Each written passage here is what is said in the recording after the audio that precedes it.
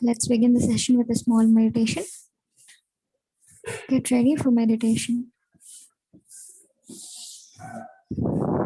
வாழ்க வையகம், வாழ்க வையகம், வாழ்க வளமுடன். குரு வாழ்க, குருவே துணை.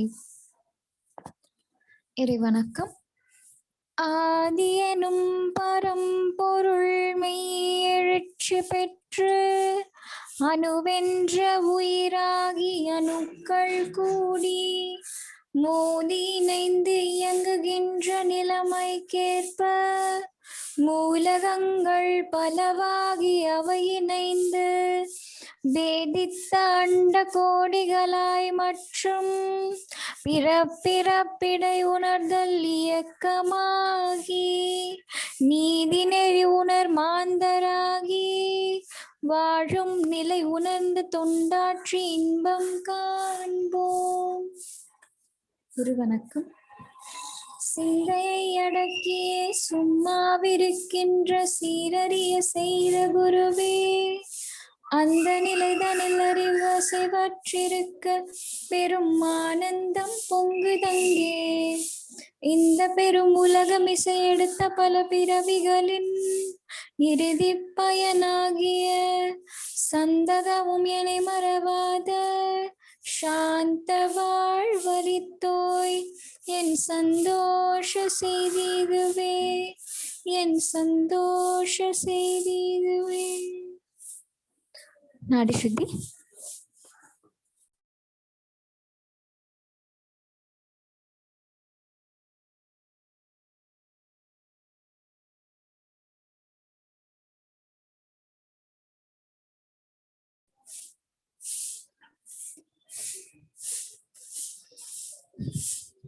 தண்டோட சுத்தி.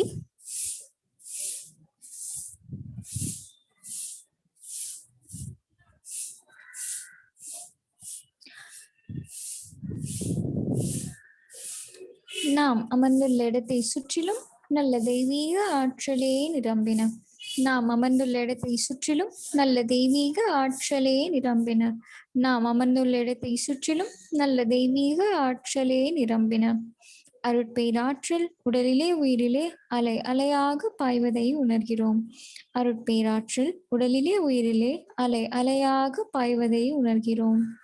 அருட்பேராற்றல் உடலிலே உயிரிலே அலை அலையாக பாய்வதை உணர்கிறோம். அருட்பேராற்றல் இரவும் பகலும் எல்லா நேரங்களிலும் எல்லா இடங்களிலும் எல்லா தொழில்களிலும் உறுதுணையாகவும் பாதுகாப்பாகவும் வழி நடத்துவதாகவும் அமையுமாக. அன்னைக்கு வணக்கம், தந்தைக்கு வணக்கம், ஆசான் அருள் தந்தை வேதாத்ரி மகரிஷி அவர்களுக்கு வணக்கம். தவம் துரியம் துவக்கம் ஆகினை.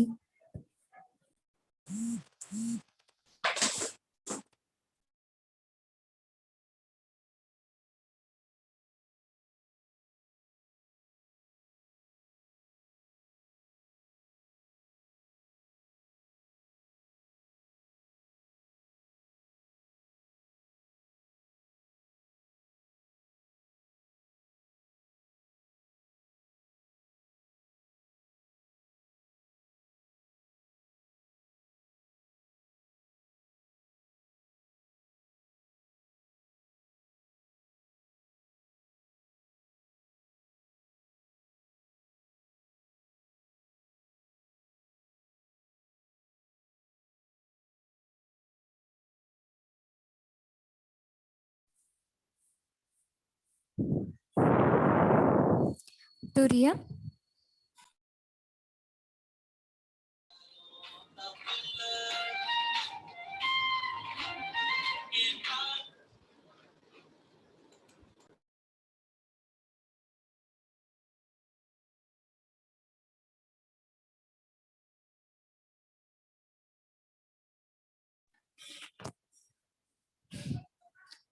வாழ்க வளமுடன். தவத்தினை நிறைவு செய்கிறோம். தவ ஆற்றல் உடல் முழுவதும் பரவட்டும். உடலும் உள்ளமும் தூய்மையும் மேன்மையும் மழையட்டும்.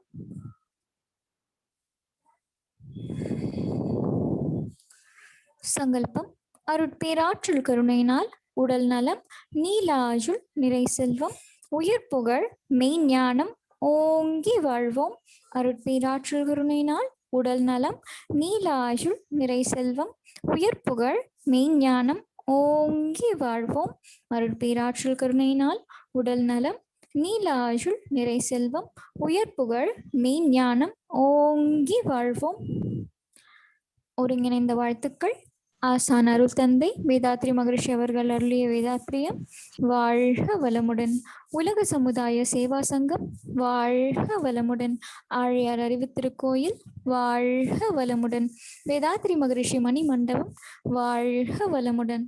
வேதாத்ரி மகரிஷி யோகா கல்லூரி வாழ்க வளமுடன். யூஜிசி நெட் அசிஸ்டன்ட் ப்ரொஃபஸர் மற்றும் ஜேஆர்எஃப் தேர்வில் நம் மாணவர்கள் அனைவரும் சிறப்பாக தேர்ச்சி பெற வாழ்க வளமுடன். வாழ்க வையகம், வாழ்க வையகம், வாழ்க வளமுடன். இரண்டு ஒழுக்க பண்பாடு. நான் எனது வாழ்நாளில் யாருடைய உடலுக்கும் மனதிற்கும் துன்பம் தரமாட்டேன். துன்பப்படுவோருக்கு என்னால் முடிந்த உதவிகளை செய்வேன். நான் எனது வாழ்நாளில் யாருடைய உடலுக்கும் மனதிற்கும் துன்பம் தரமாட்டேன். துன்பப்படுவோருக்கு என்னால் முடிந்த உதவிகளை செய்வேன். நான் எனது வாழ்நாளில் யாருடைய உடலுக்கும் மனதிற்கும் துன்பம் தரமாட்டேன். துன்பப்படுவோருக்கு என்னால் முடிந்த உதவிகளை செய்வேன். வாழ்க வையகம், வாழ்க வையகம், வாழ்க வளமுடன். நம் மனதில் அமைதி நிலவட்டும். நம்மை சுற்றிலும் அமைதி நிலவட்டும். உலகம் முழுவதும் அமைதி நிலவட்டும். அமைதி, அமைதி, அமைதி.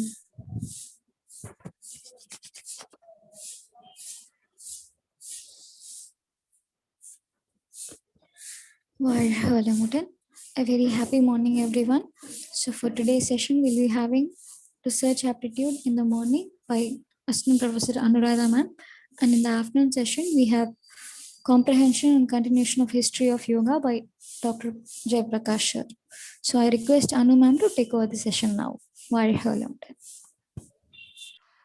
வாழ்க வையகம், வாழ்க வையகம், வாழ்க வளமுடன். குரு வாழ்க, குருவே துணை. Very good morning to all of you. I hope all are safe and fine. So we'll see today about research aptitude. Am I audible? Yes, ma'am. Okay, fine. Research aptitude. So this is a quote. Research is to see what everybody else has seen and to think what nobody else has thought.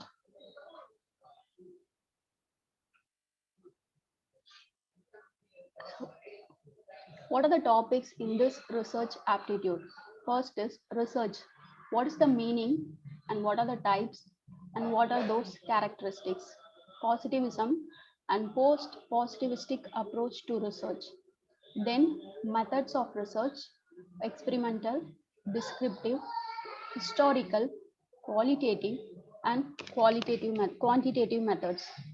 Steps of research: thesis and article writing.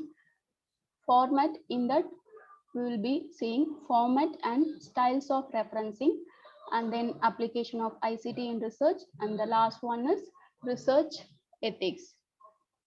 So may I know who are studying research first time? Can raise your hands. நான் இப்பதான் first time நான் ரிசர்ச்சே வந்து பார்க்க போறேன் அப்படின்றவங்க மட்டும் hand rice பண்ணுங்க. எனக்கு ரிசர்ச் பத்தி ஒரு ஐடியாவும் இல்லை, இப்பதான் நான் ஃபர்ஸ்ட் டைம் ரிசர்ச்சை பத்தி கேட்க போறேன். Vishrupa, okay. Kavitha,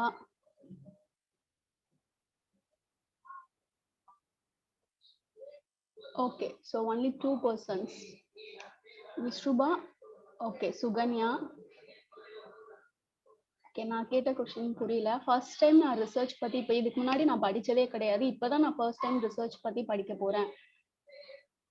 okay, Vishrupa, Sukanya, okay, fine. So many of them know research, I think. Okay.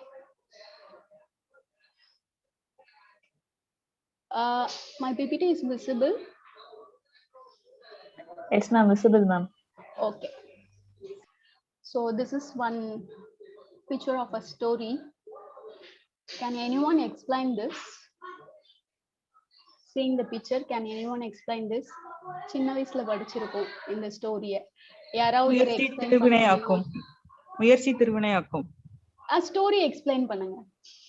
அந்த காக்கா தாகத்தோட வரும், ஒரு பாட்டுல அடியில தண்ணி இருக்கும், கல்லு போட்டு போட்டு தண்ணி மேல வந்தோடனே தாகம் தனியும். Okay okay fine. ஸோ ஒரு காக்கா வந்து பறந்து வந்துட்டு இருக்கும். அப்போ அதுக்கு தாகமா எடுக்கும். ஸோ தாகம் எடுக்கும்போது ரொம்ப தூரத்துல போய் பார்க்கும்போது ஒரு பானை இருக்கும், அதுல வந்து தண்ணி இருக்கும். என்ன பண்றது அப்படின்னு யோசிக்கும். பக்கத்துல பாத்தீங்கன்னா கல்லு நிறைய இருக்கும். அப்போ உடனே யோசிக்கும், ஸோ கல்லெல்லாம் தூக்கி தண்ணியில போடலாம் அப்படின்னு போடும். அப்படி போட்ட உடனே தண்ணி வந்து மேல வந்துடும். மேல வந்த உடனே அது வந்து தண்ணி குடிச்சிட்டு ஹாப்பியா போயிடும். இதுதான் இந்த கதையோட ஸ்டோரி வந்து இதுதான். ஸோ இதை எப்படி நம்ம இந்த கதையை நீங்க புரிஞ்சுக்கிட்டீங்க அப்படின்னா ரிசர்ச்சை வந்து ஈஸியா புரிஞ்சுக்கலாம். ஓகே, இப்போ வந்து காக்காக்கு வந்து தாகம் எடுத்தது இல்லையா, அது என்ன பண்ணுச்சு தாகம் எடுத்த உடனே? தண்ணி தேடி அலைஞ்சுது. ஓகே, சர்ச் பண்ணுச்சு. ஓகே, அப்படியே சர்ச் பண்ணும்போது அதுக்கு வந்து தண்ணி வந்து ஒரு இடத்துல கிடைச்சது. கிடைச்ச உடனே என்ன பண்ணுச்சு? கல் எடுத்து திங்க் பண்ணிட்டு அந்த வாட்டர் எப்படி மேல கொண்டு வரலாம் அப்படின்னு யோசிச்சுது. ஓகே, அதுக்கப்புறம் ஒரு ஐடியா கிடைச்சது. ஐடியா பக்கத்துல கல்லுங்களை எடுத்து போட்டது. சோ அது தேடுச்சு இல்லையா, அதுதான் சர்ச். ஓகே, சர்ச் பண்ணோனே அதுக்கப்புறம் அது திங்க் பண்ணிட்டு மறுபடியும் ஏதாவது இருக்கான்னு தேடிச்சு. பாத்தீங்களா, ரீசர்ச் பண்ணுச்சு இல்லையா, அதுதான் ரிசர்ச். ஃபர்ஸ்ட் தேடுறது, தேடிட்டு மறுபடியும் ஏதாவது கிடைக்குமா அப்படின்னு தேடுறது. தெரிஞ்ச விஷயத்துல இருந்து தெரியாத விஷயத்த கண்டுபிடிக்கிறது. சோ அதுகிட்ட தெரிஞ்ச விஷயம் என்னது?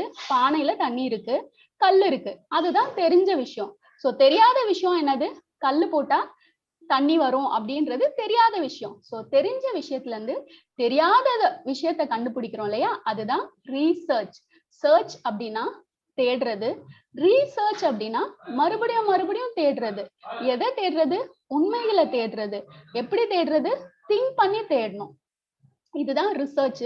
சோ இது வந்து நார்மலா அப்படியே தேடிச்சு கிடைச்சிருச்சு. பட் ரிசர்ச்சை பொறுத்த வரைக்கும் அது ஒரு சிஸ்டமேட்டிக்கா இருக்கணும், ஃபார்மலா இருக்கணும், சயின்டிபிக்கா இருக்கணும். ஓகே, ஸோ இதுல ஃபர்ஸ்ட் நான் வந்து இந்த கதையும் ரிசர்ச்சும் ரிலேட் பண்ணி சொல்றேன். அதுக்கப்புறம் நான் உள்ள வந்து சப்ஜெக்டுக்கு போறேன். ஏன்னா இது கொஞ்சம் ட்ரையான சப்ஜெக்ட், வாஸ்டான சப்ஜெக்டும் கூட. இந்த சப்ஜெக்டை பொறுத்த வரைக்கும் இன்ட்ரெஸ்ட் இருக்கணும், பிடிச்சிருக்கணும். ஸோ இன்ட்ரெஸ்டும் பிடிச்சிருந்தா மட்டும்தான் இது வந்து நமக்கு புரியும், இந்த சப்ஜெக்ட் புரியும். ஓகே, இப்போ இந்த ஸ்டோரியில நான் வந்து எழுதுறேன். இந்த மாதிரி காக்கா வந்துச்சு, பானை இருந்துச்சு, கல் இருந்தது, தண்ணி எடுத்து போட்டுச்சு அப்படின்னு, அதுக்கப்புறம் அது ஹாப்பியா போயிருச்சு அப்படின்னு எழுதுறேன். பாத்தீங்களா, அதுதான் டிஸ்கிரிப்டிவ் ரிசர்ச். என்ன நடந்ததோ அதை எழுதுறேன். What is happening, what has happened. So என்ன நடந்துட்டு இருக்கு, ஒரு இவெண்ட் நடந்திருக்கு, அந்த இவெண்ட்டை பத்தி நான் வந்து எழுதுறேன். அதுதான் டிஸ்கிரிப்டிவ் ரிசர்ச். இதே அதுக்கு அடுத்தது எக்ஸ்பெரிமெண்டல் ரிசர்ச்.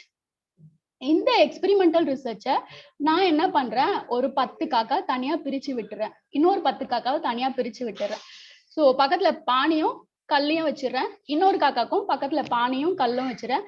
ஸோ இந்த 10 காக்கால வந்து யார் யாரெல்லாம் கல் எடுத்து போடுறாங்கன்னு பாக்குறேன். இந்த சைடும் யார் யாரெல்லாம், இப்போ ஃபார் எக்ஸாம்பிள் வந்து வெள்ளை காக்கா கருப்பு காக்கான்னு வச்சுக்கோங்களேன். 10 வெள்ளை காக்கா 10 கருப்பு காக்கா இருக்கு, பானை இருக்கு, கல் இருக்கு. சோ இப்போ வந்து என்ன பண்ணுது, கருப்பு காக்கா எல்லாமே கல் எடுத்து தண்ணி உள்ள போடுது, வெள்ளை காக்கா எல்லாமே அந்த கல்லை வந்து போடல. சோ இதுல இருந்து நான் என்ன கன்க்ளூட் பண்ணேன், கருப்பு காக்காக்கு தான் அந்த நாலேஜ் இருக்கு, திங்க் பண்ற நாலேஜ் இருக்கு. சோ அதனால அது பக்கத்துல கல் இருந்ததை அந்த பானையில போட்டது, தண்ணி மேல வந்துருச்சு. வெள்ளை காக்காக்கு திங்க் பண்ற அந்த கெப்பாசிட்டி இல்ல, அதனால அதுக்கு தெரியல. இதுக்கு பேர் தான் எக்ஸ்பெரிமெண்டல் ரிசர்ச். ஓகேவா? அதுக்கு அடுத்தது குவான்டிடேட்டிவ் ரிசர்ச். குவான்டிடேட்டிவ் ரிசர்ச் அப்படின்னா குவான்டிட்டி, எவ்வளவு குவான்டிட்டி. சோ இப்போ கல் இருக்கு, அந்த கல்ல எத்தனை கல்லு அது பானைக்குள்ள போட்டது, ஒரு கல்லா, 2 கல்லா, 3 கல்லா, 4 கல்லா, எத்தனை ஸ்டோன்ஸ் அது வந்து எடுத்து போட்டது, இதுதான் குவான்டிடேட்டிவ் ரிசர்ச், குவான்டிட்டி. ஸோ எவ்வளோ தண்ணி மேல வந்தது, இதுதான் குவான்டிடேட்டிவ் ரிசர்ச். அதுக்கு அடுத்தது குவாலிட்டேட்டிவ் ரிசர்ச். குவாலிட்டேட்டிவ் ரிசர்ச் அப்படின்னா எந்த அளவுக்கு அது தாகமா இருந்தது, அதோட கேரக்டரை பத்தி சொல்றது, குவாலிட்டியை பத்தி சொல்றது. ஸோ அந்த காக்கா வந்து ரொம்ப தாகமா இருந்ததா, லைட்டா தாகமா இருந்ததா, அதுக்கப்புறம் அது தண்ணி குடிச்சிட்டு ரொம்ப ஹாப்பியா போச்சா, இல்ல கம்மியா ஹாப்பியா போச்சா, ஆவரேஜா ஹாப்பியா போச்சா, இல்ல கொஞ்சம் லெஸ்ஸா ஹாப்பியா போச்சா, இல்ல ரொம்ப ரொம்ப ஹாப்பியா போச்சா, இந்த மாதிரி குவாலிட்டியை பத்தி சொல்றதுதான் குவாலிட்டி ரிசர்ச்.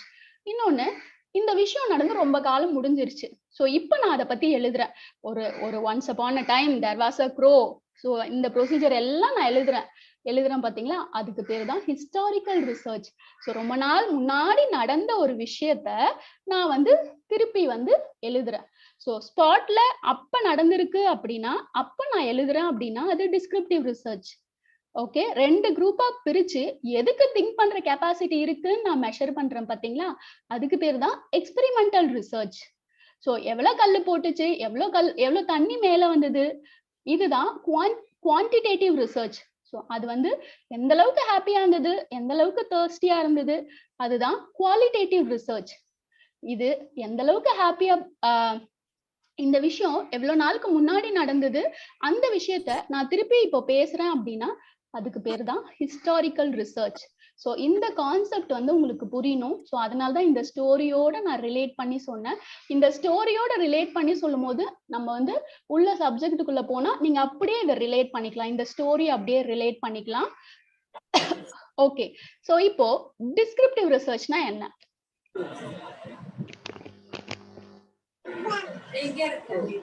உங்களுக்கு தெரியும், என்னோட கிளாஸ்ல இன்டராக்ஷன் செஷன் இருக்கணும், நான் மட்டுமே பேச மாட்டேன், நீங்களும் பேசணும். கரண்ட்ல நடக்கிறத டிஸ்கிரிப்டிவ் ரிசர்ச்னு சொன்னீங்க மேம். கரண்ட்ல நம்ம உள்ளத experiment, yeah, what is happening. ஓகேவா? ஓகே. எக்ஸ்பெரிமெண்டல் ரிசர்ச்னா என்னது? எக்ஸாம்பிள் கொடுத்து சொல்றேன். மெஷரிங் தனித்தனியா ஒரு குரூப் 2 குரூப்பா பிரிச்சு பண்றது. குவான்டிடேட்டிவ் ரிசர்ச்னா values, numbers, how much numbers, values, how much. Very good. குவாலிட்டேட்டிவ்னா எவ்வளவு தாகம் தீர்க்குது அப்படிங்கிறது பத்தி. mood yes, swing, mood, happy or yeah. sad. Yes. historicalனா how long ago, பழசு, பழைய விஷயத்த நம்ம வந்து பேசுறது, இதுதான் ஹிஸ்டாரிக்கல் ரிசர்ச். ஸோ அந்த கான்செப்டை புரிஞ்சுக்கிட்டீங்க அப்படின்னா உள்ள வந்து ரொம்ப ஈஸியா இருக்கும். ஸோ ஸ்ட்ரெயிட்டா போனா அது புரியறதுக்கு வந்து கஷ்டமா இருக்கும். ஸோ அதனாலதான் இதுக்கு ரிலேட் பண்ணி சொன்னேன். I hope you have understood. Now will move on to the subject. So இதே நம்ம இன்னொன்னு இருக்கு, steps of research process. So இதுல எப்படி வந்து ஸ்டெப்ஸ் எல்லாம் இருக்கு, இப்போ நான் சொன்னதெல்லாம் மெத்தட்ஸ், என்னென்ன டைப்ஸ் ஆஃப் மெத்தட்ஸ் இருக்கு ரிசர்ச்ல. ஸோ அதுக்கப்புறம் ஸ்டெப்ஸ் இருக்கு, அதுல ஒரு 7 ஸ்டெப்ஸ் இருக்கு. ஓகே, இது வந்து இதை நான் அப்படியே ஒரு டாக்குமெண்டா நான் எழுதி கொடுத்தேன் அப்படின்னா அதுக்கு பேரு தான் தீசிஸ். இந்த ஸ்டோரிய நான் டாக்குமெண்டா எழுதி சப்மிட் பண்றேன் அப்படின்னா அதுக்கு பேரு தான் தீசிஸ். அந்த தீசிஸ அதுல ஒரு பார்ட்டை மட்டும் நான் சப்மிட் பண்றேன், ஒரு சம்ம பண்ணி சப்மிட் பண்றேன் அப்படின்னா அதுக்கு பேர் தான் ஆர்டிக்கல். சோ இதுதான் தீசிஸ், ஆர்டிக்கல். உள்ள வந்து நம்ம போவோம். So first slide. So research, what is mean by research? So the research is composed of 2 words, read plus search. So read means again and over again, search means to examine closely and carefully. So research அப்படின்னா மறுபடியும் தேடுறது. அந்த காக்கா தேடிச்சு இல்லையா, தண்ணி தேடி அலைஞ்சிச்சு இல்லையா, அது சர்ச். So research. ஸோ என்ன பண்ணலாம் அப்படின்னு யோசிக்கும் போது அந்த கல் எடுத்து போட்டது இல்லையா, அதுதான் ரீசர்ச். ஸோ விச் மீன்ஸ் அது ஸ்டோரி. பட் இங்க ரிசர்ச்சை பொறுத்த வரைக்கும் இது ஒரு சிஸ்டமேட்டிக்கா இருக்கணும், இப்படிதான் பண்ணணும், இப்படிதான் இருக்கணும் அப்படின்னு இருக்கு.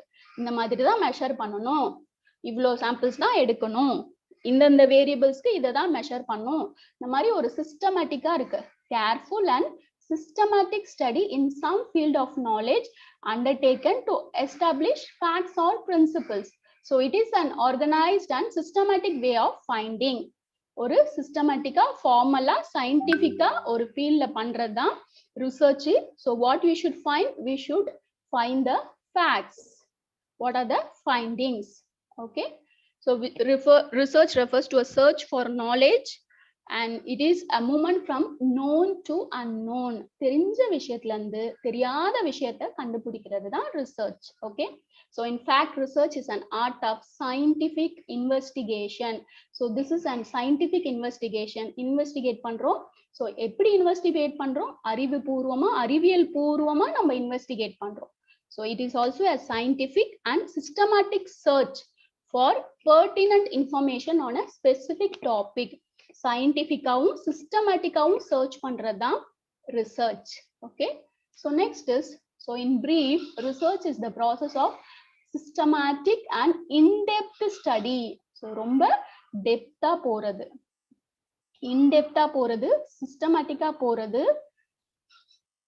on any particular topic, subject or area of investigation. So அதுக்கப்புறம் என்ன பண்ணும்? collection பண்ணும், டேட்டாவை collection பண்ணும், compile பண்ணும், present பண்ணும், interpret பண்ணும். So which is a fact finding process, so which influences business decisions. So overall சொல்லணும்னா systematic, scientific, in-depth study to find out the facts. Okay, so which may be done by collection, compilation, presentation and interpretation. So this is meaning of research. So what are the types of research? Descriptive research, analytical research, applied research, fundamental research, quantitative research, qualitative research, conceptual research, empirical research. So these are the types of research.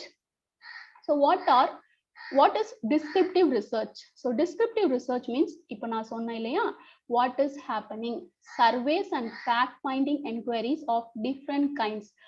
So என்னென்ன services, என்னென்ன fact finding enquiries, இதெல்லாமே descriptive ரிசர்ச்ல வரும். So இதை வந்து X post ஃபேக்டோ research அப்படின்னு சொல்லலாம். So the researcher has no control over the variables. He can only report what has happened or what is happening. என்ன நடந்திருக்கு அதை மட்டும் தான் நம்ம சொல்ல முடியும். நம்ம போயிட்டு பானையையும் மாற்ற முடியாது, கல்லையும் மாற்ற முடியாது, இந்த கல்லு தான் நீங்க போடணும், இந்த கல்லை தான் போடணும் அப்படின்னு ஏதாவது பண்ண முடியுமா? எதையுமே நம்மளால பண்ண முடியாது. நம்ம கண்ட்ரோல்ல எதுவுமே கிடையாது.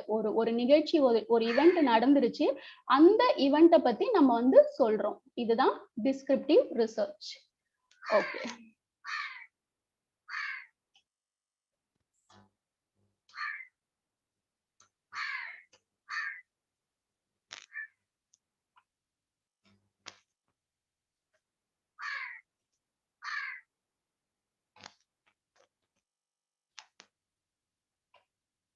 விசிபிளா இருக்கா? என்ன தெரியுது? Article. Okay, so survey research பார்த்தோம் இல்லையா, அதோட எக்ஸாம்பிள் பார்க்கலாம். இப்போ பார்த்தீங்கன்னா survey research, survey on effects of yoga on memory. So நம்ம டிஸ்கிரிப்டிவ் ரிசர்ச்னா என்ன பார்த்தோம்? என்ன நடந்திருக்கு அதை பேஸ் பண்ணி நம்ம இன்டர்பிரிட்டேஷன் பண்ணி கொடுக்கறது தான் டிஸ்கிரிப்டிவ் ரிசர்ச். ஸோ இங்க வந்து this is a type of descriptive research which is a survey method, survey on effects of yoga on memory. So here first aim, அதோட அப்ஜெக்டிவ் என்ன, நோக்கம் என்ன அப்படின்னு கொடுத்துருக்காங்க. So here memory is an ability to recall past events or previously learned information on skills. அதாவது இங்க study on effects of yoga and memory கொடுத்துருக்காங்க இல்லையா. ஸோ அதனால மெமரியை பத்தி they are explaining about memory and then they are explaining about yoga. First memory explain பண்றாங்க, அதுக்கப்புறம் யோகாவை எக்ஸ்பிளைன் பண்றாங்க, then how yoga will be beneficial for the memory. So இதை சர்வே மெத்தட்ல அவங்க கண்டுபிடிச்சிருக்காங்க. How they have find out, எப்படி வந்து அதை கண்டுபிடிச்சிருக்காங்க அப்படின்னா மெட்டீரியல்ஸ் அண்ட் மெத்தட்ஸ் என்ன யூஸ் பண்ணியிருக்காங்க. A questionnaire was prepared and the survey was conducted among college students. The questionnaire was given individually to each of them to avoid discussion among them and also to avoid false results. Thereby, no bias is evidenced in this study. Each of them were given 1 hour to complete the questionnaire. அதாவது அவங்க வந்து ஒரு questionnaire prepare பண்ணியிருக்காங்க, prepare பண்ணிட்டு college ஸ்டூடெண்ட்ஸ்க்கு கொடுத்துருக்காங்க. So எந்த ஒரு பயாஸ் வரக்கூடாது அப்படின்றதுக்காக ரெண்டு பேருமே அந்த டிஸ்கஷன் இருக்கக்கூடாது அப்படின்றதுக்காக தனித்தனியா உட்கார வச்சிருக்காங்க. ஸோ பக்கத்துல இருந்தா கேட்டு போடுவாங்க, நீ எது போட்டிருக்க, நான் அது போட்டிருக்கேன் அப்படின்னு டிஸ்கஸ் பண்ணி போடுவாங்க. அப்புறம் ஃபால்ஸ் ரிசல்ட்ஸ் வரும் இல்லையா? ஸோ அதனால என்ன பண்ணிருக்காங்க, தனித்தனியா உட்கார வச்சு அவங்களுக்கு வந்து கொஸ்டினர் கொடுத்துருக்காங்க. 1 hour டைம் கொடுத்துருக்காங்க. ஓகே, ஸோ நெக்ஸ்ட் வந்து அந்த பேஸ்ட் ஆன் த ரிசல்ட்ஸ் வந்து டேட்டா வந்து ஸ்டாட்டிஸ்டிக்கலா அனலைஸ் பண்ணியிருக்காங்க. ஸோ அந்த சர்வேல பார்ட்டிசிபேட் பண்ணவங்க பார்த்தீங்கன்னா 107 பார்ட்டிசிபென்ட்ஸ். ஸோ அதுல நிறைய பேர் என்ன சொல்லியிருக்காங்க, மெஜாரிட்டி ஆஃப் த ஸ்டூடெண்ட்ஸ் வந்து என்ன சொல்லியிருக்காங்க, yes yoga helps in improvement of lung functioning. So இதுதான் அவங்க கண்டுபிடிச்சது. இருக்கிற விஷயத்த வச்சு இல்லாத விஷயத்த ஒண்ணு கண்டுபிடிச்சிருக்காங்க. ஸோ இருக்கிற விஷயம் நம்ம கிட்ட என்ன, அந்த 107 பார்ட்டிசிபென்ட்ஸ் கொடுத்த கொஸ்டினரோட ரிசல்ட்ஸ். ஸோ அந்த ரிசல்ட்ஸை ஸ்டாட்டிஸ்டிக்கலா அனலைஸ் பண்ணி they have given the findings that yoga helps in improvement of lung functioning. So yoga வந்து லங் ஃபங்க்ஷனிங்க்கு இம்ப்ரூவ்மெண்ட் ஆகும் அப்படின்ற ஒரு புது விஷயத்த கண்டுபிடிச்சிருக்காங்க. இதுதான் known to unknown, தெரிஞ்ச விஷயத்துல இருந்து தெரியாத விஷயத்த கண்டுபிடிக்கிறது. ஸோ தென் இந்த ஃபைண்டிங்ஸை வச்சு they have given a conclusion. இந்த ரிசர்ச்சர்ஸ் வந்து ஒரு கன்க்ளூஷன் கொடுத்திருக்காங்க. என்னன்னா, yoga involves the integration of physical movement with breath awareness and helps in achieving focus. Thus from this survey we come to know that yoga plays an important role in improving memory. So this is a type of descriptive research in which it comes under category survey method. Okay, so survey மெத்தட்ல வந்து யோகா வந்து மெமரிக்கு improvement ஆகுமா அப்படின்றது தான் அவங்களோட survey. So அந்த மாதிரி பண்ணும்போது கொஷினர் கொடுத்து 107 பார்ட்டிசிபென்ட்ஸ்க்கு கொஷினர் கொடுத்து அவங்க வந்து எடுத்திருக்காங்க. ஸோ எடுத்ததுல மெஜாரிட்டி ஆஃப் த ஸ்டூடெண்ட்ஸ் வந்து என்ன சொல்லியிருக்காங்க, yes yoga helps in improvement of lung functioning அப்படின்றத சொல்லியிருக்காங்க. ஸோ அவங்க அப்படி சொல்லியிருக்கிறதுனால நிறைய பேர் இந்த ஆன்சரை கொடுத்ததுனால அதுதான் அவங்க ஃபைண்டிங்ஸா கண்டுபிடிச்சிருக்காங்க. கண்டுபிடிச்சிட்டு கன்க்ளூஷன்ல so yoga improves the memory அப்படின்ற ஒரு விஷயத்த வந்து கொடுத்துருக்காங்க. ஸோ ஒரு இம்பார்ட்டன்ட் ரோலா இருக்கு. ஸோ லங் ஃபங்க்ஷனிங் அங்கே இன்க்ரீஸ் ஆகுறதுனால மெமரி வந்து இம்ப்ரூவ் ஆகுது. ஸோ அப்படின்ற ஒரு விஷயத்த வந்து இங்க சொல்றாங்க. ஸோ அதுல பாத்தீங்கன்னா first introduction. So college students அப்படின்றதுனால அகாடமிக் அச்சீவ்மெண்ட்டை பத்தி சொல்லியிருக்காங்க. Then yoga, they have given about yoga, science of yoga. So அப்படியே வந்தோம்னா நம்ம அதை வந்து ஒரு இன்ட்ரோடக்ஷன்லாம் அதெல்லாம் கொடுத்துருப்பாங்க. ஸோ நான் சர்வே மெத்தடு வந்து எப்படி இருக்கும் அப்படின்றத நான் வந்து காட்டிட்டு இருக்கேன். ஓகே, ஸோ இதுதான் அந்த கொஷினர். பார்த்தீங்கன்னா questionnaire for the effects of yoga, how long you have been learning yoga. So இந்த ஒரு கொஸ்டினை அந்த 107 பார்ட்டிசிபென்ட்ஸ் கிட்ட கேட்டிருக்காங்க. For days, for months, for years. So இதுல என்னன்றது நம்பர் ஆஃப் ஸ்டூடெண்ட்ஸ். இப்போ ஃபார் டேஸ் நான் வந்து ரொம்ப நாளா ப்ராக்டிஸ் பண்றேன் அப்படின்னு 38 ஸ்டூடெண்ட்ஸ் சொல்லியிருக்காங்க. ஃபார் மந்த்ஸ் 10 ஸ்டூடெண்ட்ஸ் சொல்லியிருக்காங்க. ஃபார் இயர்ஸ் 26 ஸ்டூடெண்ட்ஸ் சொல்லியிருக்காங்க. Never done yoga 33 students. And ரெண்டாவது கொஸ்டின் பார்த்தீங்கன்னா, do you think that yoga has an important role in reducing stress among people?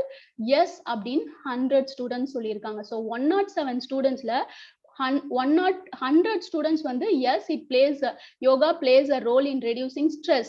அதுக்கப்புறம் do you agree with the following statement, yoga improves brain functioning and lowers the risk of heart diseases? yes அப்படின்னு 104 students சொல்லியிருக்காங்க. So அப்படியே வந்தோம்னா so இந்த மாதிரி தான் இங்க பாத்தீங்கன்னா 10th கொஸ்டின் பாருங்க, can yoga improve lung functioning? Yes 102 students சொல்லியிருக்காங்க. தட் இஸ் 95.3 சொல்லியிருக்காங்க இல்லையா? ஸோ அவங்களோட கொஸ்டின் என்ன, கேன் யோகா இம்ப்ரூவ்ஸ் மெமரி அப்படின்றது அவங்களோட கொஸ்டின். ஸோ இங்க அவங்க வந்து 102 ஸ்டூடெண்ட்ஸ் வந்து கொடுத்துருக்காங்க பாருங்க. ஸோ இதை வச்சுதான் அவங்க வந்து ஃபைண்டிங்கை வந்து சொல்லியிருக்காங்க. Yes yoga helps in improving the lung functioning, in turn it improves the memory. So அப்படின்ற ஒரு விஷயத்த வந்து கண்டுபிடிச்சிருக்காங்க. ஸோ இதுதான் அந்த கொஸ்டினரு. ஸோ அதுக்கப்புறம் அப்படியே பார்த்தீங்கன்னா அதை வந்து டிஸ்கஷன் கொடுத்துருப்பாங்க.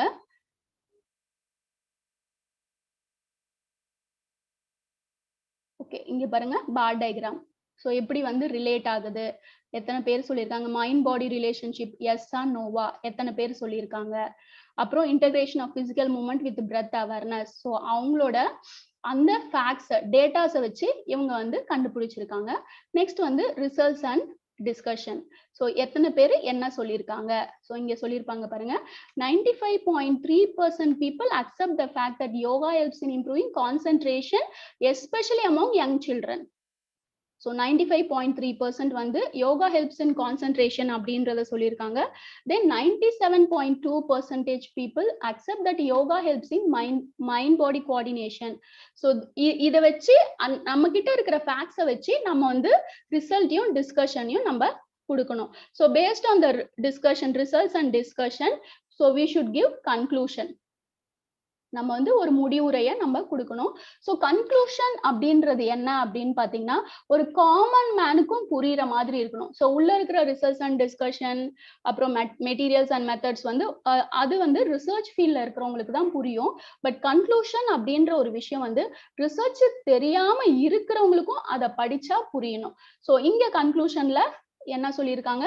ஸோ மெமரி யோகா பத்தி சொல்லியிருக்காங்க. லாஸ்ட் பாயிண்ட் பாருங்க, this survey will show the importance of yoga in the improvement of memory.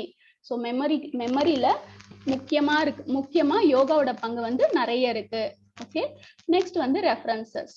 So ஒரு இது வந்து ரிசர்ச் ஆர்டிக்கலுக்கும் இது யூஸ் ஆகும். ஒரு ரிசர்ச் ஆர்டிக்கல் அப்படின்னா இப்படிதான் இருக்கும். ஓகேவா? ஸோ இதுதான் வந்து டிஸ்கிரிப்டிவ் மெத்தட்ல சர்வே மெத்தட் பார்த்துருக்கோம். ஸோ நெக்ஸ்ட் வந்து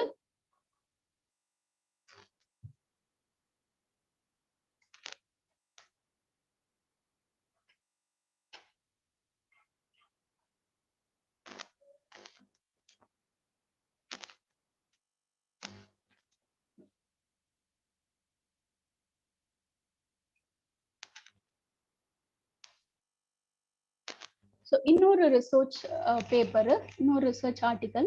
ஸோ இதில் பார்த்தீங்கன்னா role of mind body intervention on lipid profile. So இது எல்லாமே பார்த்தீங்கன்னா இதில் வர்றது தான், டிஸ்கிரிப்டிவ் ஸ்டடியில் வர்றது தான். ஓகே, எக்ஸ்பெரிமெண்டலாக அவங்க எதுவும் பண்ணல, டிஸ்கிரிப்டிவா பண்ணியிருக்காங்க. Role of mind body intervention on lipid profile a cross sectional study. Cross sectional study அப்படின்னா கிராஸா, அதாவது ஜெண்டர், மேலுக்கும் ஃபீமேலுக்கும் என்ன வித்தியாசம், யோகா கொடுக்கறதுனால என்ன வித்தியாசம், ஸ்மோக்கிங்க்கும் டயபெட்டிஸ்க்கும், ஸ்மோக்கிங்க்கும் ஆல்கஹாலுக்கும் யோகா கொடுக்கறதுனால என்ன வித்தியாசம், டயபெட்டிஸும் ஹைப்பர் டென்ஷனுக்கும் யோகா கொடுக்கறதுனால என்ன வித்தியாசம், அது கிராஸ்டா இருக்கு இல்லையா, ஆப்போசிட்டா இருக்கு இல்லையா, அதான் கிராஸ் செக்ஷனல் ஸ்டடி அப்படின்னு சொல்லுவோம். ஸோ இதுல பாத்தீங்கன்னா role of mind body intervention on lipid profile. So நம்ம அப்டிராக்ட் மட்டும் பார்ப்போம்.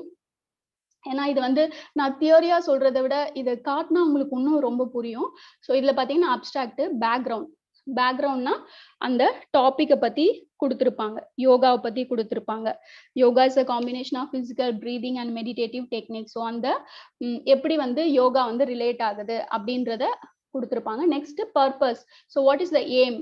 So we aimed to investigate the lipid profile of long-term practitioners who were practicing yoga for more than 1 year, comparison with the non-yoga group. So இதுதான் cross sectional study. இப்போ நம்ம ஒரு குரூப்புக்கு மட்டுமே பண்றோம் அப்படின்னா அது கிராஸ் செக்ஷனல்ல வராது. வெறும் லாங் டேர்ம் யோகா பிராக்டிஷனர்ஸ்க்கு மட்டும் நம்ம பண்றோம்னா அது கிராஸ் செக்ஷனல்ல வராது. ஸோ இங்க பாத்தீங்கன்னா லாங் டேர்ம் யோகா பிராக்டிஷனர்ஸுக்கும் யோகா பண்ணாதவங்களுக்கும் நான் யோகா குரூப், இதுதான் கிராஸ் செக்ஷனல் ஸ்டடி. ஸோ இதுவும் பாத்தீங்கன்னா இங்க எதுவுமே உங்க பிராக்டிசஸ் எதுவுமே கொடுக்கல, யோகிக் பிராக்டிசஸ் எதுவுமே கொடுக்கல. ஏற்கனவே யோகா பண்ணவங்க பிளஸ் யோகா பண்ணாதவங்க இவங்களோட லிபிட் ப்ரொஃபைல் டெஸ்ட்டை எடுத்து யாருக்கு வந்து லிபிட் ப்ரொஃபைல் நல்லா இருக்கு, ஸோ ஹெல்த்தியா இருக்கு அப்படின்றத கண்டுபிடிச்சிருக்காங்க. So there is no any yogic practices. இங்க வந்து எந்த ஒரு யோகிக் பிராக்டிசஸும் இங்க இல்ல. பண்ணவங்க பண்ணாதவங்க, இதுதான் கிராஸ் செக்ஷனல் ஸ்டடி. ஸோ இதுல பாத்தீங்கன்னா மெத்தட்ஸ் பாருங்க. A nationwide survey was conducted in which the long-term practitioners, so nationwide survey conduct பண்ணிருக்காங்க. யாருக்கு? long-term yoga practitioners. n number of participants. Number of participants வந்து 76 and non-yoga practitioners, யோகா பண்ணாதவங்க 80 were recruited for assessment for the lipid parameters. Okay. Okay, so இதுல இந்த lipid parameters இருக்கு இல்லையா, so இந்த lipid parameters அப்படின்றது இதைதான் நம்ம டிபெண்டன்ட் வேரியபிள் அப்படின்னு சொல்லுவோம். ஸோ டிபெண்டன்ட் வேரியபிள் அப்படின்னா எதெல்லாம் நம்ம மெஷர் பண்றோமோ, ஹைட்டு, வெயிட்டு, பிபி, அதுக்கப்புறம் HDL, LDL, BMI, flexibility, endurance, so எதெல்லாம் நம்ம மெஷர் பண்றோமோ, ஸோ நான் அப்படியே சொல்லும் போதே நீங்க கவனிச்சுக்கோங்க சரியா. எல்லாமே ஒரு இன்டர் கனெக்ஷன் தான், அதனால கவனிச்சுக்கோங்க, நோட் பண்ணிக்கோங்க. ஸோ இதுல இந்த லிபிட் பேராமீட்டர்ஸ் இருக்கு இல்லையா, இதெல்லாமே தான் dependent variables. Variables which can be measured. எதெல்லாம் நம்ம மெஷர் பண்றோமோ இதெல்லாம் டிபெண்டன்ட் வேரியபிள்ஸ். ஓகே, சோ இப்போ நம்ம என்ன பிராக்டிசஸ் கொடுக்குறோம் இங்க? ஆக்சுவலா இந்த ஸ்டடில கொடுக்கல, யூசுவலா என்ன பிராக்டிசஸ் கொடுப்போம்?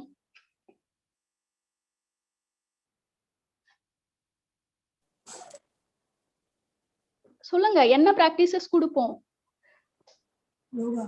யோகா. அவ்வளவு ஏன் டவுட்? யோகா. சோ பிராக்டிசஸ் கொடுக்குறோம் இல்லையா, அது பேர் தான் independent variable. So the practices which we were giving, that is independent variable. The parameters which were measured, that is dependent variable. Okay, so independent variable நால டிபெண்டன்ட் வேரியபிள்ல சேஞ்ச் வரும். So அதனாலதான் இதை என்ன சொல்லுவாங்க, இண்டிபெண்டன்ட் வேரியபிள்ல காஸ் ஆகும், dependent வேரியபிள்ல எஃபெக்ட்னு சொல்லுவாங்க. Cause and effect. Cause and effect. இங்க காஸ் இருக்கா? காஸ் இருக்கா? இங்க யோகா சொல்லி கொடுக்கிறோமா? Yoga is cos. இல்ல சொல்லி கொடுக்கிறோமா? இந்த ஸ்டடில சொல்லி கொடுக்கிறோமா? we are teaching anything? இல்ல எஸ் எக்ஸாக்ட்லி இல்ல இல்லையா. சோ இண்டிபெண்டன்ட் வேரியபிள் இங்க இல்ல. டிஸ்கிரிப்டிவ் ஸ்டடில இண்டிபெண்டன்ட் வேரியபிள் இல்ல. நம்ம எதுவும் சொல்லி கொடுக்கல. இருக்கிறத விஷயத்தை வச்சு சர்வே கண்டக்ட் பண்ணி என்ன நடக்குது அப்படின்றத நம்ம பாக்குறோம். பட் டிபெண்டன்ட் வேரியபிள்ஸ் இருக்கு, அதையும் நம்மளால மாத்த முடியாது. ஏற்கனவே நடந்துருச்சு. எக்ஸ்பெரிமெண்டல் ஸ்டடில நம்மளால மாத்த முடியும். சோ டிஸ்கிரிப்டிவ் ரிசர்ச்க்கும் எக்ஸ்பெரிமெண்டல் ரிசர்ச்க்கும் இதுதான் வித்தியாசம். இன் experimental research we can able to manipulate the parameters, the variables, the practices. So in the independent variables yo dependent variables yo நம்மளால manipulate பண்ண முடியும். So it is under the control of the researcher, that is experimental research. When it is not under the control of the researcher, it is descriptive research. ரிசர்ச்சரால ஒன்னும் பண்ண முடியாது. என்ன நடக்குதோ அதை base பண்ணி தான் ரிப்போர்ட்டை கொடுக்க முடியும். அதுதான் டிஸ்கிரிப்டிவ் ரிசர்ச். ரிசர்ச்சரால எல்லாமே சேஞ்ச் பண்ண முடியும். இண்டிபெண்டன்ட் வேரியபிளையும் சேஞ்ச் பண்ண முடியும், டிபெண்டன்ட் வேரியபிளையும் சேஞ்ச் பண்ண முடியும் அப்படின்னா that is experimental research. Okay, so next வந்து ரிசல்ட்ஸ். ஸோ இவங்களோட லிபிட் ப்ரொஃபைலையும் எடுத்து மீன் கண்டுபிடிச்சிருக்காங்க, ஸ்டாண்டர்ட் டிவியேஷன் கண்டுபிடிச்சிருக்காங்க. 2 பேர் தான் எடுத்து. அதுக்கப்புறம் சீரம் கொலஸ்ட்ரால், அதான் அந்த லிபிட் ப்ரொஃபைல் போது சீரம் கொலஸ்ட்ரால், ட்ரைகிளிசரைட்ஸ் இது எல்லாமே நம்ம எடுப்போம் இல்லையா. ஸோ அந்த மாதிரி எடுத்து கண்டுபிடிச்சிருக்காங்க. கண்டுபிடிச்சதுல இதுல பாருங்க, the lipid profile values were similar in yoga and non-yoga practitioners in 2017 survey. So idhula the mean values of both groups were within normal range with serum cholesterol, triglycerides, low density lipoprotein and high density lipoprotein respectively in yoga and no yoga groups. So the lipid profiles were similar in yoga and non yoga practitioners in the 2017 survey. So idhula irundhu enna sollirukanga, yoga வந்து அந்த யோகா பண்ணிருக்காங்க இல்லையா, அவங்களுக்கும் yoga பண்ணாதவங்களுக்கும் lipid profile values வந்து சேமா தான் இருக்கு அப்படின்றது அவங்களோட ஃபைண்டிங். ஸோ அதை தான் ஃபைண்ட் பண்ணியிருக்காங்க. ஸோ 2 பேருக்குமே சேமா தான் இருக்கு அப்படின்றத ஃபைண்ட் பண்ணியிருக்காங்க. ஸோ உங்களுக்கு வந்து ஆர்டிக்கல் ரைட்டிங் அப்படின்னு ஒண்ணு இருக்கும். ஆர்டிக்கல் ரைட்டிங்னா இதுதான். ஏன்னா நான் காட்டும் போதே நான் சொல்லிடுறேன், திருப்பி ஓபன் பண்ண முடியாது இல்லையா, ஸ்லைடுக்கு போகணும். ஸோ இதுல பாத்தீங்கன்னா ஃபர்ஸ்ட் டாபிக் இருக்கும், role of mind body intervention. So இது அப்படியே நான் அங்க சொல்லும் போது இதை நீங்க ரிலேட் பண்ணிக்கோங்க. Role of mind body intervention on lipid profile a cross sectional study. So அப்படின்னு இருக்கும். அதுக்கப்புறம் எந்தெந்த ஆத்தர் எழுதுனாங்க அப்படின்னு நீங்க கொடுத்துருப்பாங்க. ஸோ நெக்ஸ்ட் வந்து எப்பவுமே ஒரு ரிசர்ச் ஆர்டிக்கலை பொறுத்த வரைக்கும் அப்ஸ்ட்ராக்ட் இருக்கும். அதாவது அப்ஸ்ட்ராக்ட் அப்படின்னா சுருக்கம், முன்கதை சுருக்கம்னு சொல்லுவாங்க இல்லையா. ஒரு ஸ்டோரிக்கு முன்னாடி ஒரு 10 லைன் வந்து அதோட சுருக்கத்தை பத்தி கொடுத்துருப்பாங்க. ஸோ அதை பேஸ் பண்ணி நம்ம வந்து என்ன நடந்திருக்கு அப்படின்னு தெரிஞ்சுக்கலாம். அதே மாதிரி ரிசர்ச் ஆர்டிக்கலுக்கு முன்னாடி சம் ஆஃப் ரிசர்ச் ஆர்டிக்கல்னு வச்சுக்கோங்களேன், summary of research article. So அதோட சுருக்கம் தான் அப்ஸ்ட்ராக்ட். ஸோ அந்த இதை வந்து எழுதிக்கோங்க கண்டிப்பா. அப்ஸ்ட்ராக்ட் அப்படின்னும் போது என்னென்ன இருக்கும், பேக்ரவுண்ட் இருக்கும், அதுக்கப்புறம் purpose or aim or objective எது வேணாலும் எழுதலாம்.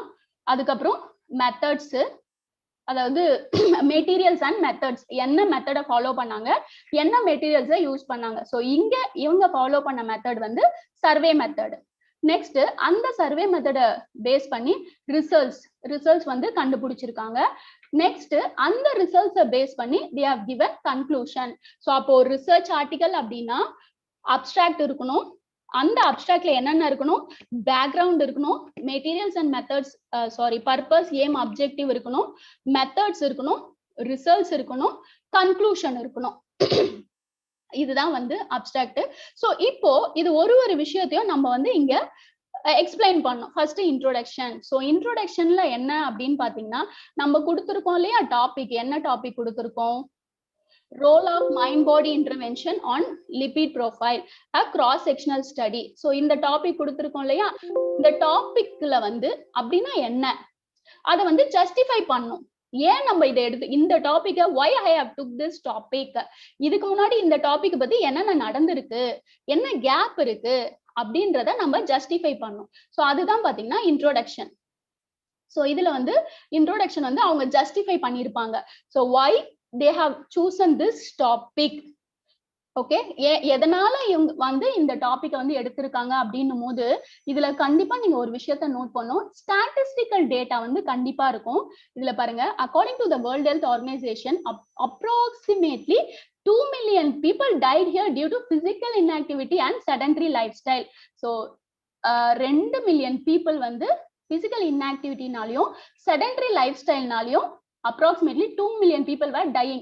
So they were justifying this. நான் ஏன் இந்த டாபிக் எடுத்திருக்கேன் அப்படின்னா, ஏன் approximately 2 million people வந்து physical inactivityனாலையும் sedentary lifestyleனாலையும் இறந்து போறாங்க. அப்படி அந்த physical inactivity sedentary lifestyle இருக்கிறதுனால என்னென்ன வருது அப்படின்னா various kinds of diseases வருது. That is diabetes, obesity, depression, anxiety. So இந்த மாதிரி diseasesலாம் வருது. Therefore we should maintain a healthy and physical active lifestyle. It's an important aspect. So that is they are justifying this, why I have chosen this topic அப்படின்றத justify பண்றதா introduction R background. So அதை பத்தி நம்ம கொடுக்கணும். ஏன் எடுத்தோம் இந்த டாபிக்கை, இது சொசைட்டிக்கு யூஸ்ஃபுல்லா இருக்குமா, அதுக்கப்புறம் யோகா எந்த அளவுக்கு வந்து பெனிஃபிஷியலா இருக்கு மைண்ட் பாடி இன்டர்வென்ஷன்ல அப்படின்றத கொடுக்கறது. ஸோ நெக்ஸ்ட் வந்து மெட்டீரியல்ஸ் அண்ட் மெத்தட்ஸ். ஸோ என்ன மெத்தட்ஸை நம்ம யூஸ் பண்ணோம், என்ன மெட்டீரியலை யூஸ் பண்ணோம், எவ்வளவு பேர் எடுத்தோம், எங்க எடுத்தோம், என்ன எடுத்தோம், என்ன கொடுத்தோம், என்ன பண்ணோம், so what all we have done. So அதை தான் நம்ம மெத்தட்ஸ்ல கொடுக்குறோம். என்ன மெட்டீரியல்ஸ், என்ன நம்ம என்ன ஸ்டடி பண்ணுமோ எல்லாமே இங்க கொடுக்கணும். நெக்ஸ்ட் வந்து பாத்தீங்கன்னா ரிசல்ட்ஸ். ஸோ இந்த இடத்துல ஒரு லைனை நோட் பண்ணிக்கோங்க. இங்க பாருங்க, prior written informed consent. So இது வந்து எங்க வரும் பாத்தீங்கன்னா உங்க டாபிக்ல ரிசர்ச் எத்திக்ஸ். ஸோ நான் சொல்றதெல்லாம் அப்படியே நோட் பண்ணிக்கோங்க. அப்பதான் நான் அது வரும்போது இது சொல்லுவேன், நம்ம அங்க பார்த்தோம் அப்படின்னு சொல்லுவேன், நீங்க ரிலேட் பண்ணிக்கணும். சரியா? நான் வேரியபிள் சொல்லும் போது நீங்க வந்து இந்த இதை ரிலேட் பண்ணிக்கணும். ஸோ இந்த ஆர்டிகல் பார்த்தாதான் உங்களுக்கு வந்து இது புரிஞ்சாதான் நான் அதை எடுக்கும் போது புரியும். அதனாலதான் இதை ஃபர்ஸ்ட் காட்டிட்டு இருக்கேன் நான். ஓகே, ஸோ இதுல பாத்தீங்களா, prior written informed consent in local language Hindi was obtained from all participants. அதாவது நம்ம இது வந்து எதுல வரும் அப்படின்னு பாத்தீங்கன்னா ரிசர்ச் எத்திக்ஸ், ரிசர்ச் வேல்யூஸ். ஒரு ரிசர்ச் பண்ணணும் அப்படின்னா அதுக்கு சில எத்திக்ஸ் இருக்கு. ஸோ அன்எத்திக்கலா நம்ம ரிசர்ச்சை பண்ணக்கூடாது. ஸோ இதுல prior written informed consent அப்படின்னா, இப்போ நான் வந்து பார்ட்டிசிபென்ட்ஸ் வந்து இவங்க எடுத்திருக்காங்க இல்லையா, யோகா குரூப், நான் யோகா குரூப், என்ன மெஷர் பண்ண போறாங்க, என்ன மெஷர் பண்ணிருக்காங்க? Lipid profile. Yeah, lipid profile. So as it is நம்ம பிளட் சாம்பிள வந்து எடுக்கலாமா? அது எத்திக்கலா அன்எத்திக்கலா? Unethical. Unethical. So அப்ப என்ன பண்ணனும்? Yes, we should consent. Yes, very good. So we should get a consent that they are voluntarily participating, they are interested in participating, they are giving a written informed consent. நான் வந்து உங்க ரிசர்ச்ல வாலண்டரியா நான் participate பண்றேன், எனக்கு என்னுடைய முழு விருப்பத்தோட நான் participate பண்றேன் அப்படின்னு they should give a consent, informed consent. So that will come under the research ethics. Okay, so participants கிட்ட இருந்து மோஸ்ட்லி இது வந்து இந்த எக்ஸ்பெரிமெண்டல் ரிசர்ச், அதுக்கப்புறம் டிஸ்கிரிப்டிவ் ரிசர்ச், சர்வே, இந்த மாதிரி ரிசர்ச்சுக்குலாம் அது யூஸ் ஆகும். So whenever we are doing research on the people, we should get informed consent from them, which should be in a written format. Okay, so they have got a written informed consent. And next one is ethical approval. So எப்படி participants கிட்ட நம்ம வந்து வாங்கணுமோ, அந்த return informed consent வாங்கணுமோ, அதே மாதிரி institutional ethical committee. So நம்ம வந்து எங்க ரிசர்ச் பண்றோம், யாருக்காக ரிசர்ச் பண்றோம். So when we are doing research for the university, we should get ethical approval from the university. This ethical approval will also come under research ethics. So ரெண்டு point இங்க பார்த்திருக்கோம். ஒன்னு வந்து informed consent from the participants, and then is ethical approval from the institutional ethical committee. Okay, so நம்ம institutional ethical committee கிட்ட இருந்து நம்ம ethical approval வாங்கணும். இன்னொன்னு என்ன பண்ணோம் அப்படின்னா ஆர்கனைசேஷனல் எத்திக்கல் கமிட்டி. சோ ஏதாவது ஒரு ஆர்கனைசேஷன்ல போயிட்டு நம்ம பண்றோம். சோ இப்ப இதையே வந்து நான் யோகா குரூப்ஸ் வந்து இங்க என்ன சொல்லியிருக்காங்க, நான் யோகா குரூப்ஸ், யோகா குரூப் சொல்லியிருக்காங்க இல்லையா. இந்த யோகா குரூப்ஸை அவங்க இந்தியன் யோகா அசோசியேஷன்ல இருந்து எடுத்திருக்கலாம். அதனாலதான் அவங்க என்ன பண்ணிருக்காங்க, இந்தியன் யோகா அசோசியேஷன்ல இருந்து எத்திக்கல் கமிட்டி எத்திக்கல் அப்ரூவல் வாங்கியிருக்காங்க. சோ அந்த யோகா பிராக்டிஷனர்ஸ் எல்லாருமே இந்தியன் யோகா அசோசியேஷன் மெம்பர்ஸா இருந்திருக்கலாம். Okay, so they are getting ethical approval from that organization. So அந்த எத்திக்கல் அப்ரூவல் வாங்கணும். பிஹெச்டி ஸ்காலர்ஸ் அப்படின்னா யூனிவர்சிட்டி எத்திக்கல் அப்ரூவல் வாங்கணும். ஓகே, சோ இந்த ரெண்டு பாயிண்ட் முக்கியமான point ரிசர்ச்ல. Written informed consent from the participants and ethical approval from the institutional ethical committee. So இந்த ரெண்டு point important. அந்த ரிசர்ச் எத்திக்ஸ் வரும்போது நான் இந்த क्वेश्चन கேட்பேன். Okay, next is results. So what are the results? So இங்க mainly பாத்தீங்கன்னா ரிசல்ட்ஸை பொறுத்த வரைக்கும் டேபிள்ஸ் இருக்கும், பார் டயக்ராம் இருக்கும். டேபிள்ஸ், பார் டயக்ராம், இல்லுஸ்ட்ரேஷன்ஸ்.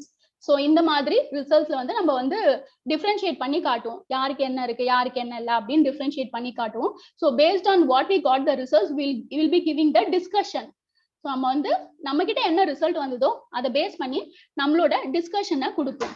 ஸோ கொடுத்துட்டு நெக்ஸ்ட் வந்து இந்த டிஸ்கஷன் முடிஞ்சிட்டதுக்கு அப்புறம் ஒரு கன்க்ளூஷனுக்கு வருவோம். ஸோ லாஸ்ட் வந்து கன்க்ளூஷன், முடிவுரை அப்படின்னு சொல்லுவாங்க.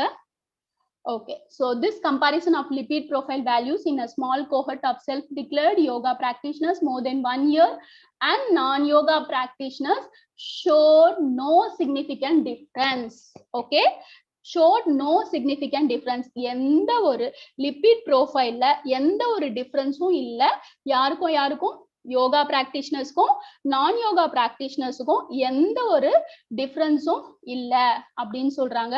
சோ ஏன் இதை சொல்றாங்க, அப்போ ஒரு விஷயத்தை இங்க சொல்றாங்க அவங்க பாருங்க. however might be the specially designed yoga protocols targeting lipid parameters could help in improving the lipid profile of the individual. so இப்போ ஒரு விஷயத்த சொல்றாங்க பாத்தீங்களா, என்ன சொல்றாங்க, அவங்க வந்து ஜெனரலான ஒரு யோகா வந்து பண்ணிருக்காங்க. அப்ப அந்த யோகா பிராக்டிஷனர்ஸ் என்ன பண்ணலாம், லிபிட் ப்ரொஃபைல் பாராமீட்டர்ஸை டார்கெட் பண்ற மாதிரி ஒரு யோகாவை ஸ்பெஷலி டிசைன்ட் ஒரு யோகா ஷெட்யூல அவங்க பண்ணலாம். சோ அந்த மாதிரி பண்ணும்போது maybe there maybe improvement in the lipid profile அப்படின்னு சொல்லியிருக்காங்க இல்லையா. சோ இததான் நம்ம ரிசர்ச் கேப் அப்படின்னு சொல்றோம். ஓகே, ரிசர்ச் கேப் அப்படின்னு சொல்றோம். ஓகேவா.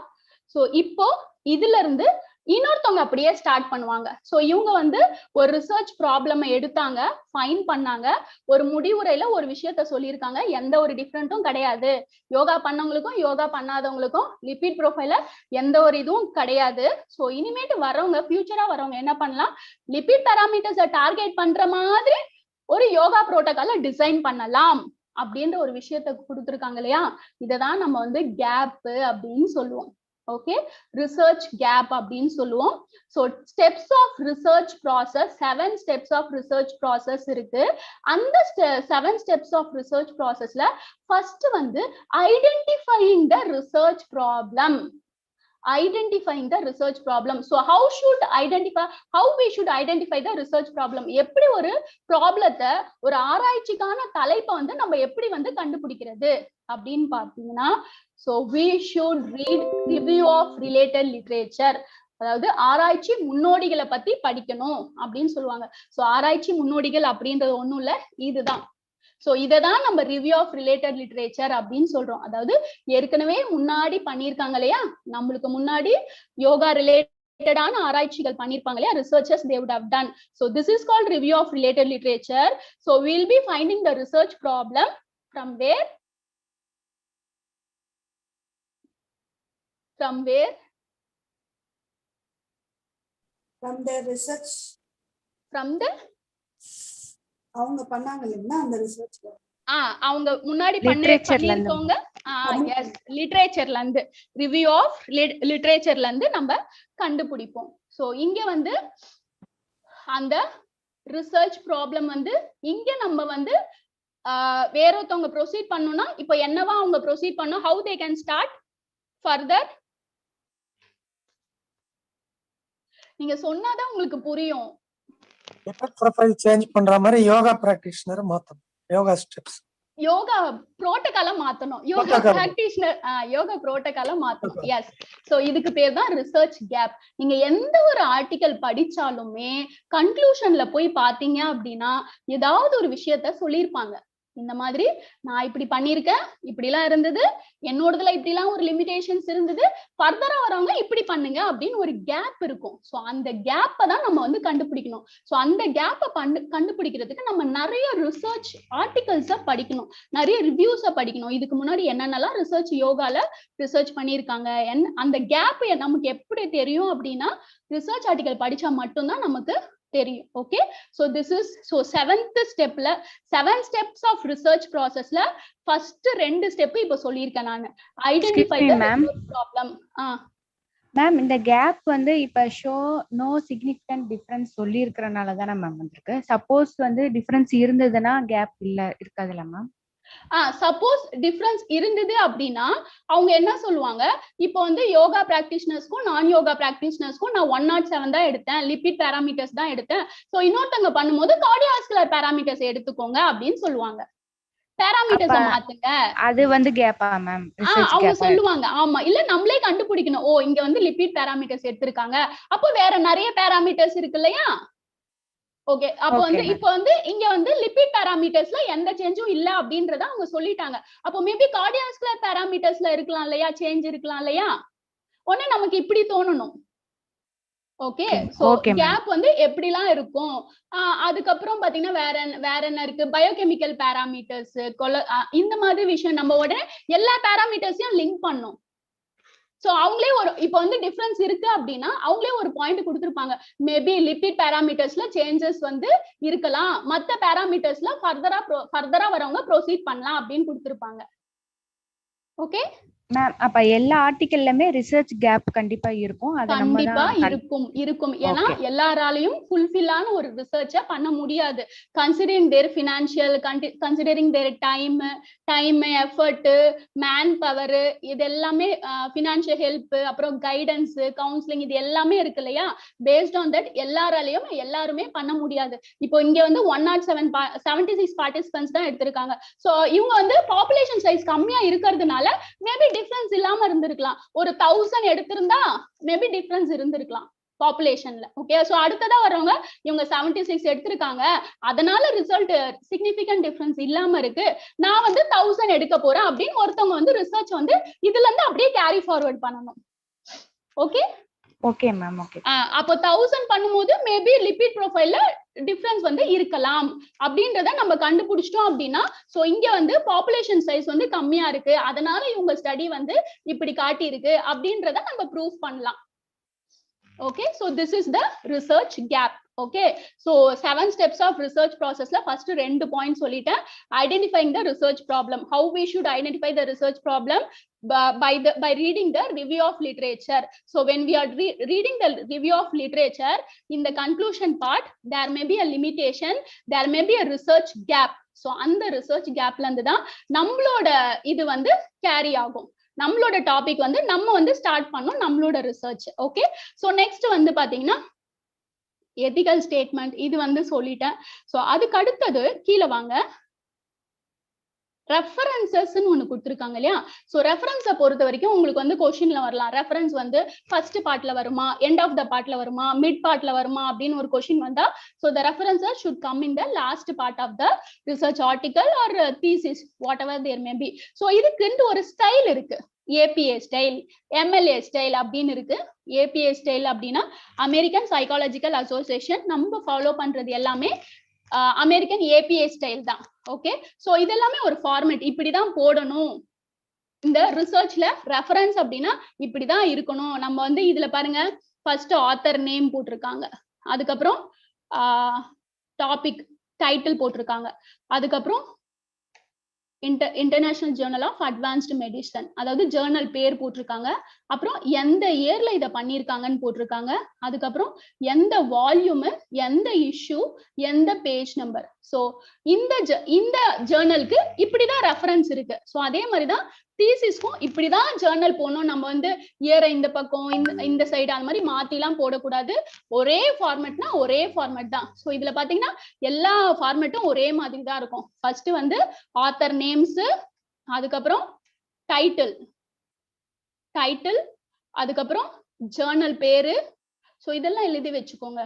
ஆத்தர் நேமு, டைட்டில், ஜேர்னல் பேரு, இயரு, வால்யூம் நம்பர், இஷ்யூ. இங்க ஃபர்ஸ்ட் இருக்கிறது வால்யூம் நம்பர், எந்த volume, 12th volume, 40th issue, 7th page number. So நம்ம அந்த 12th வால்யூம்ல போயிட்டு 40th இஷ்யூல போயிட்டு 7th பேஜ் நம்பர்ல போய் பார்த்தோம் அப்படின்னா இவங்களோட ஆர்டிக்கல் இருக்கும். ஓகே, சோ இந்த ரெஃபரன்சஸ்லாம் நம்ம எந்த ரிசர்ச் ஆர்டிக்கல் எழுதினாலும் ஆஸ் இட் இஸ் நம்ம எழுதக்கூடாது. இதுக்கு முன்னாடி என்ன பண்ணிருக்காங்க அப்படின்றத நம்ம எடுத்து மேல சொல்லணும். அந்த இன்ட்ரோடக்ஷன் பார்ட் இருக்கு இல்லையா, அந்த இன்ட்ரோடக்ஷன் பார்ட்ல ஜஸ்டிஃபை பண்ணுவோம் இல்லையா, ஏன் இதை எடுத்திருக்கோம், எதுக்காக இதை எடுத்திருக்கோம், எப்படி இது வந்து சொசைட்டிக்கு யூஸ்ஃபுல்லா இருக்கும் அப்படின்றத நம்ம ஜஸ்டிஃபை பண்ணோம். அப்படி ஜஸ்டிஃபை பண்ணோம் அப்படின்னா so again we should go for the review of related literature. So லிட்ரேச்சர்ன்றது ரொம்ப ரொம்ப ரொம்ப ரிசர்ச்சை பொறுத்த வரைக்கும் லிட்ரேச்சர் ரிவ்யூன்றது ரொம்ப ரொம்ப முக்கியம். ஸோ இவங்க வந்து கிட்டத்தட்ட எவ்வளவு கொடுத்துருக்காங்க, 33 ரிவ்யூஸ் கொடுத்துருக்காங்க. ஸோ இந்த 33 ரிவ்யூஸும் படிச்சுக்கிட்டு தான் அதுக்கப்புறம் அவங்களோட ஸ்டடியை வந்து அவங்க எழுதியிருக்காங்க. ஸோ நெக்ஸ்ட் அவங்க என்ன கண்டுபிடிச்சிருக்காங்க அப்படின்றத அவங்க கொடுத்துருக்காங்க. So this is about cross sectional research which comes in survey method. Okay, I hope you can understand. So இங்க வந்து நம்ம ரிசர்ச் எத்திக்ஸ் என்னென்ன பார்த்தோம். Individual consent from the institute.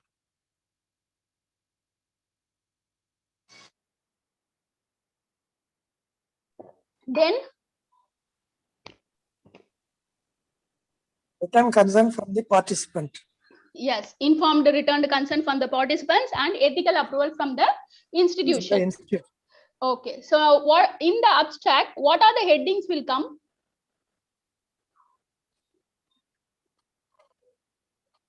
Background, aim, purpose, background, purpose, method, or aim, method, materials and then method, research, then research, results, after that then, conclusion. yes, after that conclusion. Yes, so here in this article, what are the dependent variables? Dependent variable, BP. In that article, cross-sectional article. Lipid profile. Yes, profile. Lipid parameters.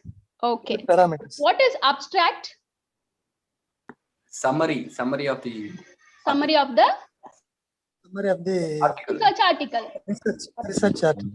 Okay, summary of the research article. Okay, I hope you have understood something, I think. Okay, we'll move on to slides now.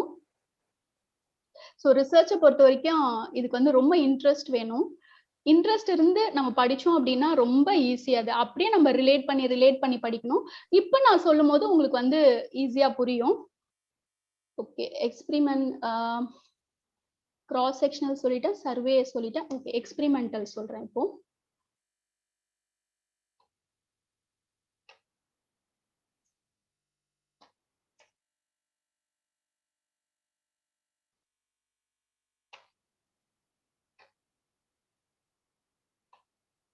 Okay, you can able to see this. Can anyone read the topic title? Effect of short-term yoga-based breathing on perioperative anxiety in patients undergoing cardiac surgery. Okay, here what is the independent variable, which is the cause? Independent variable, yoga-based breathing.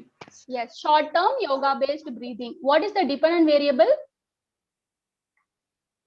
Patients undergoing cardiac surgery. No. Dependent variable which is measurable. Perioperative Anxiety. Perioperative anxiety. So here anxiety is the dependent variable. What is the volume number, issue number, page number? Volume 14, issue 2, page 153 to 157. Yes. Okay. So here, if anybody cite, இப்போ வந்து யாராவது இந்த பேப்பரை வந்து அவங்க வந்து ரெஃபரன்ஸா எடுத்திருக்காங்க அப்படின்னா அப்போ எப்படி போடணும்? ஃபர்ஸ்ட் ஆத்தர் நேம் போடணும். ஹஸ்பரி முகமது அசீஸ், கோவர்தன் தட்புரி, தன்வீர் சம்ரா, மஹிந்தர் சிங். ஸோ டைட்டில் போட்டாச்சு. அதுக்கப்புறம் ஆத்தர்ஸ் நேம் போட்டாச்சு. அதுக்கப்புறம் டைட்டில் போடணும். Effect of short term yoga based breathing on perioperative anxiety in patients undergoing cardiac surgery title. அதுக்கப்புறம் பாத்தீங்கன்னா ஜேர்னல் நேம் என்னது? International journal of yoga. Then year 2021. Then international journal of yoga. So அதுக்கப்புறம் volume 14, அதாவது 14:2,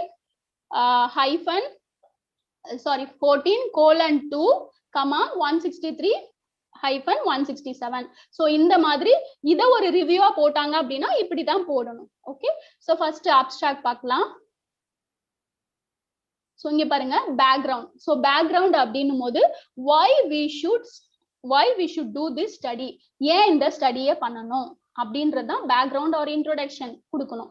so perioperative anxiety in patients scheduled for cardiac surgery is detrimental. This study evaluated the effect of short-term yoga-based breathing with different variations on perioperative anxiety. அதாவது இங்க ஏம் வந்து அப்படியே கொண்டு வந்துட்டாங்க, தனியா ஏம்னு ஒண்ணு கொடுக்கல. Next, materials and methods. So what are the materials they have used? What is the method they have used? So இங்க வந்து experimental method. இதுதான் experimental method ன்னு சொல்லுவோம். இங்க a prospective randomized control study was conducted in patients aged 20 to 60 years scheduled for major cardiac surgery. So cardiac surgery போக இருக்கவங்களுக்கு அவங்க வந்து யோகா வந்து கொடுத்திருக்காங்க.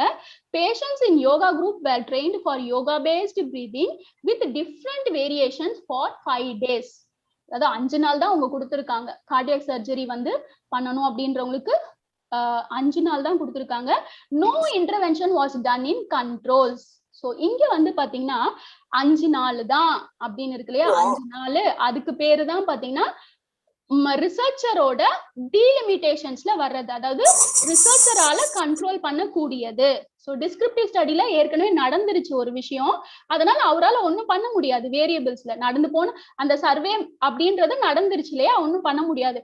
இங்க ஒரு எக்ஸ்பெரிமெண்டலா பண்றதுக்கு முன்னாடி நம்ம எவ்வளவு நாள் ட்ரைனிங் கொடுக்குறோம், என்ன யோகா கொடுக்குறோம், எத்தனை பேருக்கு கொடுக்கணும், இதெல்லாமே நம்ம டிசைட் பண்ணிக்கலாம். என்ன வேரியபிள்ஸை மெஷர் பண்றோம், இது எல்லாருமே நம்ம வந்து டிசைட் பண்ணிக்கலாம். பட் வந்து எக்ஸ்பெரிமெண்டல் ஸ்டடினும் போது இந்த மாதிரி தான் இருக்கும். So then results, we analyzed 20 patients in each group. Anxiety scores measured at baseline, pre-surgery, post surgery. So anxiety வந்து மெஷர் பண்ணியிருக்காங்க. எப்போ? பேஸ்லைன்ல. ஓகேவா? அதுக்கப்புறம் ப்ரீ சர்ஜரி, சர்ஜரிக்கு முன்னாடி, தென் போஸ்ட் சர்ஜரி அதை வந்து மெஷர் பண்ணியிருக்காங்க. ஸ்டாட்டிஸ்டிக்கல் அனாலிசிஸ் வந்து RM அனோவா வந்து போட்டிருக்காங்க. ஸோ அதுக்கப்புறம் பேஸ்லைன் டெமோகிராபிக்ஸை வந்து எடுத்திருக்காங்க. ஸோ ஹியர் இங்க என்ன கண்டுபிடிச்சிருக்காங்க அப்படின்னா, the short term yoga based breathing exercise had a statistically significant effect. So statistically significant effect இருக்கு அப்படின்றத கண்டுபிடிச்சிருக்காங்க. எது? 5 days யோகா கொடுத்ததே, அந்த யோகா பேஸ்ட் பிரீதிங் கொடுத்ததே அந்த சர்ஜரி பண்ணவங்களுக்கு சிக்னிஃபிகண்ட் இருக்கு. எதுல? ஆங்ஸைட்டில இருக்கு அப்படின்றத கொடுத்துருக்காங்க. Okay, so conclusion, short term yoga based breathing for 5 days lowers pre-surgery and post-surgery anxiety in patients undergoing cardiac surgery. So they have concluded that this short-term yoga-based breathing is will be helpful for the cardiac, those we are going for cardiac surgery on anxiety. Okay, so இங்க ஏதாவது research gap இருக்கா அப்படின்னு பார்க்கலாம். இப்படிதான் ஒரு ஆர்டிக்கலை படிச்சுட்டு கீழே வந்துட்டு பாருங்க, preoperative short term 5 days yoga based breathing decreases pre and post surgery anxiety in patients scheduled for cardiac surgery. so இங்க வந்து அவங்க வந்து எந்த ஒரு பாயிண்ட்டும் அவங்க சொல்லல, பட் we can நம்மளே வந்து புரிஞ்சுக்கணும்.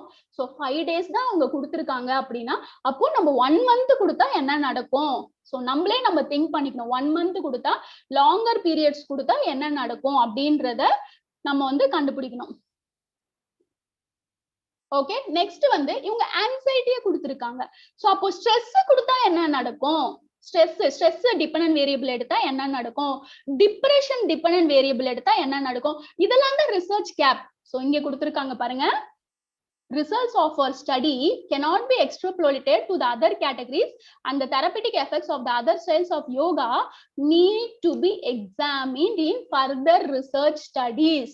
okay, so எங்களோடது வந்து அந்த அளவுக்கு இதுவா இல்ல. சோ ஃபர்தரா போறவங்க டிஃபரண்ட் ஸ்டைல்ஸ் ஆஃப் யோகாவை வந்து வச்சு கண்டுபிடிக்கணும். அதுக்கு அடுத்தது பாருங்க, further studies with the inclusion of various biochemical markers will provide a objective more objective end point. we had used a convenient sample. எங்களுக்கு யாரு வசதியா இருக்காங்களோ அவங்களதான் நாங்க எடுத்துக்கிட்டோம். and the use of larger samples and longer periods of follow-up will enable us to calculate the exact benefit of magnitude of benefit. okay, இப்போ புரிஞ்சுதா Chandravathana? yes ma'am, yes ma'am. okay, so this is the, so what is this? This is the research gap. yes, research gap. so from this research gap we should identify the problem, research problem, which research is the first step in to continue the research process. So research how we can able to identify the research problem? With the help of research gap. okay, with the help, say how will you identify the research gap? With the help of literature. Review of yoga related literature. Yeah, anything. It may be not yoga related literature, anything. எது வேணாலும் பண்ணிக்கலாம். So அந்த மாதிரி நீங்க வந்து என்ன gap இருக்குறத, ஏன்னா 7th ஸ்டெப்ல இருக்கிற அந்த ஐடென்டிஃபைங் ரிசர்ச் ப்ராப்ளம் எப்படின்றது தான் இப்ப நான் சொல்லிட்டு இருக்கேன். ஓகேவா? சோ எல்லாமே ஒரு இன்டர் கனெக்ஷன் தான். இந்த ரிசர்ச் பொறுத்த வரைக்கும் ஒரு ஆர்டிகல் எடுத்து படிச்சீங்க, ஒரு தீசிஸ் எடுத்து படிச்சீங்கனாலே உங்களுக்கு ரிசர்ச் வந்து ரொம்ப ஈஸியா புரியும். ஜஸ்ட் ஆஸ் இட் இஸ் அந்த தியரியை மட்டும் படிக்காம இந்த மாதிரி ஒரு ரிசர்ச் ஆர்டிகலை வச்சு படிங்க. இண்டிபெண்டன்ட் வேரியபிள் வந்து என்ன சொல்லியிருக்காங்க, டிபெண்டன்ட் வேரியபிள் வந்து என்ன சொல்லியிருக்காங்க, அதுக்கப்புறம் வந்து எவ்வளவு பார்ட்டிசிபென்ட்ஸ் எடுத்திருக்காங்க, இது எப்படி பண்ணியிருக்காங்க, இது டிஸ்கிரிப்டிவா, இது சர்வேவா, எக்ஸ்பெரிமெண்டல் ஸ்டடியா, இதுல வந்து அப்ஸ்ட்ராக்ட்ல என்னென்ன டாபிக் இருக்கு, என்ன அப்ஸ்ட்ராக்ட்ல மீன் பண்றாங்க, என்ன கன்க்ளூஷன்ல சொல்லியிருக்காங்க, ஏதாவது ரிசர்ச் கேப் இருக்கா, நம்ம இங்க இருந்து எப்படி ப்ரொசீட் பண்றது, ரெஃபரன்ஸ் இதுல எப்படி கொடுத்திருக்காங்க. ஒரு ஆர்டிக்கல்ல ஒரு ரிசர்ச்ச படிச்சீங்கனாலே மோஸ்ட்லி உங்களுக்கு ரிசர்ச்ன்றது எப்படின்றது தெரிஞ்சிடும். ஸோ இங்கேயும் ரெஃபரன்ஸ் வந்து அப்படிதான் கொடுத்துருக்காங்க. ஏன்னா இது இன்டர்நேஷனல் ஜேர்னல் ஆஃப் யோகா யாரோடது அப்படின்னா எஸ்பிஎஸ்ஓடது, சுவாமி விவேகானந்த அனுசந்தான சமஸ்தானா, அவங்களோட HR நாகேந்திரா இருக்காரு இல்லையா, நாகேந்திராஜி, அவங்களோட இன்டர்நேஷனல் ஜேர்னல் ஆஃப் யோகா அவங்களோட தான் இந்த ஜேர்னல். நான் எடுத்திருக்கிறது லேட்டஸ்ட் இஷ்யூ தான் எடுத்திருக்கேன், 2021 தான் எடுத்திருக்கேன். அவங்களோட வெப்சைட்ல போய் பாத்தீங்கன்னா இது இருக்கும். So you should read many research papers. So higher education போறீங்க அப்படின்னா ரிசர்ச்ன்றது ரொம்ப ரொம்ப முக்கியம். ஸோ இந்த மாதிரி ரிசர்ச் ஆர்டிகல், ரிசர்ச் தீசிஸ் நீங்க படிச்சீங்க அப்படின்னா then you will get a lot of knowledge related to yoga research. Okay, so I hope you understood about experimental research. So next வந்து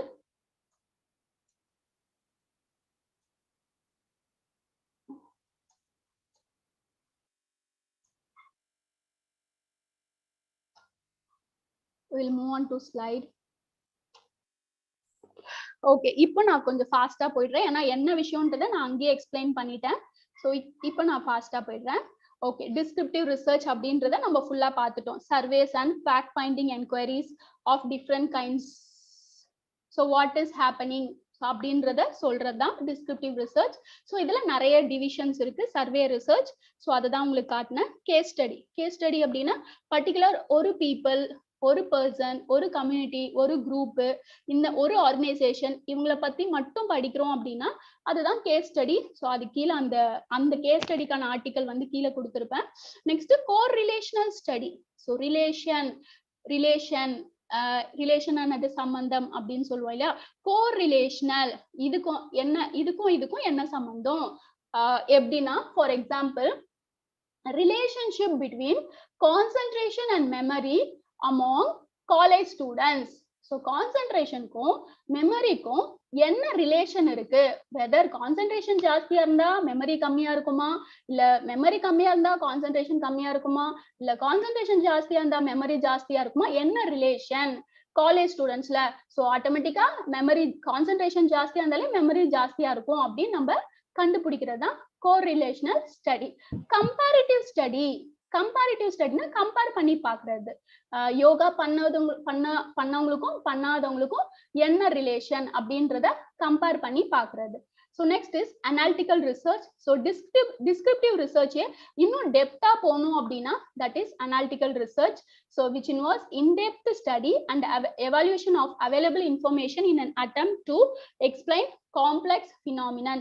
So the researcher has to use facts or information already available and analyze these to make a critical evaluation of the material. So இன்னும் in-depth போறத analytical research. இதோட subdivisions வந்து historical research. So இந்த past events சொன்ன இல்லையா, so பாஸ்ட்ல என்ன இருக்கு அப்படின்றத ஹிஸ்டாரிக்கல் ரிசர்ச் பொறுத்த வரைக்கும் ரொம்ப டீப்பா போனாதான் நமக்கு வந்து அதெல்லாம் புரிஞ்சுக்க முடியும். தென் பிலாசபிக்கல் ரிசர்ச். ஸோ தத்துவ ஆராய்ச்சியில நம்ம நிறைய படிக்கணும். Next review. நெக்ஸ்ட் வந்து research synthesis, meta analysis. So meta analysis அப்படின்றது என்னன்னா, இப்போ வந்து நம்ம ஒரு ரிவ்யூ படிச்சோம் இல்லையா, அந்த ஒரு ரிவ்யூ படிச்சோம், இந்த மாதிரி ஒரு 100 ரிவ்யூ படிச்சுட்டு நம்ம ஒரு ஆர்டிகல் எழுதுறோம், அந்த 100 ரிவ்யூ பத்தியும் நம்ம எழுதுறோம். அதுக்கு பேர் தான் meta analysis. So it is a combination of lot of review articles. So that is meta analysis. So then வந்து applied action research. So applied action research அப்படின்னும் போது it is finding a solution to an immediate problem. So இப்போ வந்து தற்சமயம் என்ன problem வந்து ரொம்ப போயிட்டு இருக்கு சொசைட்டில? Corona madam. எஸ், கொரோனா போயிட்டு இருக்கு இல்லையா. ஸோ கொரோனான்றது இமீடியட் ப்ராப்ளம். ஸோ ரிசர்ச்சரை பொறுத்த வரைக்கும் நம்ம சொசைட்டிக்கு வந்து யூஸ்ஃபுல்லா இருக்கணும். அவங்களோட கான்ட்ரிபியூஷன் என்ன, சொசைட்டிக்கு அவங்களோட கான்ட்ரிபியூஷன் என்ன ரிசர்ச்சரை பொறுத்த வரைக்கும். ஸோ இப்போ இந்த கொரோனா இஷ்யூ இருக்கிறதுனால ரிசர்ச்சர் வந்து திங்க் பண்ணும், how I can be helpful to the society. நான் எப்படி ஹெல்ப் பண்ணலாம், என்னோட கான்ட்ரிபியூஷன் எப்படி இருக்கும் சொசைட்டிக்கு. ஸோ ஏன்னா இந்த ப்ராப்ளம்க்கு வந்து நம்ம இமீடியட்டா ஒரு ஆக்ஷன் எடுத்தே ஆகணும். So R it may be lead to many death. ரொம்ப மார்டாலிட்டி ரேட் வந்து ஜாஸ்தி ஆயிட்டே இருக்கும். ஸோ இது வந்து காமனா இருக்கா, தமிழ்நாட்டுல மட்டும் இருக்கா? காமன், எல்லா இடத்துலயும் இருக்கு. காமன் எல்லா இடத்துலயும் இருக்கு இல்லையா. சோ அந்த எல்லா இடத்துலயும் இருக்கிற விஷயங்கள் வந்து அததான் நம்ம வந்து common to the entire universe. So immediate solution to the entire universe, that is applied research. So immediate solution to that particular area, that is action research. So ரெண்டுமே ஒரே விஷயம் தான், இமீடியட் ப்ராப்ளம் தான். இமீடியட் ப்ராப்ளம்க்கு நம்ம solution கொடுக்கிறது. யூனிவர்சலா கொடுக்குறோம் அப்படின்னா, so common to universe, common to the world அப்படின்னா applied research. So this corona is a applied research. So particular to that area. இப்போ வந்து சென்னையில மட்டும்தான் இந்த ப்ராப்ளம் இருக்கு, இங்க இருக்கிற பீப்புள்லாம் ரொம்ப வந்து லங் ஃபங்க்ஷனிங் கெப்பாசிட்டி கம்மியா இருக்கு சென்னையில இருக்கவங்களுக்கு, மத்த யாருக்கும் இந்த ப்ராப்ளம் இல்ல அப்படின்னா then we should give solution to that immediate problem which is local in nature. So that is action research. இது ரெண்டுத்துக்குமே வித்தியாசம் வந்து இதுதான். This is universal in nature, this is local in nature. Okay, next is, so அது என்னென்ன அப்படின்னு மட்டும் புரிஞ்சுக்கோங்க. டிஸ்கிரிப்டிவ்னா என்ன, எக்ஸ்பெரிமெண்டல்னா என்ன, ஆக்ஷன்னா என்ன, அப்ளைட்னா என்ன. நெக்ஸ்ட் வந்து பேசிக் பியூர் ஃபண்டமெண்டல் ரிசர்ச். ஸோ இது வந்து ஒரு தியரியை வந்து ப்ரூவ் பண்றது. ஸோ நியூட்டன்ஸ் லா, இந்த மாதிரி வந்து ஸ்பேஸ் டைம் இது மாதிரிலாம் சொல்லியிருக்காங்களே. இப்போ ஸ்டீஃபன் ஹாக்கின்ஸ் வந்து அவரோட தியரியை வந்து அவர் சொல்லியிருக்காரு. இதெல்லாம் நம்ம வந்து ப்ரூவ் பண்றது. ஸோ இது வந்து பாத்தீங்கன்னா it may be not helpful to the society immediately. So உடனே சொல்யூஷன் கொடுக்குமா அப்படின்னு கேட்டா கொடுக்காது. பட் இட் இஸ் இன்ஃபர்மேஷன் வந்து கரெக்டா தான் இருக்கும். ஆனா உடனே சொல்யூஷன்லாம் எதுவும் கொடுக்காது. நமக்கு நாலேஜ் கிடைக்கும். Will get an information. Okay, so this is based on the theory which is called as basic, pure, fundamental, எது வேணாலும் சொல்லலாம். இது ஃபுல்லாவே தியரியை பத்தி தான் இருக்கும். But this may be not immediately helpful to the society. எந்த ஒரு சொல்யூஷனுமே இமீடியட்டா கொடுக்காது. எது இமீடியட்டா கொடுக்கும்? எந்த ரிசர்ச் இமீடியட்டா கொடுக்கும்? applied and action research. Very good. Applied and action research. அப்ளைடுக்கும் ஆக்ஷனுக்கும் என்ன வித்தியாசம்? Applied for universe, action for particular area. Okay. Particular area na action, solution to universe na applied. Yes, okay, fine, good. So next வந்து quantitative research. So which are all எதெல்லாம் நம்ம measure பண்றோமோ அதுதான் quantitative research. So next qualitative research, which is quality, character, personality, kind, இது எல்லாமே qualitative research. So next is experimental research. So இத பத்தி நம்ம டீடைலா அந்த ரிசர்ச் ஆர்டிகல்ல பார்த்துட்டோம். experimental research அப்படினா என்னென்ன இருக்கும்? dependent variable, independent variable. அப்புறம் next என்னென்ன இருக்கும்? என்னென்னலாம் பார்த்தோம் எல்லாமே சொல்லுங்க. abstract, methods, conclusion, results, reference. and then reference. Then research and discussion. Research and discussion. Then நிறைய சொல்லிருப்பேன். research gap. Research gap. Very good. யார் சொன்னது? Sridharan. Very good. Research gap. Srihari. Yes ma'am. Okay, very good. Srihari. Okay, very good. Research gap. So இது வந்து நீங்க மறக்கவே கூடாது. ஒரு ரிசர்ச்சருக்கு தேவை ரிசர்ச் கேப். எங்க போனாலும் ரிசர்ச் கேப். அததான் நம்ம வந்து ஃபைண்ட் பண்ணோம். ரிசர்ச் கேப் அப்படின்றது ரொம்ப ரொம்ப ரொம்ப முக்கியம். ஓகே.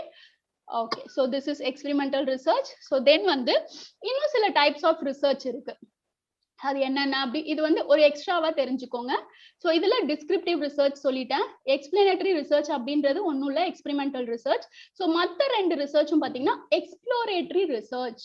ஸோ எக்ஸ்ப்ளோரேட்டரி ரிசர்ச் அப்படின்னும் போது it takes place where there is little or no prior knowledge of a phenomenon. So இப்போ கொரோனாவும் பார்த்தீங்கன்னா எக்ஸ்ப்ளோரேட்டரி ரிசர்ச் தான். ஏன்னா அதை பத்தி நமக்கு எதுவுமே தெரியாது, எல்லாருக்குமே புதுசு. ஸோ இதே மாதிரி தான் effect of yogic practices on Ebola fever. So அப்ப நம்ம Ebola fever பத்தி பண்ணிருந்தோம் அப்படின்னா that is exploratory research, which means that little or no prior knowledge of a phenomenon. அத பத்தின எதுவுமே நமக்கு தெரியாது, ஒரு சில விஷயங்கள் மட்டும் தான் தெரியும்.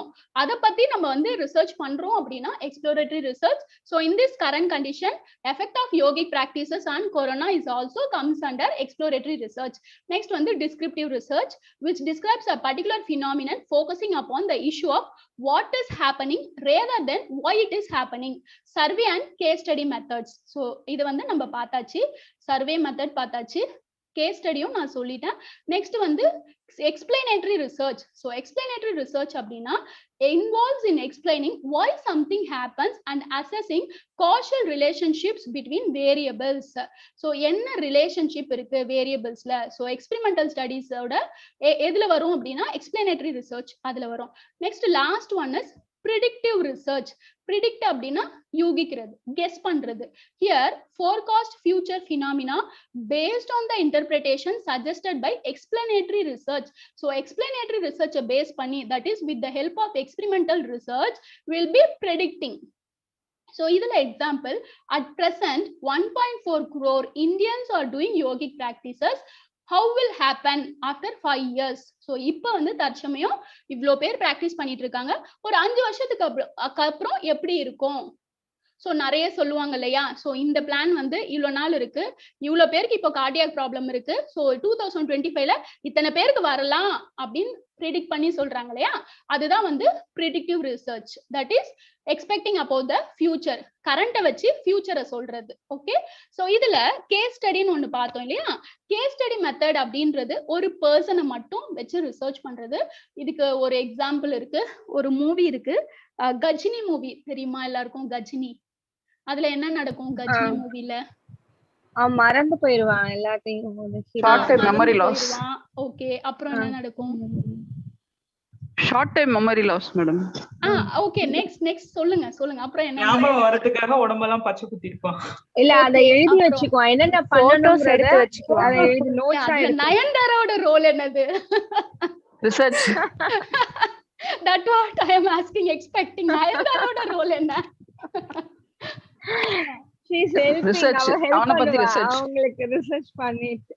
அவனை பத்தி ரிசர்ச், அதுதான் கேஸ் ஸ்டடி. ஓகே, அவன் வந்து எப்படி இருக்கான், என்ன பண்றான், அவன் கூடயே சுத்திட்டு இருப்பான் நயன்தாரா, என்ன பண்றான் ஏது பண்றான், அவனை பத்தியே அப்படியே ஃபுல்லா படிக்கிறது, அதுக்கு பேர் தான் கேஸ் ஸ்டடி மெத்தட். சோ அவனுக்கு வந்து அந்த ஷார்ட் டர்ம் மெமரி லாஸ் இருக்கு இல்லையா, அதை பத்தி நயன்தாரா வந்து ரிசர்ச் பண்றது, இதுக்கு பேர் தான் case study. Okay, so next is fundamental or pure or basic research. So அங்க பார்த்தோம் இல்லையா, அதேதான் gathering knowledge for the sake of knowledge, formulation of a theory or principle. So knowledgeக்காக knowledge gather பண்றது. So அது வந்து சொசைட்டிக்கு இமிடியேட்டாலாம் யூஸ்ஃபுல்லா இருக்காது. So for example, analysis of Yoga Sutra on mind, then applied research aims at finding solution for an immediate problem facing society or educational setting அப்படினு நம்ம சொல்லலாம். So effects of yogic practices and stretching exercise on selected physiological, biochemical and psychological variables among men type 2 diabetic patients. So இதுல வந்து தெரிஞ்சுக்கோங்க, effects of yogic practices. இந்த yogic practices அப்படின்றது independent variable.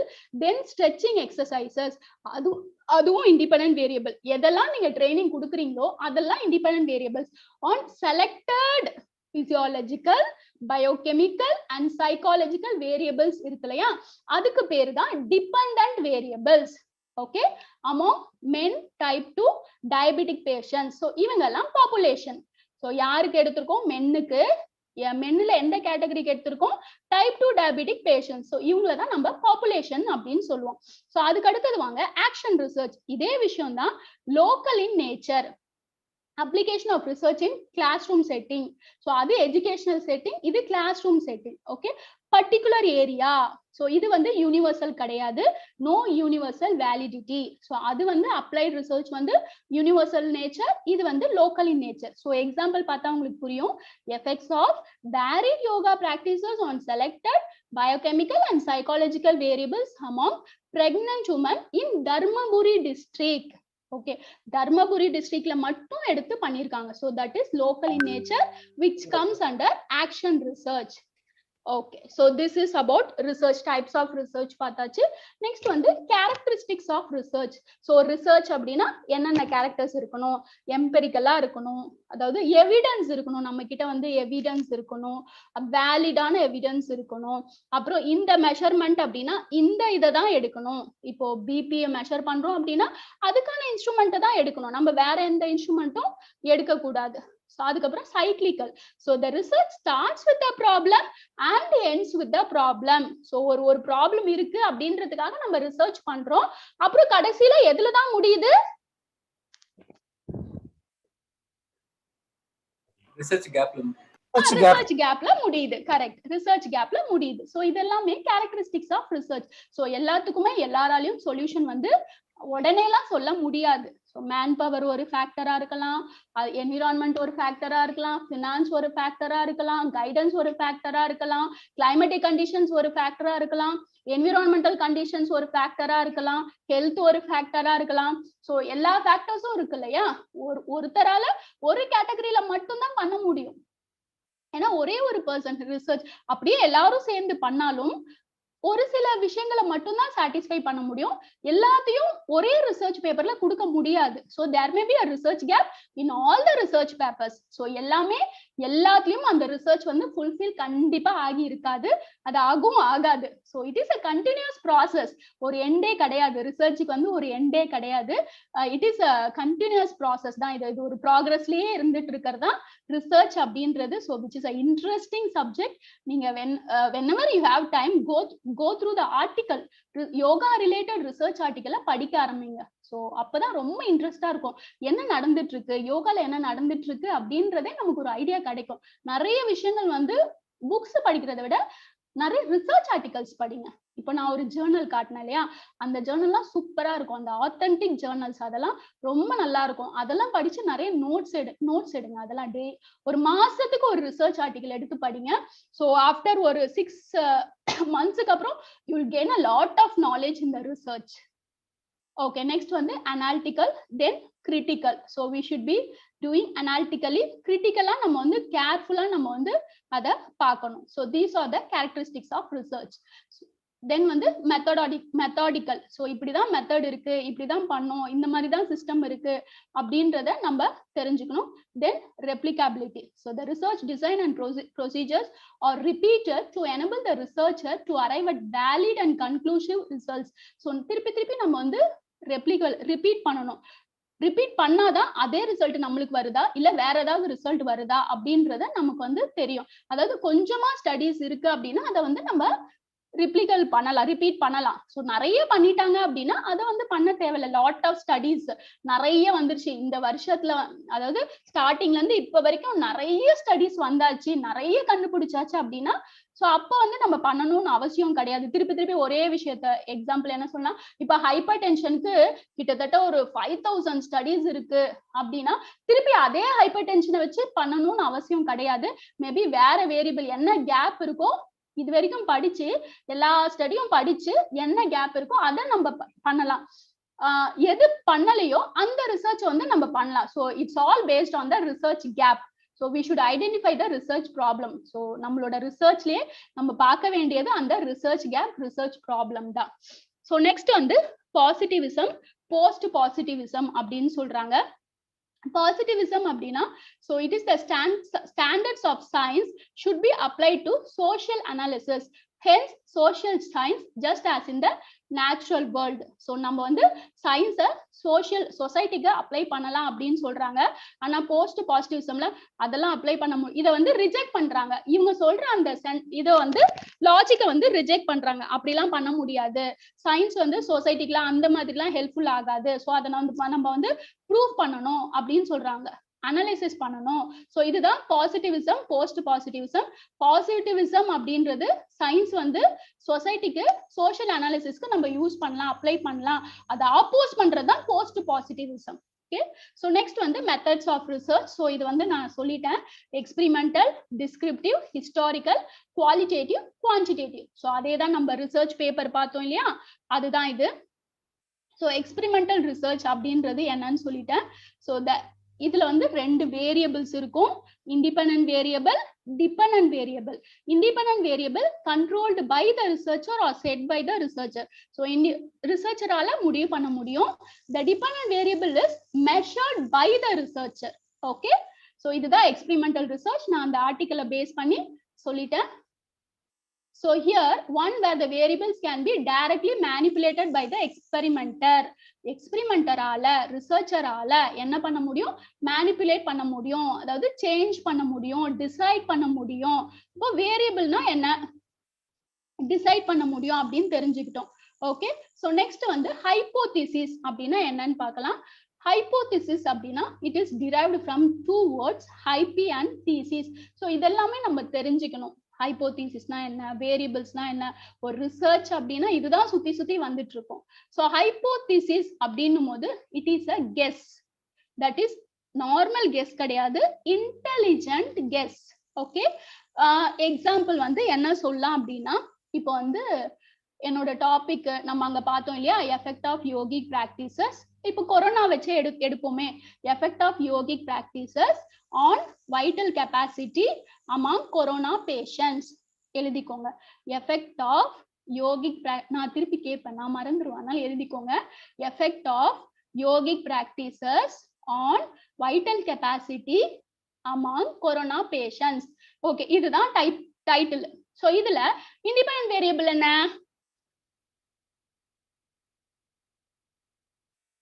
yogic practices. Okay, what is the dependent variable?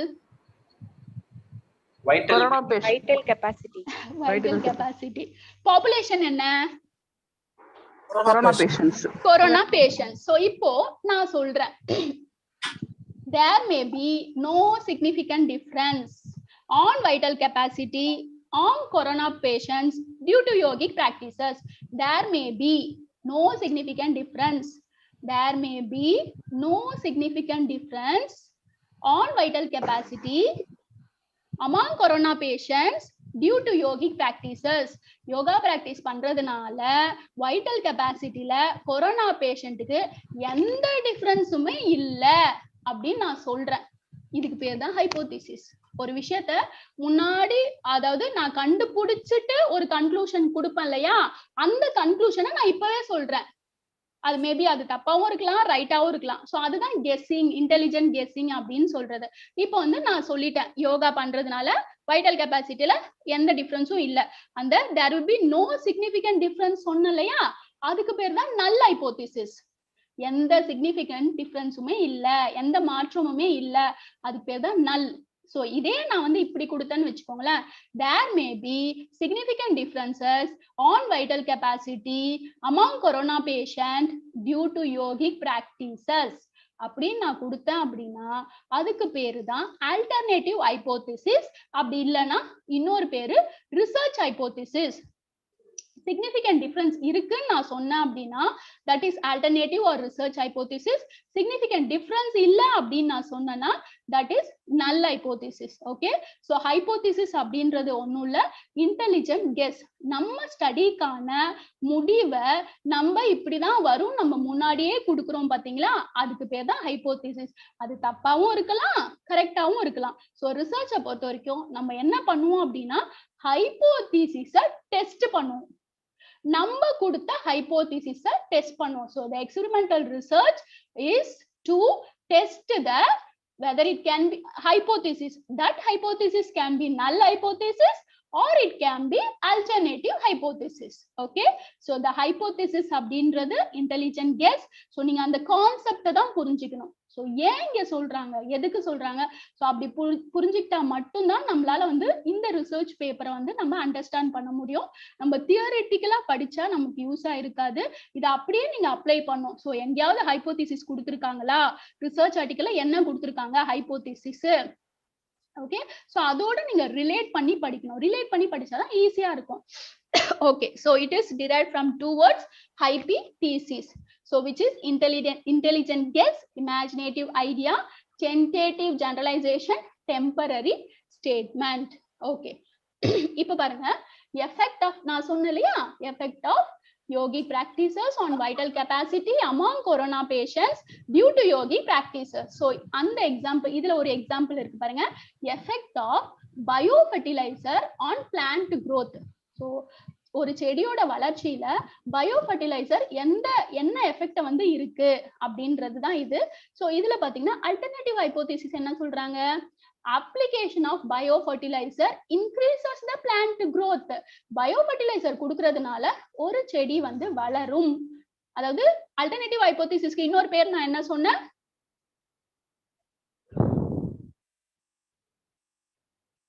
what is the other name for alternative hypothesis? Research hypothesis. Yes, research hypothesis. so here இந்த alternative hypothesis எப்படி denote பண்ணுவோம் அப்படின்னா H1 அப்படின்னு denote பண்ணுவோம், null hypothesis H0 நம்ம denote பண்ணுவோம். so இப்போ null hypothesis பாருங்க, application of biofertilizer that is X or Y or Z do not increase plant growth. so நம்ம இந்த ஃபர்டிலைசர் போடுறது மூலமா பிளான்ட் growthல எந்த ஒரு இன்க்ரீஸும் இருக்காது அப்படின்னு சொன்னோம் அப்படின்னா null hypothesis increase இருக்கும், whether it may increase or whether it may decrease. okay, so அதுக்கு பேரு தான் நல்ல இது alternative hypothesis. so இதுல இன்னொரு விஷயமும் இருக்கு, என்னன்னா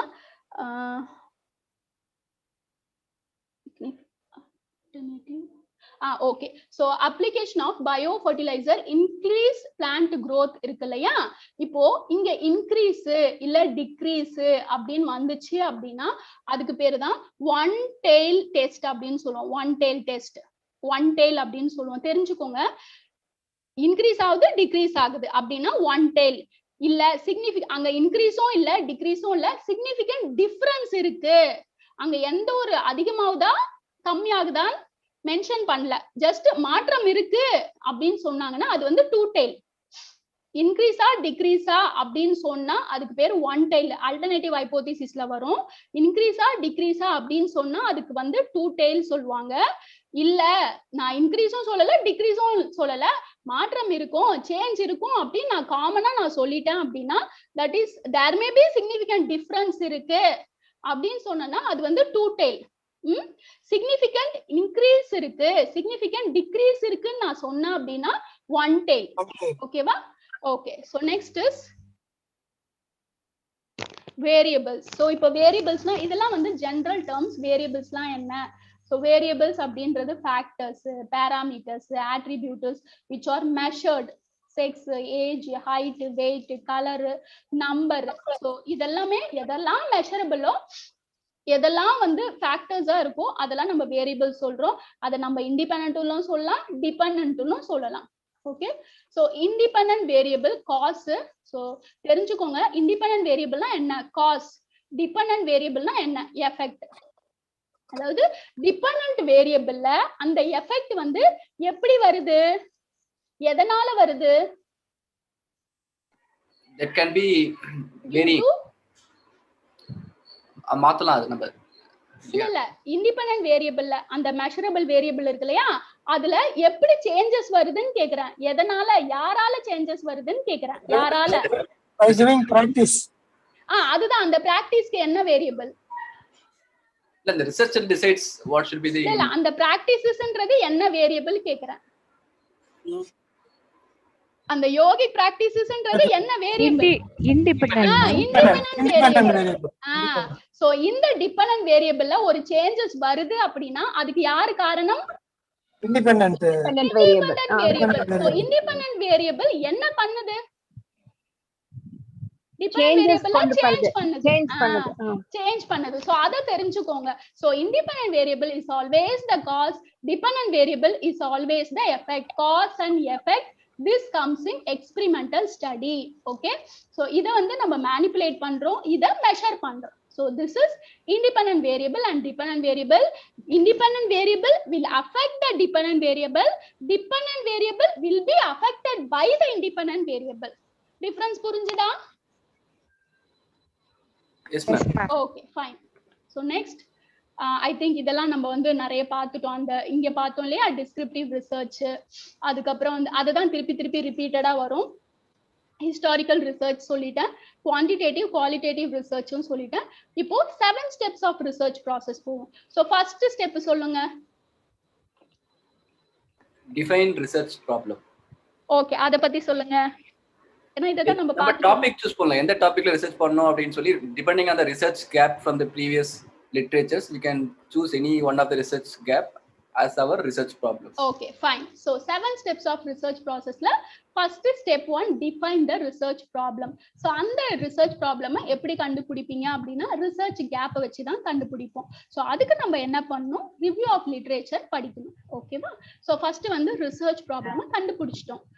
என்ன கண்டுபிடிச்சோம் அந்த ஃபர்ஸ்ட் ஸ்டடில இருந்து சொல்லுங்க, சர்வே மெத்தட்ல இருந்து என்ன கண்டுபிடிச்சோம் research gap?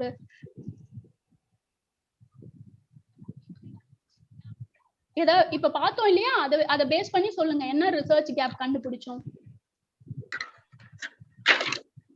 Short term yogic breathing எடுத்துக்கிட்டோம்னா தட் இஸ் ஆங்ஸைட்டி கம்மி பண்ணும் அப்படின்ற கண்டுபிடிச்சோம். as a கேப் சொல்லுங்க. கேப் வந்து அத லாங் டர்மா பண்ணா எப்படி இருக்குன்னு பார்க்கணும், நிறைய சாம்பிள் இன்க்ரீஸ் பண்ணனும் அப்படின்றது பார்க்கணும். ஓகே, சோ இப்போ வந்து லாங் டர்மா எப்படி பண்ணனும் அப்படின்றத effect of short term yoga breathing on perioperative anxiety among cardiac surgery patients அப்படின்றத பார்த்தோம். இப்போ இவர் சொன்ன ரிசர்ச் கேப் என்னது, effect of long term yoga breathing, yoga based breathing on perioperative anxiety among cardiac surgery patients. So இதுதான் அந்த கேப் மூலமா ஒரு டாபிக்கை நம்ம ஃபைனலைஸ் பண்ணிட்டோம். சோ அதுதான் டிஃபைன் ரிசர்ச் ப்ராப்ளம். கண்டுபிடிச்சிட்டோம். இப்ப கண்டுபிடிச்சிட்டோம் அந்த லாங் டர்ம் பிரீதிங், அப்புறம் ஆங்ஸைட்டி, இப்ப கார்டியாக் சர்ஜரி, அப்ப வேற யாருக்காவது கொடுத்திருக்காங்களா? சோ அத பத்தி A to Z ஃபுல்லா படிக்கணும். அதுக்கு பேரு தான் review of literature. Review of literature அப்படின்னா summary of the previous findings.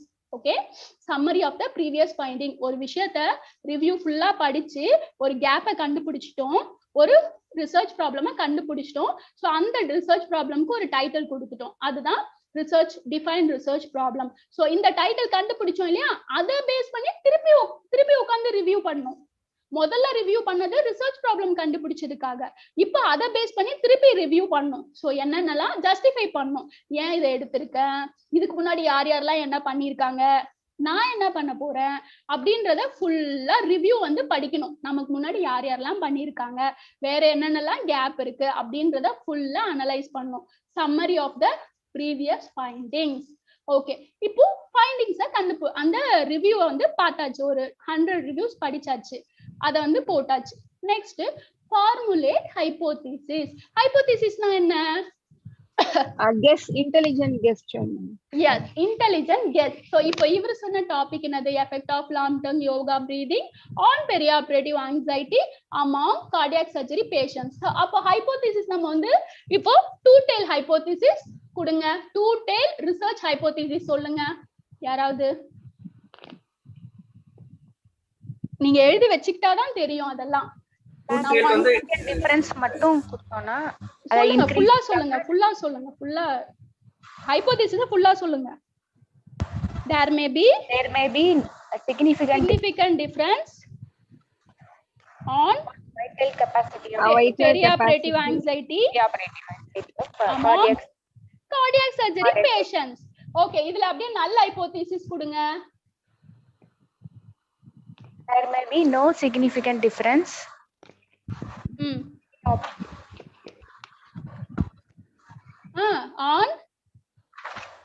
on vital capacity on perioperative anxiety. ஒரே டாபிக்கா இருக்கு, அப்பதான் உங்களுக்கு கன்ஃபியூஸ் ஆகாது. on perioperative anxiety among cardiac surgery patients. Okay, so இப்போ ரிசர்ச் ப்ராப்ளமை கண்டுபிடிச்சிட்டோம், ரிசர்ச் கேப்பை கண்டுபிடிச்சிட்டு ஒரு ரிசர்ச் ப்ராப்ளமை கண்டுபிடிச்சிட்டோம். இப்ப திருப்பி ரிவ்யூ பண்ணி ஏன் பண்றோம், எதுக்கு பண்றோம், அதை ஜஸ்டிஃபை பண்ணி வச்சிருக்கோம். நெக்ஸ்ட் அதை பண்ணிட்டு அதுக்கப்புறம் ஹைபோதீசிஸை ஃபார்முலேட் பண்ணோம். ஸோ டிஃபரன்ஸ் இருக்குமா இருக்காதா, உங்களோட முடிவு வந்து கரெக்டா இருக்குமா இருக்காதா, யோகா பண்றதுனால ஆங்ஸைட்டி கம்மியாகாதா, கம்மி ஆகாதுன்னு சொன்னா நல்ல ஹைபோதீசிஸ், கம்மியாகும் இல்ல அதிகமாகும் இல்ல மாற்றம் இருக்கும் அப்படின்னு சொன்னா ரிசர்ச் ஹைபோதீசிஸ். சோ இப்போ நான் ஹைபோதீசிஸ சொல்லிட்டேன். சோ ஹைபோதீசிஸ் சொல்லிட்ட அப்புறம் என்ன பண்ணணும் அத? சோ இப்போ வந்து உங்களுக்கு கிளாஸ் எடுக்கிறோம், இப்போ டீச்சர்ஸ் வந்து கிளாஸ் எடுக்கிறாங்க அப்படின்னா சோ அதுக்கப்புறம் கிளாஸ் எல்லாம் எடுத்து முடிச்சிட்டு அதுக்கப்புறம் என்ன பண்ணுவாங்க? கன்க்ளூஷனுக்கு வருவாங்க. கிளாஸ் எல்லாம் எடுத்து முடிச்சாச்சு. சோ இப்போ அவங்கள வந்து எவாலுவேட் பண்ணனும். என்ன பண்ணுவாங்க?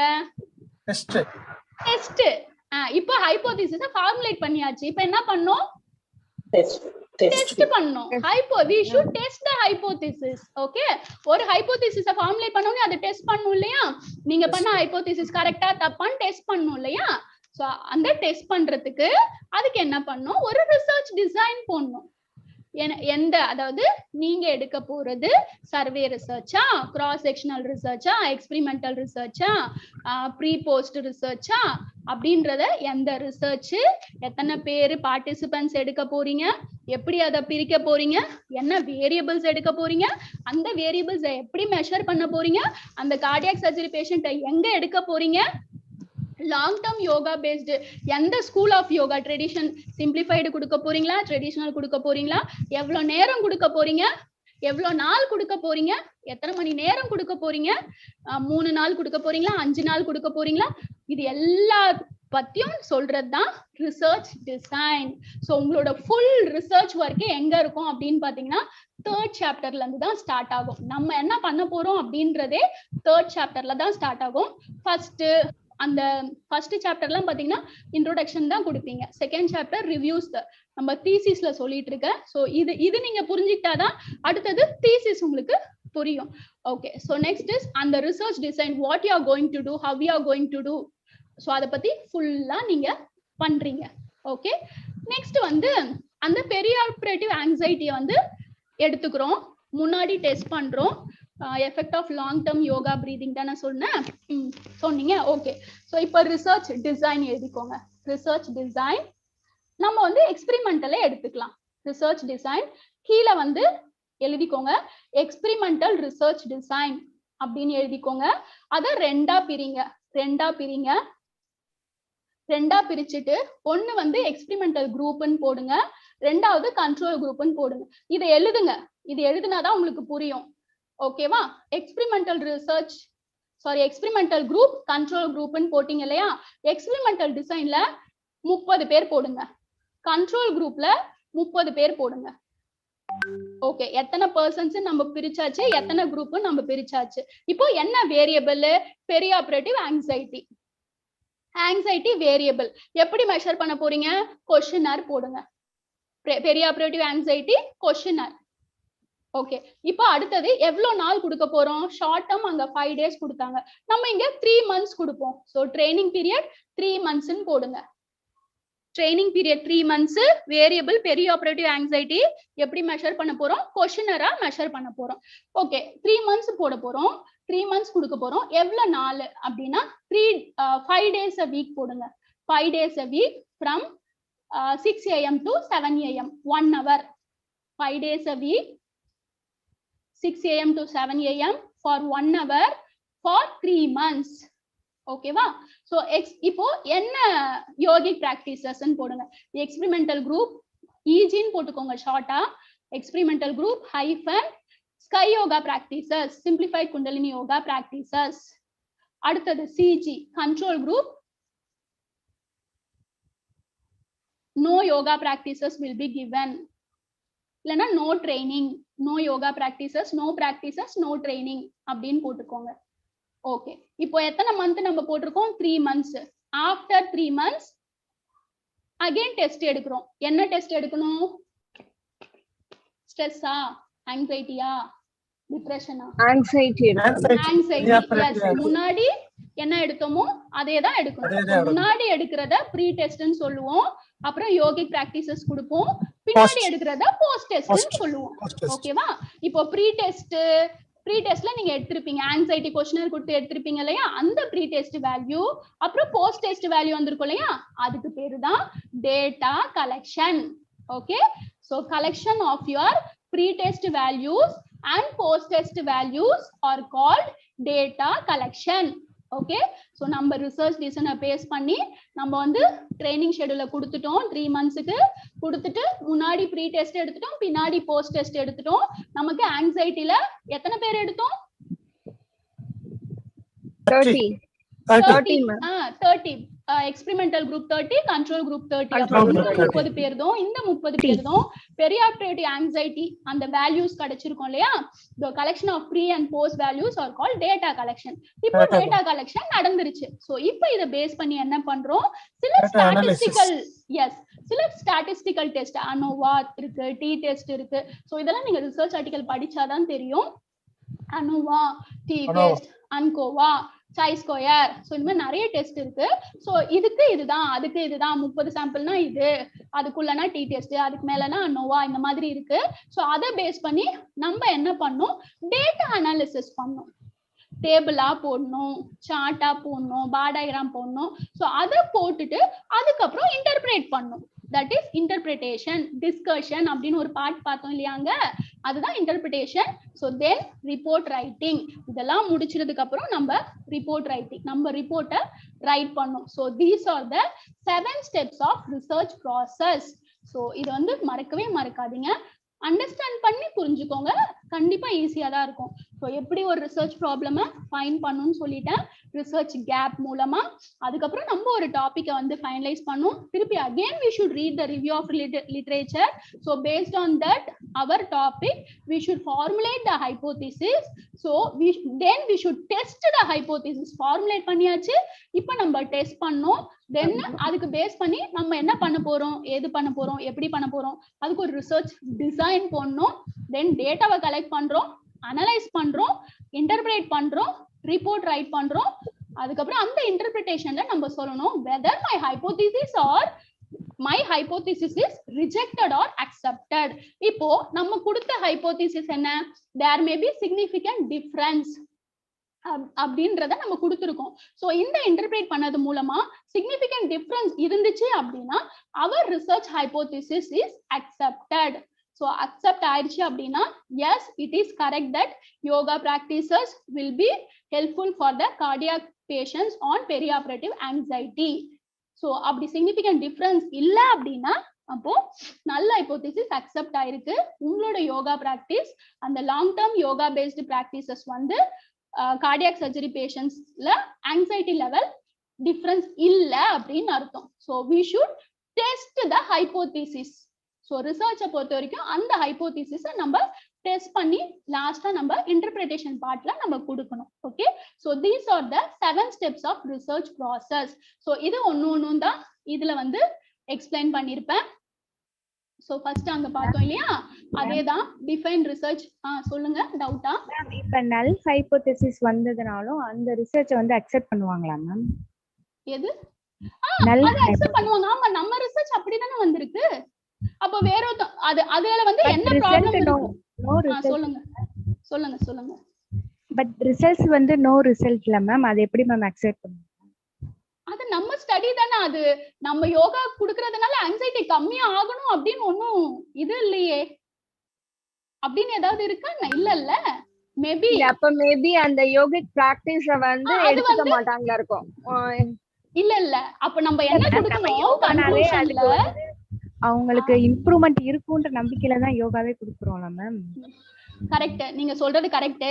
சோ இத அப்படியே நீங்க அதுல ரிலேட் பண்ணுங்க. நம்ம ஒரு ஸ்டடி பார்த்தோம்ல, என்ன ஸ்டடி பார்த்தோம்? there is a no significant difference on lipid parameters between yogic practitioners and non yogic practitioners அப்படின்னு ஒரு ஸ்டடி பார்த்தோம், ஞாபகம் இருக்கா?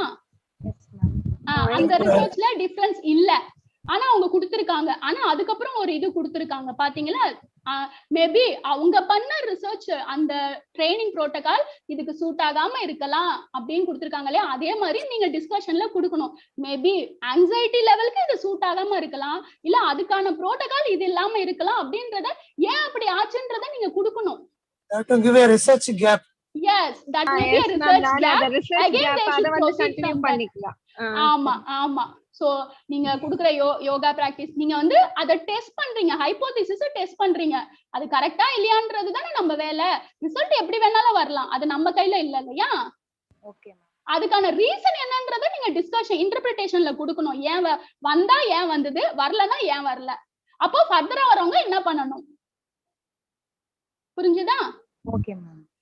இப்போ ஃபர்தரா வர்றவங்க என்ன பண்ணணும், அப்போ அதுக்கான பாராமீட்டர்ஸ் கரெக்டா இல்லாம இருக்கலாம், இல்ல அவங்க வந்து யோகா பிராக்டிஸ் கரெக்டா பண்ணாம இருந்திருக்கலாம், நிறைய ஃபேக்டர்ஸ் இருந்திருக்கலாம் இல்லையா? இல்ல நீங்க வந்து நம்ம 5 நாள் தான் கொடுத்தோம், இல்ல 7 நாளும் கொடுக்கணும், 1 hour தான் கொடுத்தோம், இல்ல 1.5 hours கொடுக்கணும். சோ இந்த மாதிரிலாம் நீங்க ஜஸ்டிஃபை பண்ணணும் அதுல. ஓகேவா? சோ இருந்தா ஏன் இருந்தது, இல்லன்னா ஏன் இல்ல. ஓகே, சோ இதுதான் பாத்தீங்கன்னா 7 steps of research process. So இதை தான் வந்து பிக்சர் இதுல கொடுத்துருப்பேன். ஃபர்ஸ்ட் ரிசர்ச் ப்ராப்ளமை கண்டுபிடிக்கிறது, தென் கண்டுபிடிச்சதுக்கு அப்புறம் அதை பத்தின சம்மரி ஆஃப் ஃபைண்டிங்ஸ் படிக்கிறது, ஃபார்முலேட் ஹைபோதிசிஸ். ஸோ ஹைபோதிசிஸை ஃபார்முலேட் பண்ண அப்புறம் டெஸ்ட் த ஹைபோதிசிஸ். ஸோ டெஸ்ட்ன்ற ஒரு வேர்டு இங்க வரணும், test the hypothesis. So to testing the hypothesis we are doing the research, experimental research. Then design, என்ன பண்ண போறோம், எப்படி பண்ண போறோம், எதை எடுக்க போறோம், எதை எடுக்கல, எவ்வளவு நாள், எப்படிலாம் கொடுக்க போறோம். ஸோ அதுதான் research design. Then collecting the data, that is collecting the pre-test and post-test values. Then based on the data we should do statistical test, we should analyze the data, and based on the analyze the data நமக்கு வந்தது இல்லையா, அதை base பண்ணி we should interpret the report. So அதை வந்து நம்ம கொடுக்கணும். இந்த இன்டர்பிரிட்டேஷன் பார்ட்ல தான் நீங்க சொன்னீங்க இல்லையா, கேட்டீங்க இல்லையா ஒரு கொஸ்டின், அதுக்கான ஆன்சர் எல்லாம் நீங்க தான் கொடுக்கணும். அந்த இன்டர்பிரிட்டேஷன்ல ஏன் வந்தது, ஏன் வரல, எப்படி வந்தது, எப்படி வந்தா நல்லா இருக்கும், ஏன் இப்படி வராம இருக்கு, இப்படி ஏன் வந்தது, அதுக்கப்புறம் இதுல வந்து இதெல்லாம் லிமிடேஷன்ஸ் இருக்கு, ஃபியூச்சரா வரவங்க என்னென்னலாம் பண்ணலாம் அப்படின்றத நம்ம தான் ரிசர்ச்சர் தான் கொடுக்கணும். Okay okay. So next is, so இந்த ஒன்னொன்னுத்தையும் நான் எக்ஸ்பிளைன் பண்ண இல்லையா, அதுக்கான இதை தான் நான் இங்க கொடுத்துருப்பேன். ஸோ நான் சொன்னதை வச்சு நீங்க இதை படிச்சு பாருங்க, உங்களுக்கு வந்து நல்லா புரியும் ரிசர்ச் ப்ராப்ளமா என்ன அப்படின்றத. நம்ம வந்து ஃபுல்லா இது எல்லாமே நான் வந்து உங்களுக்கு எக்ஸ்பிளைன் பண்ணிட்டேன். Next review, that is summary of the previous findings. So it is compulsory for a research worker writing a thesis for a PhD degree to write a synopsis of topic and submit it to necessary committee or the research board for approval. So synopsis அப்படின்றது ஒண்ணும் இல்ல, abstract தான். என்ன சொன்னேன், Summary of Article. topic. article. So synopsis அப்படின்றது summary of thesis. அவ்வளவுதான். So research article ஓட summary வந்து abstract, thesis ஓட summary synopsis. Okay. So நம்ம thesis வந்து ஒரு 250 பேஜ் பண்றோம் அப்படின்னா ஒரு 20 பேஜ்ல synopsis பண்ணி நம்ம கொடுக்கணும் என்ன பண்ணிருக்கோம் அப்படின்றது. Next வந்து formulate hypothesis. The role of the hypothesis is to guide the researcher by delimiting the area of research and to keep him on the right track. Okay வா? So delimit பண்ணணும். நம்மளால வந்து 1000 எடுக்க முடியுமா பாப்புலேஷன்? நம்ம கிட்ட அந்த மேன் பவர் இருக்கா? இருக்கா? இருக்கா? இல்ல ma'am. Parameters MRI scan, bed scan அதெல்லாம் எடுக்க முடியுமா? முடியாது மேம். முடியாது. 1000 பேருக்கு எம்ஆர்ஐ ஸ்கேன், பெட் ஸ்கேன்லாம் எடுத்தா என்ன ஆகுறது? ஃபினான்ஷியல் ஃபேக்டர்ஸும் ஒன்னு இருக்கு இல்லையா? சோ எப்பவுமே நம்ம டீலிமிட் பண்ணணும், டீலிமிட்டேஷன்ஸ்ல கொடுக்கணும். என்ன நான் இப்படிதான் எடுத்திருக்கேன், நான் 2 குரூப் தான் எடுத்திருக்கேன், நான் 30 பேர் தான் எடுத்திருக்கேன், நான் இந்த வேரியபிள்ல தான் எடுத்திருக்கேன், நான் சென்னையில தான் எடுத்திருக்கேன், நான் இவ்ளோ நாள் தான் நான் பண்ண போறேன். சோ அது எல்லாத்தையுமே டீலிமிட்டேஷன்ஸ்ல கொடுக்கணும். So we should limit that. So அது எல்லாமே ரிசர்ச்சர் கையில தான் இருக்கு. ரிசர்ச்சர் நினைச்சா அவங்களுக்கு என்ன சொல்றதுன்னா அவங்களுக்கு என்ன கெப்பாசிட்டி இருக்கோ, என்ன பண்ண முடியுமோ அதை பண்ணா போதும். அந்த குறிப்பிட்ட லெவல்ல என்ன பண்ண முடியுமோ அதை பண்ணா போதும். அதுவும் ஃபைண்டிங்ஸ் தான். ஓகே. சோ பியாண்ட் தட் அவங்களோட ஃபினான்ஷியல் லெவல் ஜாஸ்தியாவோ இல்ல நிறைய பாப்புலேஷன் எடுத்தோ, நிறைய பாராமீட்டர்ஸ் எடுத்தோ, நிறைய நாள் ஒரு 1 year ட்ரைனிங் கொடுத்தோம், இதெல்லாம் வந்து சாத்தியமே இல்லை இல்லையா?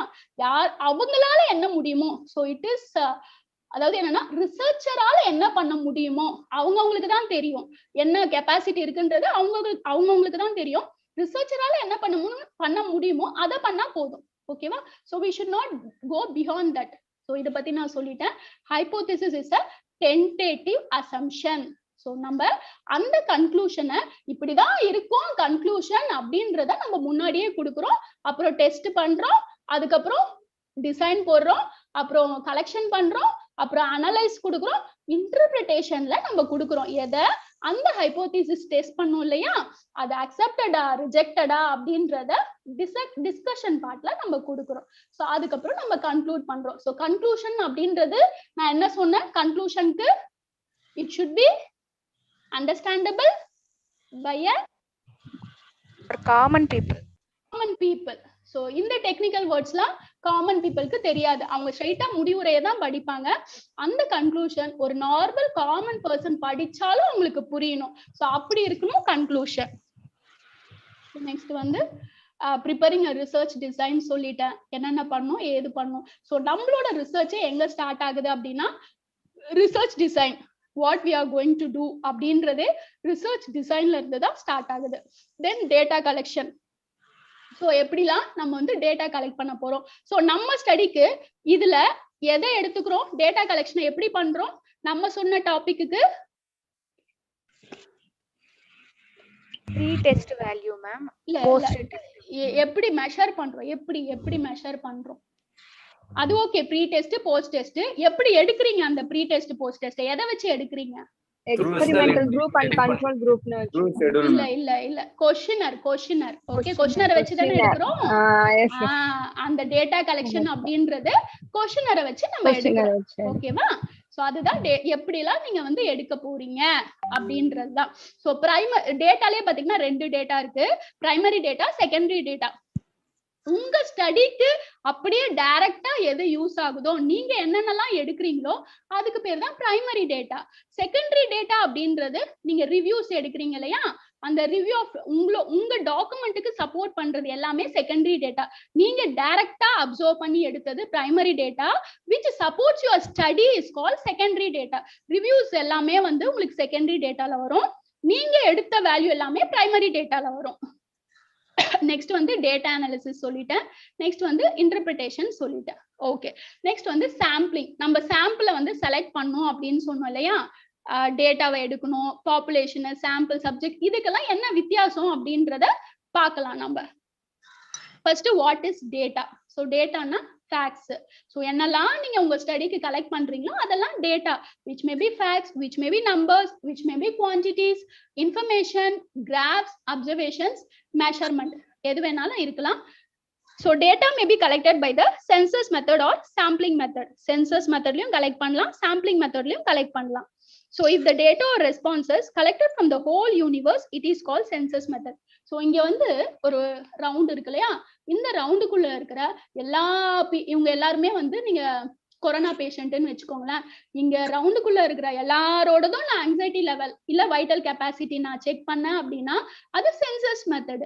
இவங்களுக்குள்ள இருக்கிற ஒரு 5 பேரை மட்டும் நான் எடுத்தேன் அப்படின்னா அதுக்கு பேர் தான் sample. Okay, so when the data are collected from the whole universe, it is census method. whole universeன்றது இந்த யூனிவர்ஸ்ல இருக்கிற எல்லாருமே கிடையாது. ஃபார் சென்னை டிஸ்ட்ரிக்ட் நான் எடுத்திருக்கேன்னு வச்சுக்கோங்களேன். சென்னை டிஸ்ட்ரிக்ட்ல இருக்கிற எல்லாரோடதும் நான் கலெக்ட் பண்ணேன் அப்படின்னா அது யூனிவர்ஸ். சென்னை டிஸ்ட்ரிக்ட்ல இருக்கிற ஒரு 10 பேரத மட்டும் நான் எடுத்து கலெக்ட் பண்ணேன் அப்படின்னா அதுக்கு பேரு சாம்பிளிங் மெத்தட். ஓகே, சோ இதுல பார்த்தா உங்களுக்கு தெரியும் பாப்புலேஷன்னா என்ன, சாம்பிள்னா என்ன, சப்ஜெக்ட்னா என்ன. So population அப்படின்றது the any group of individuals அந்த யூனிவர்ஸ்ல இருக்கிற எல்லா பீப்புளுமே பாப்புலேஷன். அதாவது கொரோனா பேஷண்டா இருக்கட்டும், கார்டியாக் சர்ஜரியா இருக்கட்டும், அந்த சென்னை டிஸ்ட்ரிக்ட்ல இருக்கிற எல்லா கார்டியாக் பேஷண்ட்டும் அவங்க எல்லாருமே பாப்புலேஷன். அவங்கல இருந்து நான் 10 பேரை எடுத்தேன் அப்படின்னா அது சாம்பிள். அந்த 10 பேரை எடுத்து என் ஸ்டடிக்கு வச்சுக்கிட்டேன் அப்படின்னா அதுக்கு பேர் தான் சப்ஜெக்ட். ஓகே, ஸோ ஒரு 100 கொரோனா பேஷண்ட் இருக்காங்க அப்படின்னா ஸோ அவங்களோட 100 கொரோனா பேஷண்ட்ஸ் இருக்காங்க இல்லையா, அவங்களுக்கு தான் பாப்புலேஷன். 100ல இருந்து நான் 10 பேரை எடுக்கிறேன் அப்படின்னா அதுக்கு பேர் தான் சாம்பிள். அந்த 10 பேரை என் ஸ்டடிக்கு நான் எடுத்துக்கிறேன். மேபி அந்த 10 பேர்ல 9 பேர் தான் வரலாம், ஒருத்தர் வராம இருக்கலாம், ஒருத்தர் வந்து எனக்கு இன்ட்ரெஸ்ட் இல்லைன்னு சொல்லலாம். ஸோ அதுல 9 பேர் தான் வராங்க, என்னோட ஸ்டடிக்கு நான் எடுத்துக்கிறேன் அப்படின்னா அதுக்கு பேர் தான் subject. So here population means all of the potential samples for a study. Sample means small number of individuals drawn from the population. Subject means an individual employed in your study.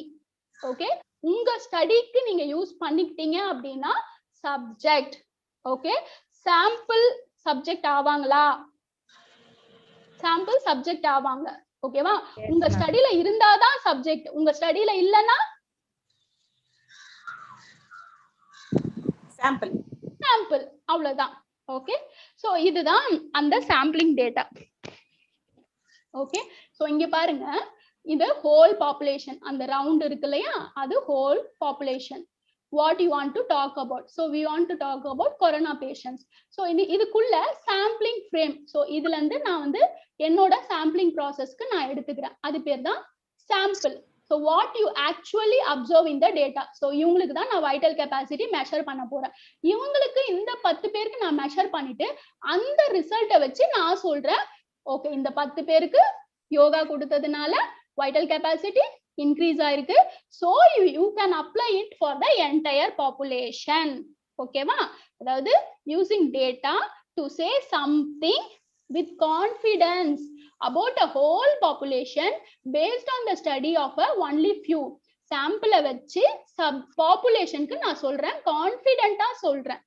ஓகேவா? இந்த 10 பேருக்கு vital capacity increase ஆயிருக்கு யோகா கொடுத்தது மூலமா, அதனால பாப்புலேஷனுக்கும் நம்ம கொடுக்கலாம். So எதை வச்சு சொல்றேன்? சாம்பிள் டேட்டா வச்சு சொல்றேன் இல்லையா? சோ சாம்பிள் டேட்டாக்கு 10 பேர் யோகா கொடுத்து ப்ரீ டெஸ்ட் எடுத்து போஸ்ட் டெஸ்ட் எடுத்து டேட்டா கலெக்ட் பண்ணி டேட்டா அனலைஸ் பண்ணி இன்டர்பிரேட் பண்ணி எனக்கு வந்து ஒரு ஃபைண்டிங்ஸ் கிடைச்சது, வைட்டல் கெப்பாசிட்டி இன்க்ரீஸ் ஆயிருக்கு கொரோனா பேஷண்ட்ஸ்ல அப்படின்னு எனக்கு ஒரு ஃபைண்டிங்ஸ் கிடைச்சிருக்கு.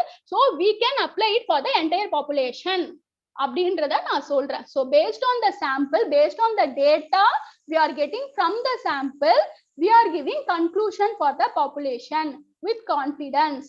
ஓகேவா? சோ இதுதான் சாம்பிளிங். சோ அதே பிக்சர் தான் இங்கேயும் கொடுத்திருப்பேன். பாப்புலேஷனா என்ன, சாம்பிள்னா என்ன, சப்ஜெக்ட்னா என்ன அப்படின்றது நமக்கு தெரிஞ்சிருக்கணும். ஓகே, சோ இந்த சாம்பிளிங்ல பாத்தீங்கன்னா நிறைய சாம்பிளிங் இருக்கு. இதுல டைப்ஸ் ஆஃப் சாம்பிளிங் பாருங்க, ப்ராபபிலிட்டி சாம்பிளிங், நான் ப்ராபபிலிட்டி சாம்பிளிங். ப்ராபபிலிட்டி சாம்பிளிங் அப்படின்றது scientific and accurate. you need rest, gap.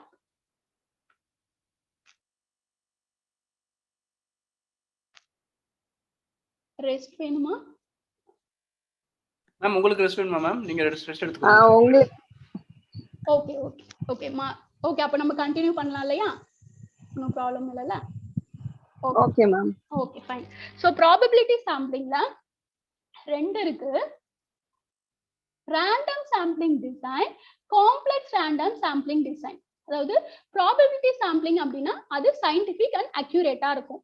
நான் ப்ராபபிலிட்டி அப்படின்னா நம்மளோட கன்வீனியன்ட்டுக்கு ஏற்ற மாதிரி பண்ணோம். இந்த கன்வீனியன்ட் அப்படின்ற வேர்டு நம்ம எங்கேயோ பார்த்தோமே, ஞாபகம் இருக்கா? எங்க பார்த்தோம்?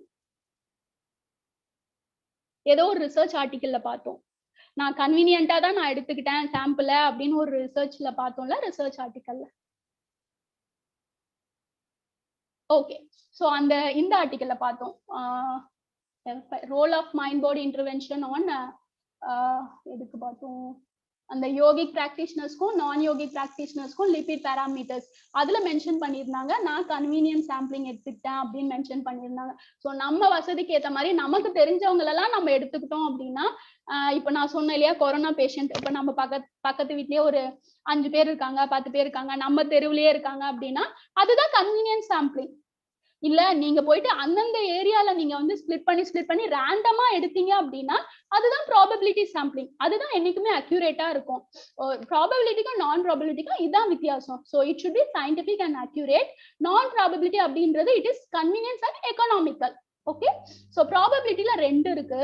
Random sampling design, complex random sampling design. So அந்த ரேண்டம் சாம்பிளிங் டிசைன்ல ஒன்னு இருக்கு simple random sampling. Complex random சாம்பிளிங்ல 6 இருக்கு. Stratified, proportionate, cluster, multi stage, systematic, sequential sampling. So இதெல்லாமே வந்து அந்த பிக்சர்ஸ் இருக்கும். அந்த பிக்சரை பார்த்து நம்ம வந்து ஐடென்டிஃபை பண்ணிக்கலாம். இதுல வந்து convenience or chunk or accidental sampling. So இது கேட்பாங்க, ப்ராபபிலிட்டி சாம்பிளிங்ல எது வரும்? இப்போ for example the snowball sampling will comes under which sampling? Which sampling? ப்ராபபிலிட்டியா நான் ப்ராபபிலிட்டியா? நான் ப்ராபபிலிட்டி. நான் ப்ராபபிலிட்டி. சோ இந்த மாதிரி क्वेश्चन வரும். சோ நான் ப்ராபபிலிட்டில ரெண்டு இருக்கு, convenience or chunk or accidental sampling, then purposive sampling. Purposive சாம்பிளிங்ல 3 இருக்கு, snowball sampling, quota sampling, judgment or purposive sampling. So இப்போ ஒண்ணுன்னா பார்க்கலாம். ஓகே, இதுல பாருங்க, இந்த பிக்சரை பாருங்க. இது ரெண்டுத்துக்குமே என்ன வித்தியாசம் தெரியுது உங்களுக்கு? ப்ராபபிலிட்டி சாம்பிளிங்க்கும் நான் ப்ராபபிலிட்டி சாம்பிளிங்க்கும். ப்ராபபிலிட்டி ரேண்டம், நான் ப்ராபபிலிட்டி சம் ஏதோ ஒரு அல்காரிதம் ஃபார்ம் பண்ணிருக்கோம், சீக்வென்ஸா எடுத்துக்கறாங்க. ரேண்டமா இல்ல, அவ்வளவுதான். ரேண்டமா இல்ல. Okay okay, so probability sampling வந்து ரேண்டமா இருக்கு, இங்க no randomization. So in probability sampling there will be randomization, in non probability sampling there will be no randomization. So that is the difference. So இதுல ஃபர்ஸ்ட் வந்து simple random sampling. So simple random sampling அப்படின்றது என்னன்னா, இப்போ அந்த என்ன topic பார்த்தோம் நம்ம? அந்த டாபிக் சொல்லுங்க, ஏதாவது ஒரு topic. Short term yogic practices on operative perioperative anxiety on cardiac patients. cardiac patients. So இப்போ இதுதான் டாபிக். நான் இப்போ ரிசர்ச் டிசைன் போடணும், ஓகேவா? இப்போ எப்படி நான் அந்த சாம்பிளை செலக்ட் பண்ண போறேன், அந்த கார்டியாக் பேஷண்ட்ஸை நான் எப்படி செலக்ட் பண்ண போறேன்? ஓகே, எப்படி செலக்ட் பண்ண போறேன் அப்படின்னா, இப்போ ஒரு ஹாஸ்பிட்டல்ல நான் எடுத்துக்கிறேன். அந்த ஹாஸ்பிட்டல்ல ஒரு 30 பேரை நான் எடுத்துக்கிறேன். நமக்கு எத்தனை பேர் வேணும்னு சொன்னேன்?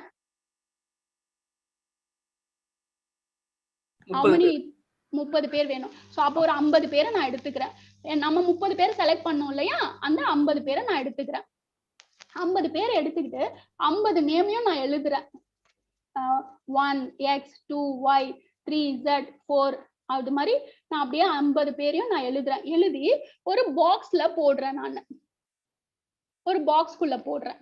போட்டுட்டு ஒருத்தரா எடுக்கிறேன். நான் ஒருத்தரா எடுக்கிறேன். எடுத்துட்ட உடனே நமக்கு எத்தனை தேவை?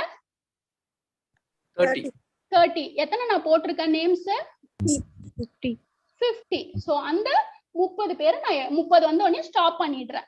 ஸ்டாப் பண்ணி அந்த 30 பேரை என் ஸ்டடிக்கு எடுத்துக்கிறேன். சோ அதுக்கு பேரு தான் சிம்பிள் ரேண்டம் சாம்பிளிங். புரிஞ்சுதா? Simple random sampling. Okay, so 50 எடுத்துக்கிறோம். இப்போ அந்த ஹாஸ்பிட்டல்ல 100 கார்டியாக் சர்ஜரி பேஷண்ட் இருக்காங்க அப்படின்னா, அந்த 100ன்றது பாப்புலேஷனா, சாம்பிளா, சப்ஜெக்டா?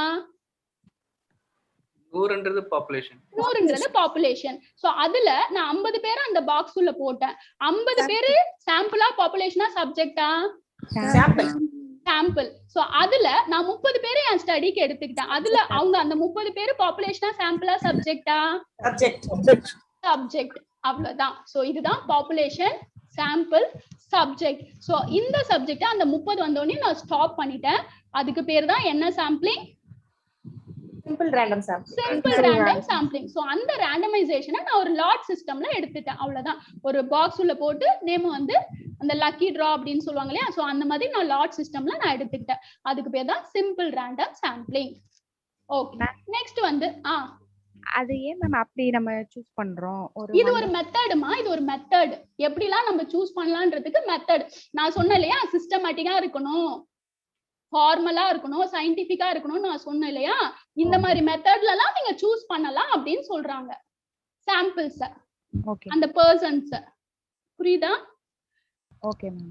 ஆசிட்டிஸ்லாம் நம்ம எடுக்க முடியாது, அதுக்குன்னு ஒரு ப்ரொசீஜர்ஸ் கொடுத்துருக்காங்க. சோ ரிசர்ச்ல அதுதான் சொல்றாங்க, இப்படிதான் இருக்கணும், இப்படிதான் பண்ணணும். நீ சாம்பிள் அப்படின்னா இப்படிதான் செலக்ட் பண்ணணும், உங்க இஷ்டத்துக்கு எல்லாம் போய் செலக்ட் பண்ண கூடாது. சோ உங்க இஷ்டத்துக்கு செலக்ட் பண்ணீங்கன்னா அதுக்கு பேர் என்ன? நான் ப்ராபபிலிட்டி சாம்பிளிங். நான் ப்ராபபிலிட்டி சாம்பிளிங். சோ அது வந்து சயின்டிபிக்கா இருக்குமா? இல்ல, அது கன்வீனியன்ட். அது கன்வீனியன்ட், எகனாமிக்கல், அவ்வளவுதான். பட் ஆனா சயின்டிபிக்கா இல்ல. சோ சயின்டிபிக்கா இருக்கிறதுக்கு அவங்க இந்த மெத்தட் எல்லாம் சொல்றாங்க, ப்ராபபிலிட்டி சாம்பிளிங்க சொல்றாங்க. அதுல இது ஒரு மெத்தட். ஓகேவா? ஒரு ரிசர்ச் அப்படின்னா இப்படிதான் பண்ணணும். அந்த சிஸ்டமேட்டைசேஷன் ஃபர்ஸ்ட் பாயிண்ட்ல நான் சொன்னேன் இல்லையா, research is a systematic investigation, formal investigation, scientific investigation அங்க நம்ம பார்த்தோம் இல்லையா. காக்கா வந்து கல்ல எடுத்து போட்டுச்சு, அது வந்து கல்ல எடுத்து போட்டது convenient சாம்பிளிங்கா random சாம்பிளிங்கா?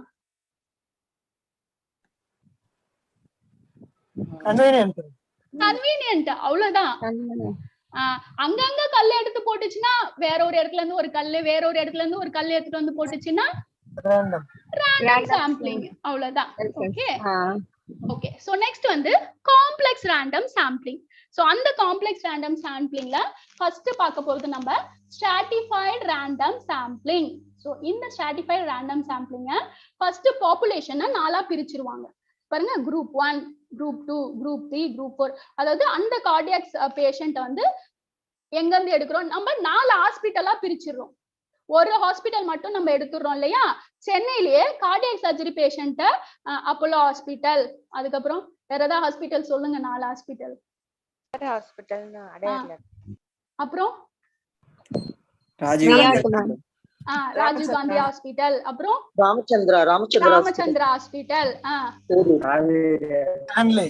Kaveri hospital, Madras medical mission. Okay, இப்ப நமக்கு 4 ஹாஸ்பிட்டல் வந்துருச்சா. நம்ம 4 ஹாஸ்பிட்டலை நம்ம வச்சிடுறோம். முதல்ல நம்ம 4 ஹாஸ்பிட்டலை பிரிச்சிடுறோம். அதான் 4 குரூப்பா 4 ஹாஸ்பிட்டலை பிரிச்சிடுறோம். அந்த 4 ஹாஸ்பிட்டலை பிரிச்சு அந்த 4 ஹாஸ்பிட்டலையும் கொஞ்சம் கொஞ்சமா நம்ம எடுத்துக்கிறோம். அதுல இருந்து கொஞ்சம் பேர், இதுல இருந்து 4 ஹாஸ்பிட்டலையும் கொஞ்சம் கொஞ்சம் பேர் எடுத்துக்கிறோம். சோ அதுக்கு பேரு தான் stratified random sampling. So first population are divided into groups. From that groups we are selecting randomly. ஓகேவா? பாப்புலேஷனை 4 குரூப், மேபி எத்தனை குரூப் வேணாலும், population are divided into strata. இங்க stratified random sampling இருக்கு இல்லையா. so the population are divided into strata or groups.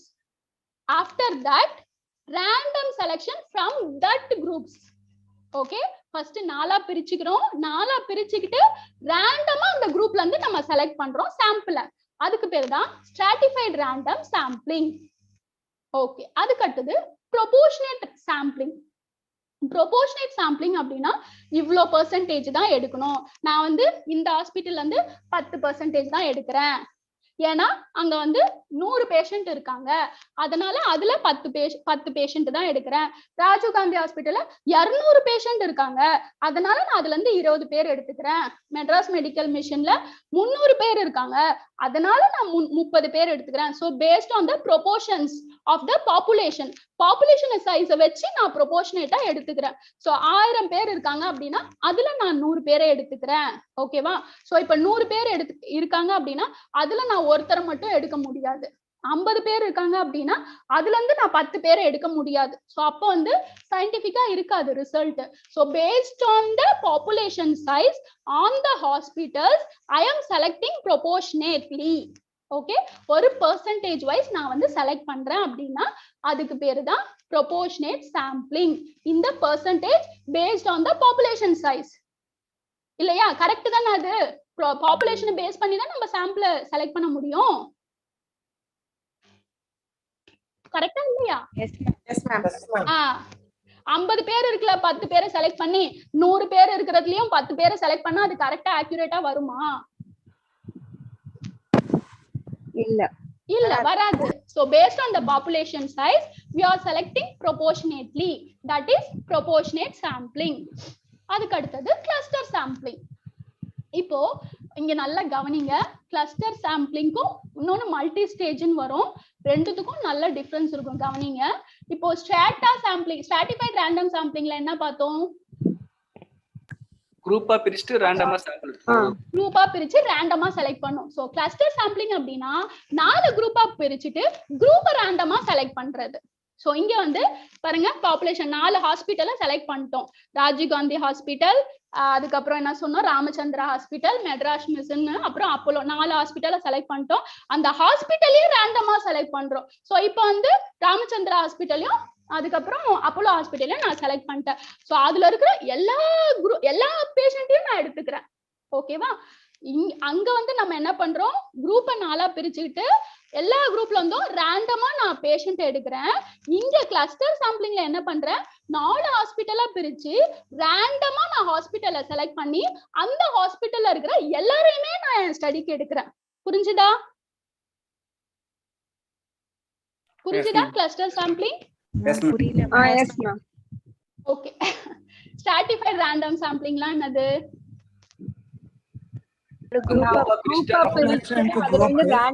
ரேண்டமா எடுக்கிறது. ஓகேவா?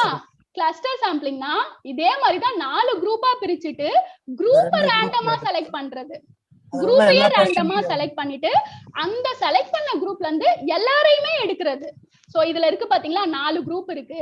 இதுல குரூப் 1 செலக்ட் பண்ணிருக்கேன், குரூப் 1 செலக்ட் பண்ணிருக்கேன். அந்த குரூப் 1ல இருந்து எல்லா பேஷண்ட்டையும் எடுக்கிறது, குரூப் 4ல இருந்து எல்லா பேஷண்ட்டையும் எடுக்கிறது. ஆனா ஸ்ட்ராட்டிஃபைட்ல என்ன பண்ணோம், 4 பேர்லயுமே செலக்டடா தான் நம்ம எடுத்தோம். இங்க குரூப்பை ரேண்டமா செலக்ட் பண்ணிட்டு எல்லாரையுமே எடுக்கிறோம்.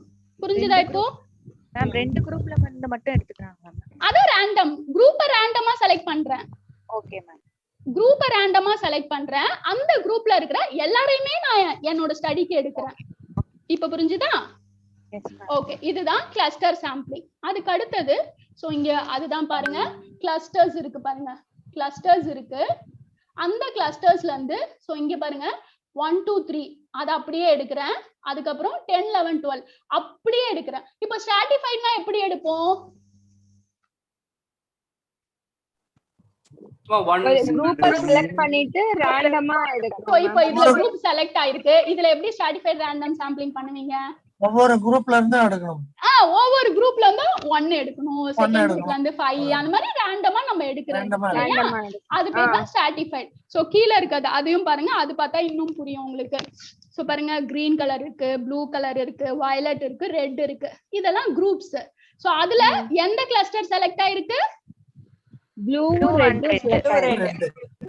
செலக்ட் ஆயிருக்கு. அப்படியே கிளஸ்டர்ஸ் கொத்து கொத்தா எடுக்கிறது. புரிஞ்சுதா?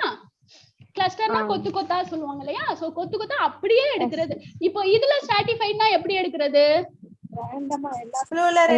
எல்லாத்துல இருந்து ஒவ்வொரு குரூப்ல இருந்தும் ரேண்டமா எடுத்துக்கிறது தான் ஸ்ட்ராட்டிஃபைட். எல்லா குரூப்ல இருந்தும் ரேண்டமா எடுக்கிறது. ப்ளூல இருந்து 2, கிரீன்ல இருந்து 2, ஆரஞ்சுல இருந்து 2, அதுக்கப்புறம் ரெட்ல இருந்து 2, வயலட்ல இருந்து 2, அது எடுத்தா அதுக்கு பேர் தான் என்னது? Stratified sampling. சோ இது வந்து கிளஸ்டரா எடுத்தீங்கன்னா கிளஸ்டர் சாம்பிளிங், அதுல இருந்து ரேண்டமா எடுத்தீங்கன்னா ஸ்ட்ராட்டிஃபைட் ரேண்டம் சாம்பிளிங். ஓகேவா?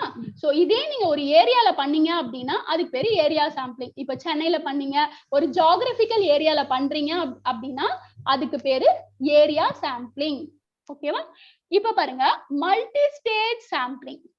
கிளஸ்டர் சாம்பிளிங்ல என்ன பண்ணும்?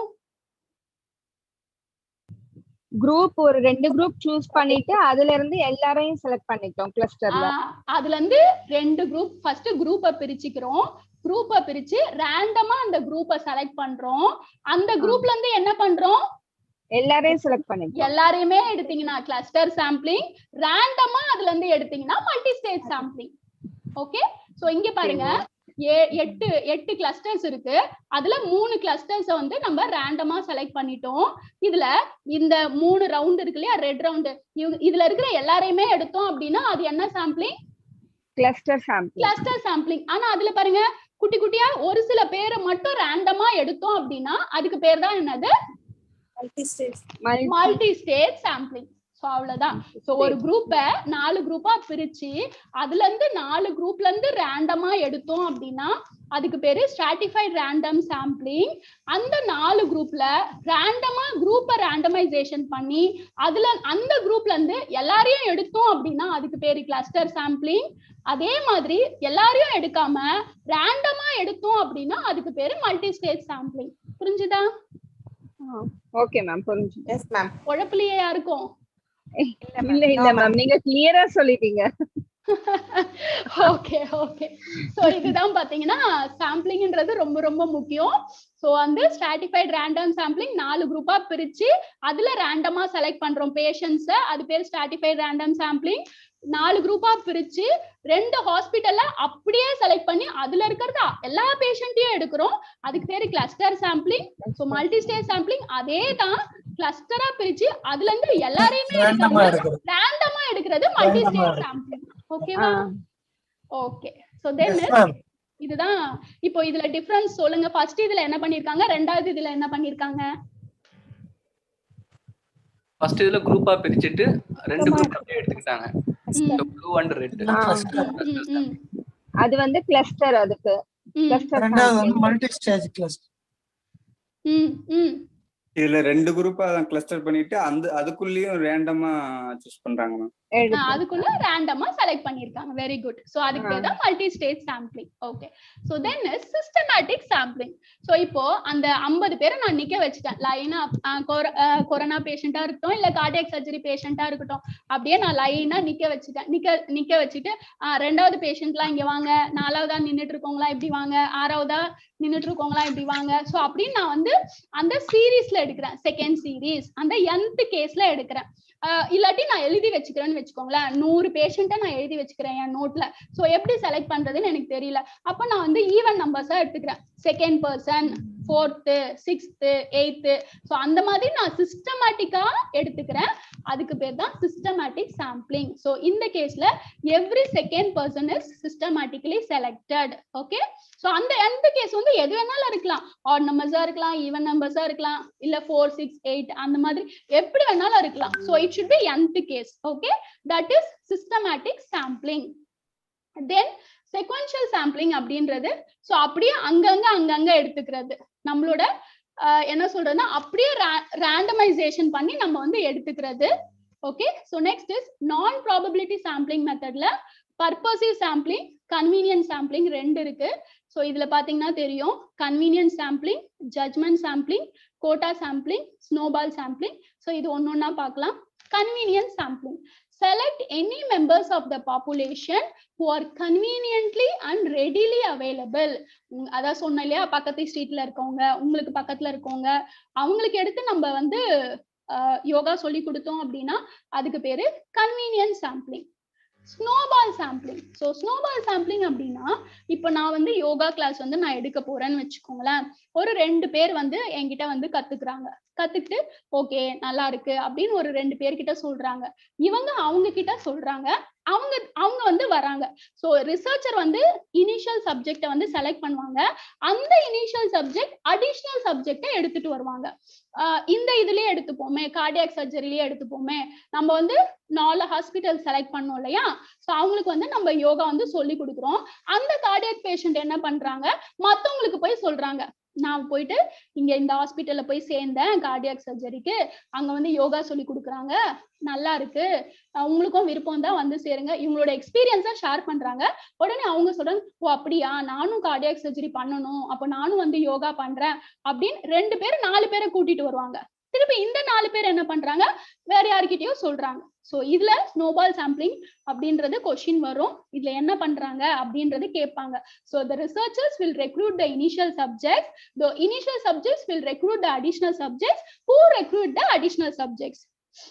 இப்போ நம்ம ட்ரெஸ் எடுக்கணும் அப்படின்னா எந்த கடையில வாங்கணும் அப்படின்னு கேட்போம் இல்லையா?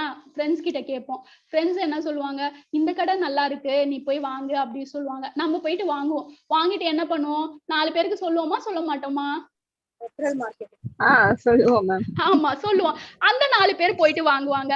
வந்துட்டு இங்க ஆஃபர் இருக்கு, இந்த ஆஃபர் இருக்கு, அந்த ஆஃபர் இருக்கு அப்படின்னு அவங்க 4 பேருக்கு சொல்லுவாங்க இல்லையா? அது பேர் தான் snowball sampling. So it's a kind of reference வெச்சுக்கோங்களேன் இல்லையா? ரெஃபரன்சிங். சோ அதுக்கு பேர் தான் ஸ்னோபால் சாம்பிளிங். அதுக்கு அடுத்தது கோட்டா சாம்பிளிங். சோ அங்க வந்து நம்ம என்ன பார்த்தோம், ப்ரொபோர்ஷனேட் சாம்பிளிங் பார்த்தோம் இல்லையா? ப்ரொபோர்ஷனேட் சாம்பிளிங்லாம் என்ன பார்த்தோம், எவ்வளவு நம்பர்ஸோ அதுக்கு பெர்சன்டேஜ் அப்ளை பண்ணோம் ஈக்குவலா. எவ்வளவு நம்பர்ஸோ அதுக்கு பெர்சன்டேஜ் வந்து அப்ளை பண்றோம். சோ இங்க வந்து என்னன்னா பேஸ்ட் ஆன் தி பாப்புலேஷன் நம்ம வந்து அங்க டிசைட் பண்ணோம். சோ இங்கேயும் அப்படிதான், ஆனா பாப்புலேஷன் வச்சு நம்ம டிசைட் பண்ணல. அங்க நான் என்ன சொன்னேன், 100 பேர் இருக்காங்க அப்படின்னா 10 பேர் நம்ம வந்து எடுக்கணும் அப்படின்றத நான் சொன்னேன். இன்னொரு ஹாஸ்பிட்டல்ல 50 பேர் இருக்காங்க அப்படின்னா எத்தனை பேர் எடுக்கணும், 5 பேர் எடுக்கணும். ஆனா நான் திருப்பி அங்கேயும் நான் 10 பேர் எடுக்கிறேன் அப்படின்னா அதுக்கு பேர் தான் கோட்டா சாம்பிளிங். சோ அந்த ஒரு இது வந்து இருக்காது, பாப்புலேஷன் பேஸ் பண்ணி இருக்காது. ஆனா கோட்டா ஈக்குவல் ப்ரொபோர்ஷனேட். அங்க எப்படி பார்த்தோம், ப்ரொபோர்ஷனேட்ல ஈக்குவலா எடுத்தோம். எல்லா இதுலயும் அந்த பாப்புலேஷன் இல்ல, பேஸ்ட் ஆன் தி பாப்புலேஷன் பேஸ்டா. இப்போ நான் இங்க என்ன பண்றேன், நான் ஃபிக்ஸ் பண்ணிடுறேன் 4 ஹாஸ்பிடலா, நீ எத்தனை பேர் வேணாலும் இருந்துக்கோ, 100 பேர் இந்த ஹாஸ்பிடல், 100 பேர் இந்த ஹாஸ்பிடலா, நான் 10 பேர், நீ 100 பேர் இருந்தாலும் நான் 10 பேர் தான் எடுப்பேன், நீ 500 பேர் இருந்தாலும் நான் 10 பேர் தான் எடுப்பேன். என்னோட பெர்சன்டேஜ் 10%, 4 ஹாஸ்பிடல்ல இருந்தோம். ஓகே, சோ இங்க நான் பாப்புலேஷன் சைஸை நான் மீன் பண்ணல, என் பெர்சன்டேஜ் தான் நான் ஃபிக்ஸ் பண்றேன். புரிஞ்சுதா? ஓகே. சோ பட் ப்ரொபோர்ஷனேட்ல அப்படி கிடையாது. அதனால தான் அது சயின்டிஃபிக்கா இருக்கு, அக்யூரேட்டா இருக்கு. இது சயின்டிஃபிக்கா அக்யூரேட்டா இருக்குமா? இல்ல மேம், கன்வீனியன்ட் இருக்காது, ஃபிக்ஸ்டு இருக்காது. ஆமா, இது ஃபிக்ஸ்டு, அவ்வளவுதான். நீ எத்தனை 1000 பேஷண்ட் ஆச்சு வெச்சுக்கோ, 100 பேஷண்ட் ஆச்சு வெச்சுக்கோ, இல்ல 10 பேஷண்ட் ஆச்சு வெச்சுக்கோ, நான் 10 பேர் தான் எடுப்பேன் அப்படின்றத நான் ஃபிக்ஸ் பண்ணிட்டேன். So this is quota sampling. So next வந்து judgment or purposive sampling. So judgment or purposive sampling அப்படின்னா என்னன்னா, இப்போ வந்து ஃபார் எக்ஸாம்பிள் வந்து என்னன்னா, கொரோனா பேஷண்ட் என்ன பார்த்திருக்கோம், கார்டியாக் சர்ஜரி பேஷண்ட் வந்து பார்த்துட்டு இருக்கோம் இல்லையா? இப்போ கார்டியாக் சர்ஜரி பேஷண்ட் வந்து யோகா வந்து பண்ணணும். அப்போ நம்ம யாரை கன்சல்ட் பண்ணோம், டாக்டரை கன்சல்ட் பண்ணோம். இப்போ நான் போயிட்டு கேட்கிறேன் டாக்டர் கிட்ட, இந்த மாதிரி வந்து ஓகே, இந்த மாதிரி வந்து கார்டியாக் பேஷண்ட் வந்து நம்ம எடுத்துக்கலாமா, அந்த கார்டியாக் பேஷண்ட் எப்படி அப்படின்றத நான் வந்து கேட்கிறேன். ஒன்னு டாக்டர் வந்து சொல்றாங்க, அந்த பேஷண்டா, ஓகே இந்த ரிஸ்க் இருக்கு, அந்த ரிஸ்க் இருக்கு. அதாவது நம்ம சாம்பிளை செலக்ட் பண்ண போறோம் அப்படின்னா அவங்கள பத்தி யாருக்கு தெரிஞ்சிருக்குமோ அவங்க கிட்ட நான் போயிட்டு கேட்கிறேன். ஓகே, இப்போ என்கிட்ட வந்து ஜாப் கேட்குறாங்க, உங்களுக்கு யாராவது தெரியுமா அப்படின்னு என்கிட்ட வந்து கேட்குறாங்கன்னு வச்சுக்கோங்களேன். இந்த ஸ்டூடெண்ட் வந்து அப்ளை பண்ணியிருக்காங்க, உங்களுக்குள்ளேயே சொல்றேன். ஃபார் எக்ஸாம்பிள் யார் இருக்கா, சந்திரவதனா இருக்காங்கன்னு வச்சுக்கோங்க. சந்திரவதனா வந்து ஜாப் அப்ளை பண்ணியிருக்காங்க ஒரு ஸ்கூல்ல. ஸோ அந்த ஸ்கூல் பிரின்சிபல் வந்து எனக்கு கால் பண்ணி கேட்குறாங்க, இந்த மாதிரி சந்திரவதனா அப்படின்றவங்க ஜாப் அப்ளை பண்ணியிருக்காங்க, உங்களுக்கு வந்து தெரியுமா, அவங்க எப்படி நல்லா எடுப்பாங்களா, அவங்கள பத்தி சொல்லுங்க அப்படின்னு என்கிட்ட சொல்றாங்க. நான் சொல்றேன் okay she is perfect good girl, நல்லா படிப்பாங்க, நல்லா பண்ணுவாங்க, நீங்க வந்து தாராளமா ஜாப் கொடுக்கலாம் அப்படின்னு நான் அவங்க கிட்ட சொல்றேன். அவங்க என்ன பண்றாங்க, அவங்கள செலக்ட் பண்றாங்க. தட் இஸ் ஒரு வேர்ட்ல சொல்லணும் அப்படின்னா getting opinion from the expert who knows about them. அவங்கள பத்தி தெரிஞ்சிருக்கோம் இல்லையா, அவங்க கிட்ட நம்ம ரிசர்ச்சர் போயிட்டு ஒப்பீனியன் கேட்கறது தான் ஜட்ஜ்மெண்ட் ஆர் பர்பசிவ் சாம்பிளிங். புரிஞ்சுதா? Okay. Getting opinion from the expert, those who know about them. சப்ஜெக்ட பத்தி தெரிஞ்ச ஒருத்தவங்க கிட்ட, நல்லா தெரிஞ்ச ஒருத்தவங்க கிட்ட போயிட்டு நம்ம ஒப்பீனியன் கேக்குறோம். இவங்களை எடுக்கலாமா, நானு அவங்களுக்கு ஏதாவது ரிஸ்க் ஃபேக்டர் இருக்கா, கார்டியாக் சர்ஜரிக்கு இவங்களுக்கு கொடுக்கலாமா, கொடுத்தா சரி வருமா, அவங்க வந்து கேட்டிருக்காங்க யோகா வேணும்னு கேட்டிருக்காங்க, நான் சொல்லி தரலாமா, வேற ஏதாவது ரிஸ்க் ஃபேக்டர்ஸ் இருக்கா அப்படின்னு நான் போய் யார்கிட்ட ஒப்பீனியன் கேக்குறேன், எக்ஸ்பர்ட்ஸ் கிட்ட கேக்குறேன். சோ எக்ஸ்பர்ட்ஸ்க்கு என்ன தெரிஞ்சிருக்கணும், சப்ஜெக்ட பத்தி ஃபுல் டீடைல்ஸ் தெரிஞ்சிருக்கணும். ஓகேவா? சோ அதுதான் judgment or purposive sampling. So the researcher is asking about the subjects to the person, to the expert who knows about all the information about the subject. Okay, understood? Yes ma'am. Okay, fine. So then is அவ்வளவுதான் sampling. அடுத்தது research report. So interpretation பண்ணோம் அப்படின்னு நாங்க பார்த்தோம் இல்லையா, அந்த 7 steps of research process என்னது சொல்லுங்க யாராவது. First research-ஓட problem define பண்ணிக்கணும் மேம். அடுத்து அத பத்தின ரிவ்யூ. ஓகே, நோட் சொல்லுங்க. சொல்லுங்க. ரிவ்யூ லிட்டரேச்சர் படிக்கணும் மேம். அப்புறம் formulate the hypothesis formulate பண்ணிக்கணும். ஓகே. then research design பண்ணிக்கணும்.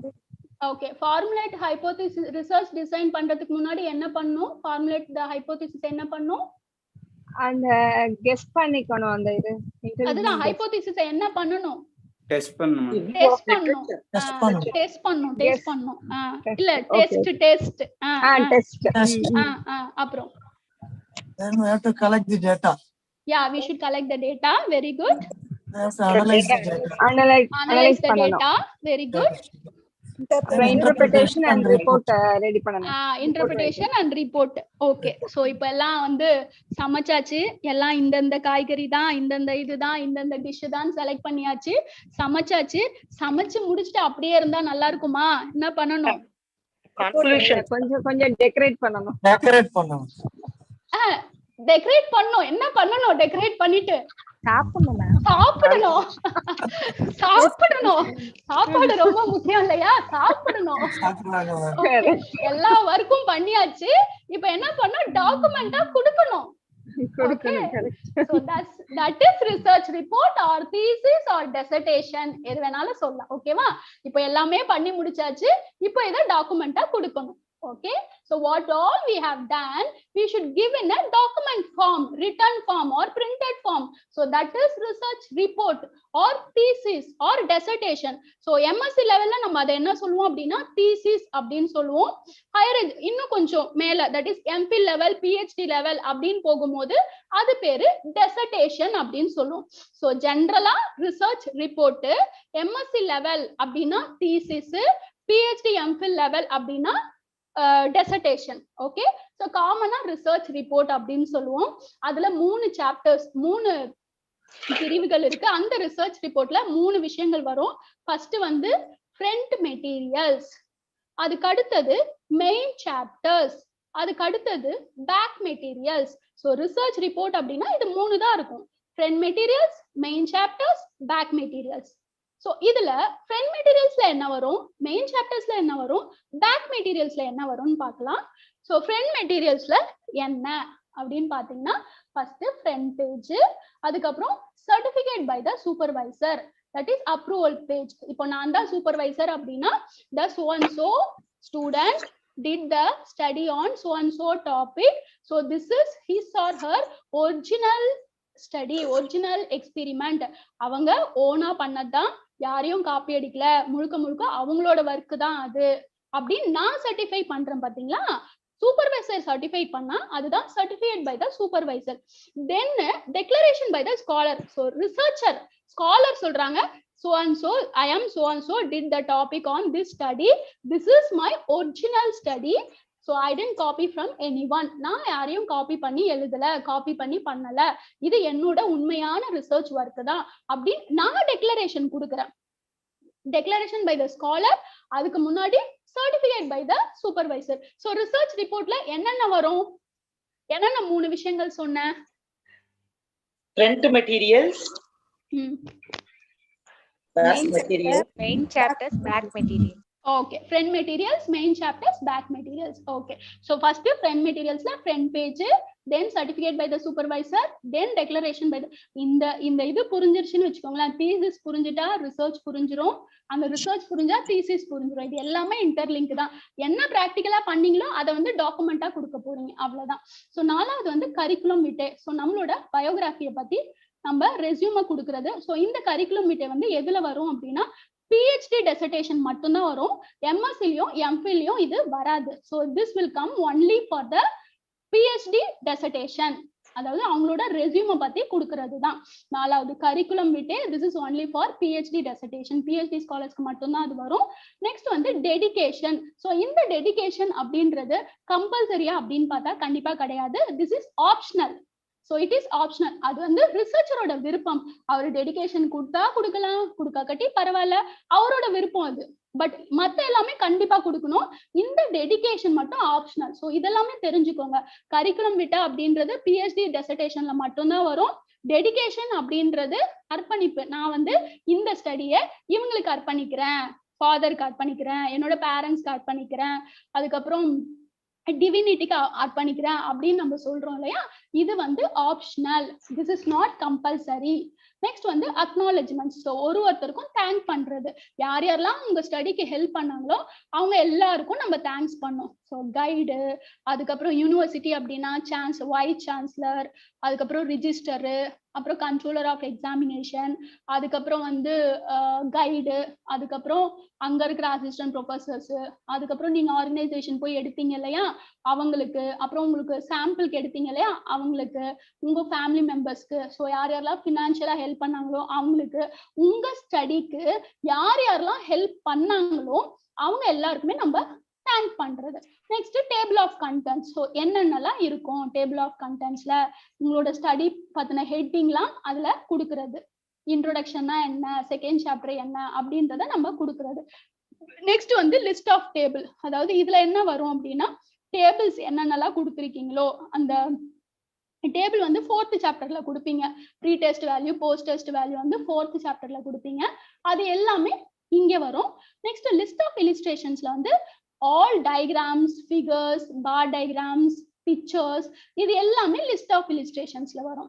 ஓகே, நெக்ஸ்ட் வந்து மெயின் சாப்டர்ஸ். மெயின் சாப்டர்ஸ் பாத்தீங்கன்னா 5 சாப்டர் தான். ஒன்னு chapter 1 introduction, chapter 2 reviews, chapter 3 methodology, chapter 4 results and discussion, chapter 5 summary, conclusions and recommendations. அவ்வளவுதான். Next back மெட்டீரியல்ஸ்ல 2 வரும். ஒன்னு வந்து பிப்ளியோகிராஃபி, 2வது வந்து அப்பெண்டிசஸ். பிப்ளியோகிராஃபில அந்த ரெஃபரன்ஸ்லாம் நம்ம கொடுக்கணும். என்னென்னு பாத்தீங்கன்னா என்ன புக்கை நீங்க ரெஃபர் பண்றீங்க, எந்த ஜேர்னலை ரெஃபர் பண்றீங்க.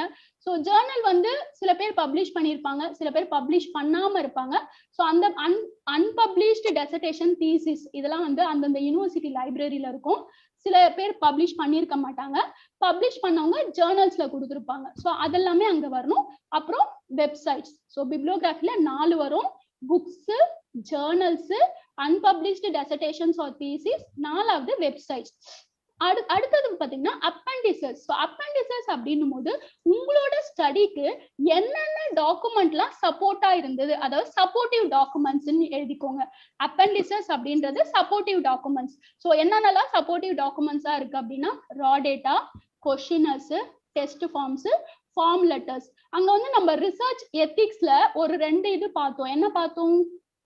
ஒரு ரிசர்ச் ஆர்டிகல்ல ரிட்டன் கன்சென்ட், அந்த குரூப்ல இந்த குரூப் ரிட்டன் இன்ஃபார்ம்டு கன்சென்ட், இன்னொன்னு ethical approval. Ethical approval, very good. So அந்த 2த்தையும் இந்த அப்பெண்டிசஸ்ல தான் கொடுக்கணும். இந்த ஃபார்ம் லெட்டர்ஸ்ன்னு இருக்கு இல்லையா, ஸோ அதுதான் அது. Ethical approval, written informed consent, and ethical approval form, institutional ethical committee letter வந்து நம்ம அப்பெண்டிசிஸ்ல தான் கொடுக்கணும். நம்மளோட ரிசர்ச்சுக்கு என்னென்னலாம் சப்போர்ட்டிவ் டாக்குமெண்ட்ஸ் நம்ம கலெக்ட் பண்ணோமோ அந்த எல்லா டாக்குமெண்ட்டும் இந்த அப்பெண்டிசிஸ்லாம் கொடுக்கணும். பிளஸ் நம்ம எடுத்த போட்டோஸ், ட்ரைனிங் போட்டோஸ், டெஸ்ட் எடுத்த போட்டோஸ் எல்லாமே இந்த அப்பெண்டிசிஸ்ல தான் வரும். ஸோ இதுதான் ரிசர்ச் ரிப்போர்ட். ரிசர்ச் ரிப்போர்ட்ல 3 இருக்கு: front materials, main chapters, back materials. So front மெட்டீரியல்ஸ்ன்றது இதுதான். கரிக்குலம் விட்டா எதுல வரும்? PhD இதுல மட்டும் வரும். PhD இதுல மட்டும் வரும். டெடிகேஷன் அப்படின்றது ஆப்ஷனலா கம்பல்சரியா? ஆப்ஷனல். ஓகே. ஸோ இதுதான் பாத்தீங்கன்னா ஃப்ரண்ட் மெட்டீரியல்ஸ். பேக் மெட்டீரியல்ஸ்ல என்னென்ன டாபிக் வரும், என்னென்ன ஹெட்டிங் வரும்? bibliography and journals, bibliography and appendices. bibliographyல என்ன வரும்? யூஸ்ஃபுல் நம்ம ரெஃபரன்ஸ் எதுல இருந்து ரெஃபர் பண்ணோம் அப்படின்னு சொல்லிட்டு என்னென்ன புக், ஜர்னல்ஸ், அப்புறம் அன்பப்ளிஷ்டு டிசர்டேஷன் அந்த வெப்சைட்ஸ். அப்புறம் அப்பெண்டிசிஸ்ல என்னென்ன வரும்? Raw data, questionnaire, raw datas, questionnaire வரும், written consent, ethical approval. Okay. அதாவது உங்க ஸ்டடிக்கு தேவையான சப்போர்ட்டிவ் டாக்குமெண்ட்ஸ். ஓகே. சாப்டர்ஸ் என்னென்ன? 5 சாப்டர்ஸ்.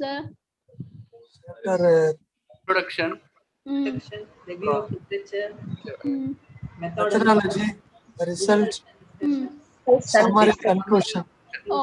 Okay fine. ஓகே. இப்போ இதுல இன்ட்ரோடக்ஷன் அப்படின்றது என்னன்னு சொல்லியிருக்கேன். அந்த பேக்ரவுண்ட் பார்த்தோம்ல ஒரு ரிசர்ச் ஆர்டிகல்ல. இன்ட்ரோடக்ஷன்ல நீங்க என்ன கொடுக்கணும்? What we should do in introduction சொல்லியிருக்கேன் நான் இதுக்கு முன்னாடி. background, aim. அதுதான் பேக்ரவுண்ட் எய்ம்ல என்ன வரும், என்ன கொடுக்கணும், என்ன வரும், என்ன கண்டென்ட் ஜஸ்டிஃபை பண்ணணும் மேம். ஜஸ்டிஃபை பண்ணணும். Very good. So we should justify the topic, why we should took the topic,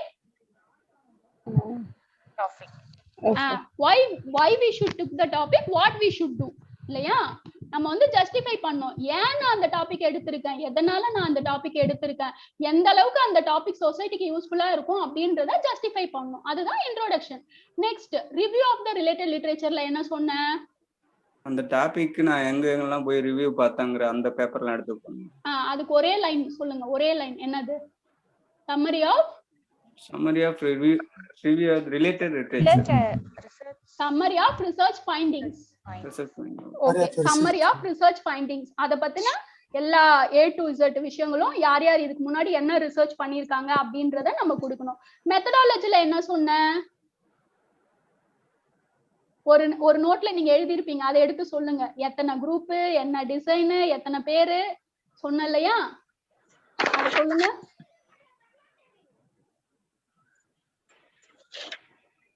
research design எழுதுனீங்களே மேம். குரூப்பா பிரிக்கணும். Control group. அதுதான் அது 30 மெம்பர்ஸ். அதுல வந்து ஃபர்ஸ்ட் இத பத்தி எடுக்க போறோம்னா ஒரு क्वेश्चनर ரெடி பண்ணி அந்த क्वेश्चनर வெச்சு பண்ணனும். 3 months 5 days a week. 3 months 5 days. Time very good. Time. Pre-test. Very good. After 3 months post test. After 3 months post test. Okay. So அந்த ரிசர்ச் டிசைன்ல கொடுத்தீங்க இல்லையா? அதுதான் மெத்தடாலஜி. சோ மெத்தடாலஜில இருந்து தான் நான் என்ன சொன்னேன், நம்மளோட ரிசர்ச் ஆரம்பிக்குதுன்னு சொன்னேன். நம்மளோட ரிசர்ச் எங்க இருந்து தான் ஆரம்பிக்குது? மெத்தடாலஜில இருந்து தான் ஆரம்பிக்குது. சோ நெக்ஸ்ட் வந்து research and discussions. Research and discussions தான் நீங்க எடுத்த pre test value, post test values. So இது எல்லாத்தையும் கொடுக்கணும். அதுக்கு என்ன சொன்ன? Data collection and data analysis. அதுக்கு அடுத்தது data collection, data analysis, data collection, data analysis, interpretation. So இது மூணுமே இந்த ரிசர்ச் அண்ட் டிஸ்கஷன்ஸ்ல தான் வரும். அந்த லாஸ்டா இருக்குது summary, conclusions and recommendation. So இதெல்லாம் நான் முடிச்சிட்டேன். என்னோட சம் பண்றேன், கன்க்ளூஷன் கொடுக்குறேன், ரெக்கமெண்டேஷன்ஸ் சொல்றேன். சோ கன்க்ளூஷன்ஸ் அப்படின்றது என்ன சொன்னேன்? ரிசர்ச் கேப் இருக்கும், அதுல தான் கன்க்ளூஷன்ஸ். ஓகே. கன்க்ளூஷன் பொறுத்த வரைக்கும் ஒரு பாயிண்ட் காமன் பீப்புளுக்கும் புரியுற மாதிரி காமன் பீப்புளுக்கும் புரியணும். ஓகே, அதுக்கு அடுத்தது ரெக்கமெண்டேஷன். சோ இத வந்து நான் ரெக்கமெண்ட் பண்றேன். அதுக்கப்புறம் சஜஷன்ஸ்னு ஒரு பாயிண்ட் இருக்கும். சோ அதுல தான் பாத்தீங்கன்னா வந்து கொடுத்திருப்பாங்க, இத வந்து ஃபர்தரா வரவங்க இப்படி கேரி ஃபார்வர்ட் பண்ணலாம், இப்படி பண்ணலாம், அப்படி பண்ணலாம், சஜஷன்ஸ்ல கொடுத்திருப்பாங்க. ஓகே, அதுக்கு அடுத்தது பேக் மெட்டீரியல்ஸ் 2 சொல்லிட்டேன், பிப்ளியோகிராஃபி, அப்பெண்டிசஸ். சோ நெக்ஸ்ட் வந்து புரிஞ்சுதா research report? Okay, so next வந்து இது அந்த தீசிஸ் பத்தி ஃபுல்லா இருக்கும். the thesis, what is a thesis, parts of a thesis நம்ம அங்க பார்த்தோம் இல்லையா, அதுதான் ஃபுல்லா இருக்கும். டைட்டில் பேஜ்னா என்ன, அப்ரூவல் ஷீட்னா என்ன, அப்ஸ்ட்ராக்ட்னா என்ன, அக்னாலஜ்மெண்ட்னா என்ன, டெடிகேஷன் என்ன, table of contents, list of tables, title of chapters, chapter 1ல நம்ம என்ன போடணும். ஓகே, அதுக்கப்புறம் இது எல்லாமே வரும். ஆக்சுவலா நான் இதை சொல்றதுக்கு பதில் நான் இந்த தீசிஸையே நான் காட்டுறேன். அப்பதான் நீங்க அந்த தீசிஸை பார்த்துட்டு இதை நீங்க படிச்சீங்க அப்படின்னா ஒரு ஐடியா கிடைக்கும். ஓகே, நம்ம வந்து தீசிஸ்க்கு போலாம்.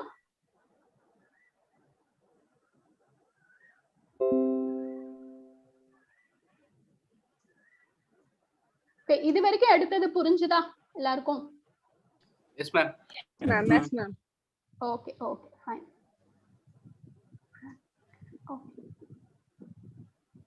ஸோ அந்த தீசிஸை நான் எக்ஸ்பிளைன் பண்றதுக்கு பதில் நான் தீசிஸே காட்டுறேன், அப்பதான் உங்களுக்கு ஒரு ஐடியா வரும்.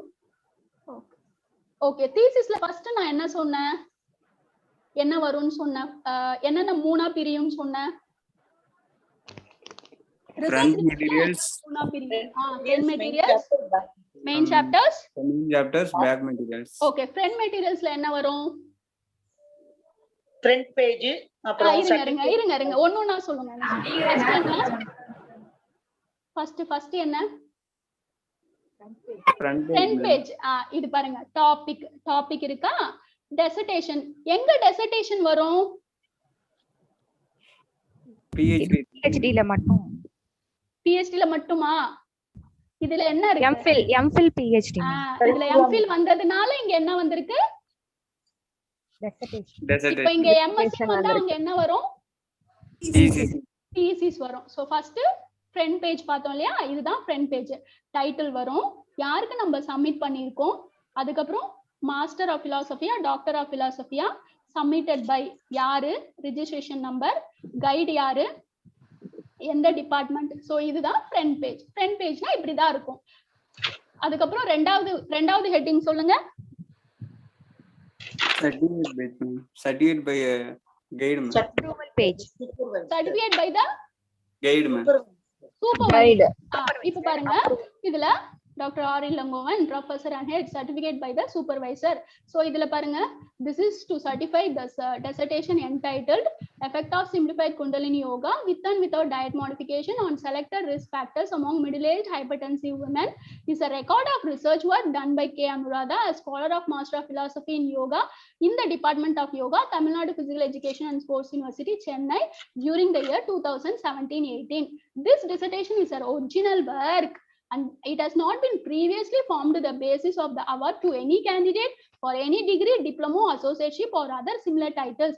இந்த மாதிரி யாருமே முன்னாடி பண்ணல, இது அவங்களோட ஒரிஜினல் வர்க் அப்படின்றத யார் சொல்றாங்க?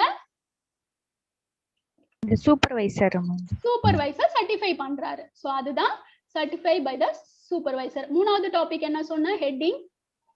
Scholar declaration. Scholar declaration. இப்போ இங்க வந்து நான் டிக்ளேர் பண்றேன், இது என்னோட ஒரிஜினல் ஒர்க் தான், so and so studying here MPhil இந்த டிபார்ட்மெண்ட் இந்த டாபிக் அப்படின்றத நான் வந்து டெக்ளரேஷன் கொடுக்குறேன். இது என்னோட ஒரிஜினல் ஒர்க் தான், நான் எதையுமே பார்த்து காப்பி பண்ணல, இதுக்கு முன்னாடி யாரும் வந்து இந்த மாதிரி பண்ணல அப்படின்றத நான் வந்து டெக்ளேர் பண்றேன். இது வந்து இது எல்லாமே எதுல வருது? பேக் மெட்டீரியல்ஸ்லயா? Front material. நாலாவது டாபிக் என்ன? நாலாவது ஹெட்டிங் என்னமா? கரிக்குலம் விட்ட எதுக்கு வரும்? PhD. அப்ப இதுக்கு வருமா வராதா? MPhilக்கு வராது. ஓகே, சோ அதனால வரல. அதுக்கு அடுத்தது டெடிகேஷன். டெடிகேஷன்ன்றது கம்பல்சரி ஆப்ஷனல். சோ பட் ஆனா இங்க நான் கொடுத்திருப்பேன் டெடிகேட்டட் டு மை குரு அப்படின்னு கொடுத்திருப்பேன்.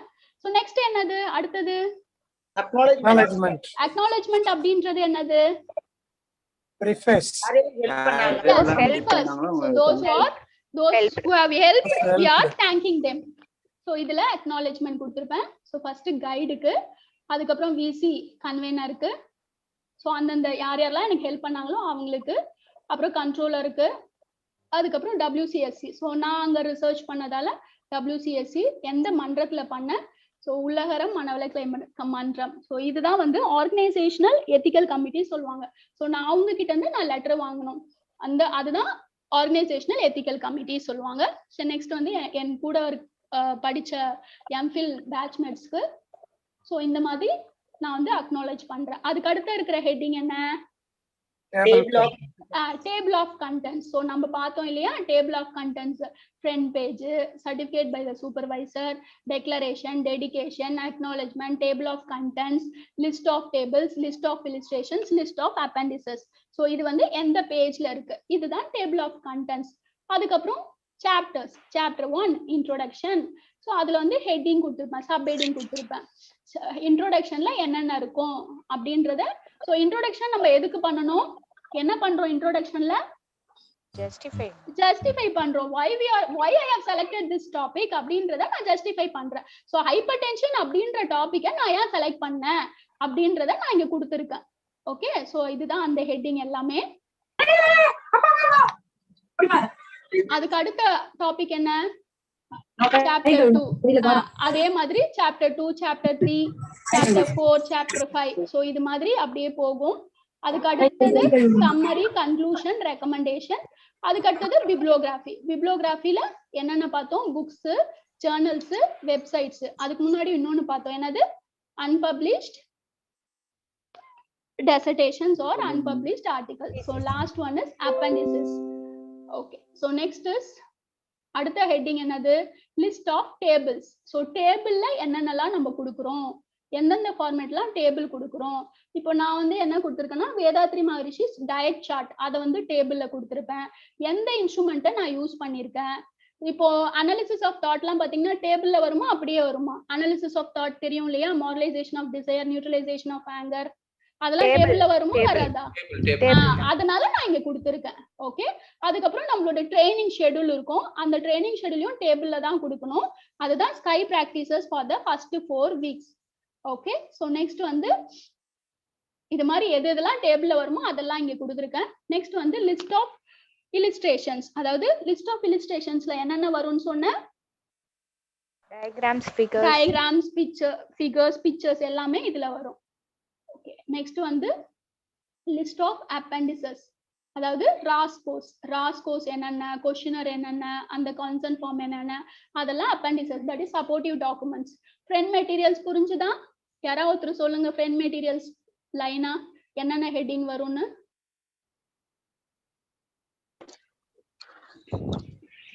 Front page, approval by supervisor, scholars declaration, CV in case of PhD scholars. Okay. Okay. Table of contents, table of. Okay. And appendices. And list of tables. List of pictures, figures. அதெல்லாம் வரும். Then references எல்லாம் இங்க வரும் தெரியல. appendix வரும். Okay, fine. So this is about friend materials. So என்னென்ன வரும் friend materialsல அப்படின்னு பார்த்தோம். friend materialsக்கு அப்புறம் இருக்கிற அடுத்த டாபிக் என்னது? ரிசர்ச் ரிப்போர்ட்ல main chapter. Yes, very good. main chapters. So friend materials பார்த்துட்டோம். இப்போ main chapters பார்க்கலாம்.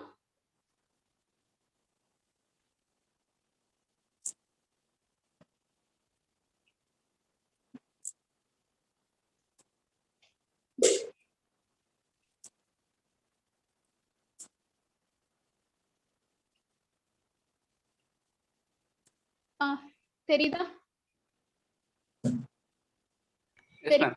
ஓகே, இப்போ மெயின் சாப்டர்ஸ் பார்த்தோம் இல்லையா? Chapter 1 introduction, chapter 2 review of related literature, chapter 3 methodology, chapter 4 introduction, chapter 5 summary, conclusion, recommendation பார்த்தோம் இல்லையா? So இப்போ வந்து நான் என்னோட சாப்டர்ஸை ஸ்டார்ட் பண்றேன். Chapter 1 introduction. ஸோ இன்ட்ரோடக்ஷன்ல நாங்க ஹெட்டிங் கொடுத்துருந்தோம் இல்லையா, அது எல்லாமே நான் இங்க கொடுக்குறேன். நான் வந்து ஜஸ்டிஃபை பண்றேன் என்னோட டாபிக்கை ஜஸ்டிஃபை பண்றதுக்கு. ஸோ எல்லா இன்ஃபர்மேஷன்ஸும் நான் கொடுக்குறேன். இதுதான் பாத்தீங்கன்னா இன்ட்ரோடக்ஷன். ஸோ அது அப்படியே போகும். இதோ பிக்சர்ஸ் எல்லாம் இங்க கொடுத்துருக்கேன் இல்லையா, இது எங்க கொடுக்கணும்? டேபிள் ஆஃப் கண்டென்ட்ல, table of illustrations. Yes, very good. List of இல்லஸ்ட்ரேஷன்ஸ்ல நம்ம கொடுக்கணும். ஓகே, இதெல்லாமே பிக்சர்ஸ். ஸோ பிக்சர்ஸ் அப்படின்னா லிஸ்ட் ஆஃப் இல்லஸ்ட்ரேஷன்ஸ்ல கொடுக்கணும். டேபிள்ஸா போட்டோம் அப்படின்னா எதுல கொடுக்கணும்? லிஸ்ட் ஆஃப் டேபிள்ஸ்ல கொடுக்கணும். ஓகே, ஸோ இதுதான் பாத்தீங்கன்னா இன்ட்ரோடக்ஷன் சாப்டர். ஸோ அதுக்கு பிக்சர்ஸ்லாம் வந்து கொடுத்துருப்பேன், நிறைய பிக்சர்ஸ் கொடுத்துருப்பேன் நான். ஸோ அந்த ஹைப்பர் டென்ஷன் அப்படின்றத, ஹைப்பர் டென்ஷன்னா என்ன, அதோட ரிஸ்க் ஃபேக்டர் என்ன, அப்புறம் ஹைப்பர் டென்ஷனை எப்படி மேனேஜ் பண்ணலாம், so life style modification, medication. Life style மாடிஃபிகேஷன்னா என்ன, அதுக்கப்புறம் மெடிகேஷன்ஸ்னா என்ன அப்படின்னு கொடுத்துருப்பேன். அதுக்கப்புறம் யோகாவை சொல்லியிருப்பேன். யோகா இன் பகவத்கீதா. ஸோ ஃபுல்லா நான் வந்து ஜஸ்டிஃபை பண்றேன். ஃபர்ஸ்ட் ஹைப்பர் டென்ஷன்னா என்னன்னு ஃபுல்லா சொல்லிட்டேன். அதுக்கப்புறம் யோகானா என்னன்னு சொல்லுவேன். அதுக்கப்புறம் நான் எடுத்திருக்கிறது எந்த yoga? Sky yoga. So next வந்து ஸ்கை யோகானா என்ன அப்படின்றத கொடுத்துருப்பேன். ஸோ இதுதான் அப்படியே போகும். யோகாக்கும் ஹைப்பர் டென்ஷனுக்கும் என்ன சம்பந்தம், என்ன ரிலேஷன், 5 கோஷாஸ் என்ன, 5 பிராணாஸ் என்ன. ஸோ இந்த மாதிரி அப்படியே என்னோட ரிசர்ச் வந்து போகும். இதுதான் நம்ம வந்து டாக்குமெண்ட் ஃபார்மா கொடுக்கறது. பெனிஃபிட்ஸ் ஆஃப் யோகா என்ன, பிசியாலஜிக்கல் பெனிஃபிட் என்ன, பயோகெமிக்கல் பெனிஃபிட் என்ன, சைக்காலஜிக்கல் பெனிஃபிட் என்ன, அதுக்கப்புறம் Vethathiri Maharishi. So because I have to SKY yoga, so I have given about Vethathiri Maharishi. So அவர் என்ன சொல்லியிருக்காரு, எந்த எக்ஸசைஸ் சொல்லியிருக்காரு, வேர்ல்டு கம்யூனிட்டி சர்வீஸ் சென்டர்னா என்ன, சிம்பிளிஃபைட் குண்டலினி யோகானா என்ன, சிம்பிளிஃபைட் பிசிக்கல் எக்ஸசைஸ்னா என்ன, காயக்கல்பம்னா என்ன, அதுக்கப்புறம் இன்ட்ரோஸ்பெக்ஷனா என்ன. ஸோ அதை பத்தி நான் ஃபுல்லா அந்த ஸ்கையை பத்தி நான் எக்ஸ்பிளைன் பண்ணியிருப்பேன். அப்புறம் இன்னொரு குரூப் நான் டயட் எடுத்துக்கிறதுனால இப்ப யோகா முடிஞ்சிருச்சு, இன்னொரு குரூப் டயட் எடுத்திருப்பேன். அதனால டயட்னா என்ன, வேதாத்ரி மகரிஷி கான்செப்ட், அவர் வந்து ஃபுட்டை பத்தி என்ன சொல்லியிருக்காரு, 3 ஃபுட்ஸ் என்ன, அதுக்கப்புறம் வந்து வேதாத்ரி மகரிஷியோட டயட் பிளான் என்ன. இப்ப பாருங்க, இதை வந்து நம்ம எங்கேயோ பார்த்தோம் டேபிள் ஆஃப் கண்டென்ட்ல. இதை எங்க கொடுக்கணும்? வேதாத்ரி மகரிஷி டயட் சார்ட் டேபிள்ல இருக்கு. எங்க கொடுக்கணும்? இதை லிஸ்ட் ஆஃப் டேபிள்ஸ்ல கொடுக்கணும். Very good. ஸோ இந்த மாதிரி போகுது. அதுக்கப்புறம் டிபெண்டன்ட் வேரியபிள்ஸ். டிபெண்டன்ட் வேரியபிள்ஸ்லாம் என்ன சொன்னேன்? The variables which can be measurable. அவ்வளவுதான். ஸோ இங்க டிபெண்டன்ட் வேரியபிள் வந்து பிசியாலஜிக்கல் வேரியபிள்ல நான் வந்து பாடி மாஸ் இண்டெக்ஸ், தென் பிளட் ப்ரெஷர், தென் பயோகெமிக்கல்ல லோ டென்சிட்டி லிப்போப்ரோட்டீன், கிரியாட்டினின், அதுக்கப்புறம் சைக்காலஜிக்கல் வேரியபிள்ல லைஃப் சாட்டிஸ்பாக்சன். ஸோ இந்த மாதிரி இன்ட்ரோடக்ஷன் போகும். அதுக்கப்புறம் இதெல்லாம் காமன். இதுல இருந்து பாத்தீங்கன்னா எல்லாருக்குமே காமனா இருக்கும். இதுக்கு இன்ட்ரோடக்ஷன்ல இதுக்கு முன்னாடி வரைக்கும் நம்ம ஜஸ்டிஃபை பண்ணுவோம். இந்த reason for selection of the topic, அதுல இருந்து எல்லா ஸ்டடியுமே சேம் ஃபார்மேட்ல தான் இருக்கும் எல்லாருக்குமே. ரீசன், நான் ஏன் செலக்ட் பண்ண இந்த டாபிக்க, ஏன் இந்த வேரியபிளை செலக்ட் பண்ண, அப்ஜெக்டிவ் என்ன, அதாவது ஏம் என்ன, அதுக்கப்புறம் ஸ்டேட்மெண்ட் என்ன, ஹைபோதிசிஸ் என்ன. இங்க ஹைபோதிசிஸ் படிங்க. ஒருத்தர் யாராவது ஃபர்ஸ்ட் ஹைபோதிசிஸ் படிங்க. It was hypothesized that there would be significant differences on selected physiological, biochemical, and psychological variables among middle-aged hypertensive women due to simplified Kundalini yogic practices with and without diet modifications than the control group. Okay, so here எது வந்து independent group, independent variable? Simplified Kundalini yogic practices. And diet modifications, அதுவும் independent variable தான். ஓகேவா? Okay, இங்க dependent variable என்னது? Physiological, psychological, biochemical variables. Okay, இங்க வந்து population யாரு? Hypertensive women. Hypertensive women. இப்போ நான் இங்க கொடுத்திருக்கிறது null hypothesis ஆ alternative hypothesis ஆ? Alternative hypothesis. இப்போ நான் null hypothesisனா நான் எப்படி கொடுத்திருக்கணும் இந்த word? not be significant difference. No significant difference கொடுத்திருக்கணும். இது one tailல கொடுத்திருக்கனா two tailல கொடுத்திருக்கனா? Two tail. Two tail. One tailனா எப்படி இருக்கும்? One side is increase or decrease. Increase or decrease. Very good. So இதுதான் hypothesis. So அதுக்கு அடுத்தது significance. So யார் யாருக்கெல்லாம் இந்த study useful ஆகும்? Okay. So here delimitations. So delimitations அப்படின்றது which is under the control of the researcher. So researcher வந்து எதெல்லாம் வந்து லிமிட் பண்ணிக்கலாம், எதெல்லாம் அவர் டிசைட் பண்ணிக்கலாம்?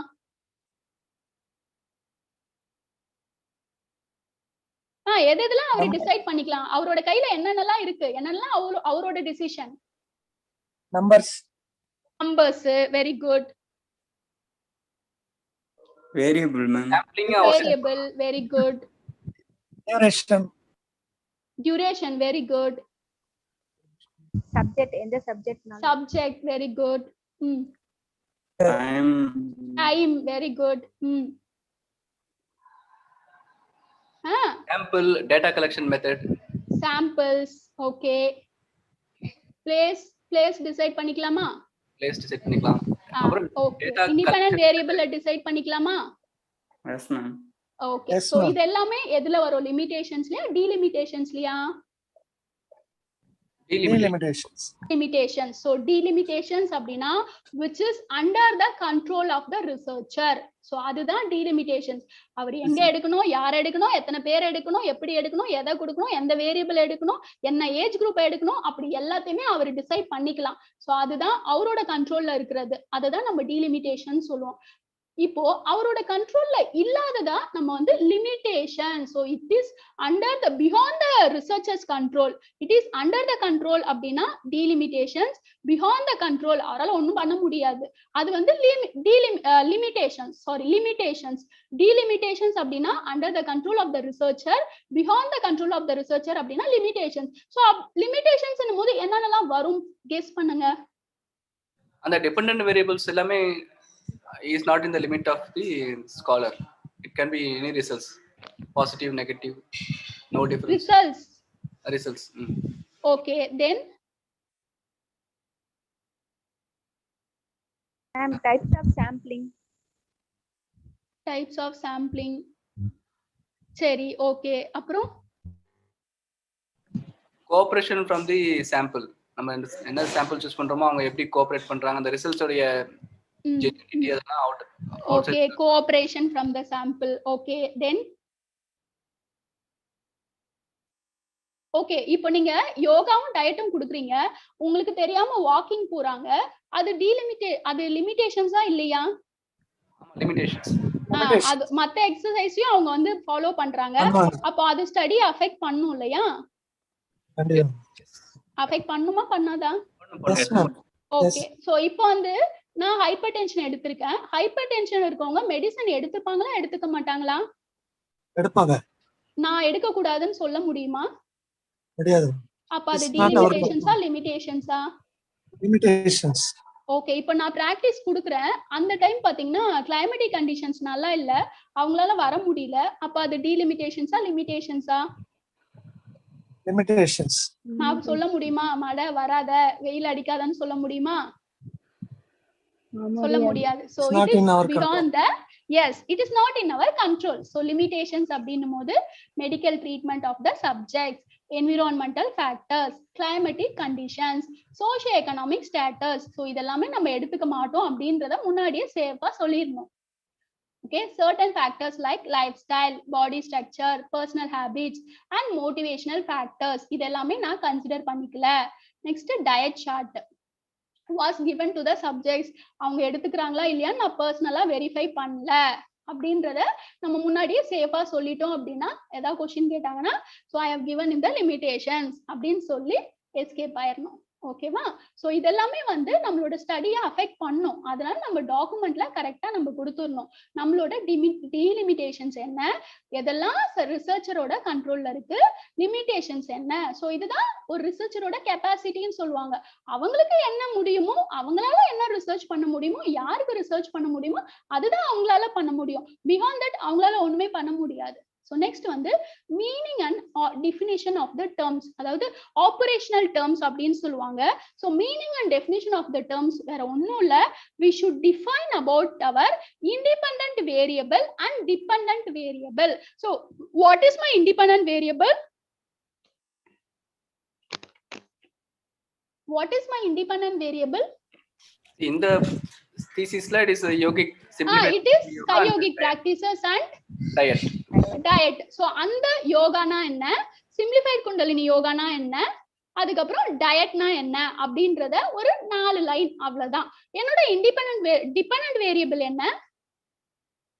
physiological, biochemical and psychological. So definition and term, meaning and definition of the term அப்படினா we should define about my, or I should define about my independent variable and dependent variable. So ஒரு 4 லைனுக்கு மேல அது இருக்க கூடாது, அவ்வளவுதான். அப்படினா என்ன, what is mean by that, அவ்வளவுதான்.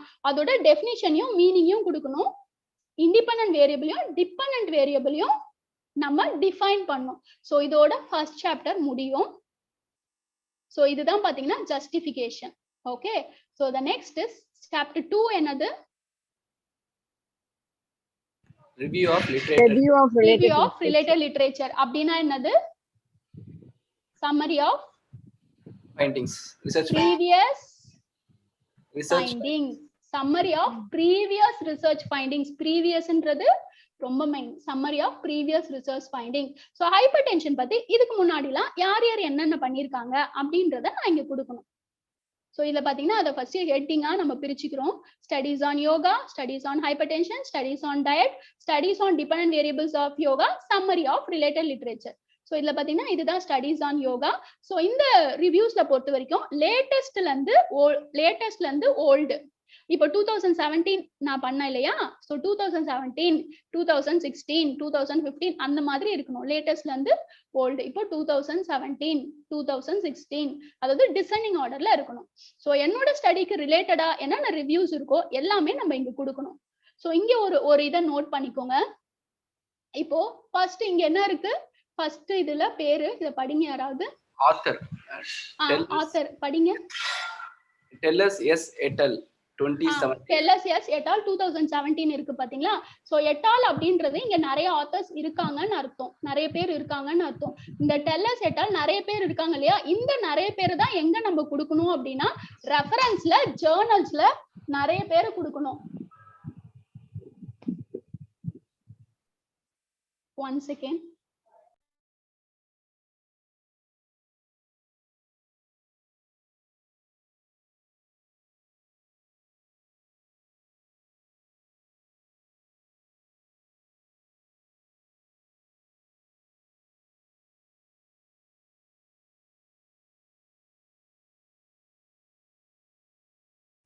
சாரி.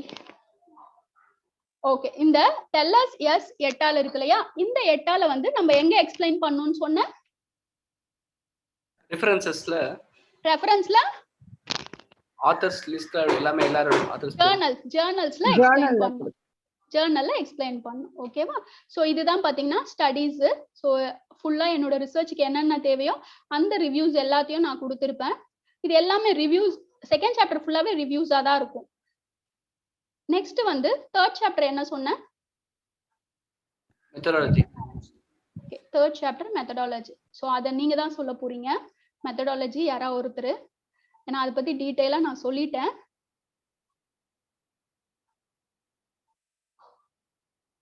ஓகே, சோ இந்த மெத்தடாலஜில செலக்ஷன் ஆஃப் சப்ஜெக்ட் இருக்கு இல்லையா, அதை படிங்க. படிச்சுட்டு சொல்லுங்க. ஒருத்தர் படிங்க, ஒருத்தர் சொல்லுங்க.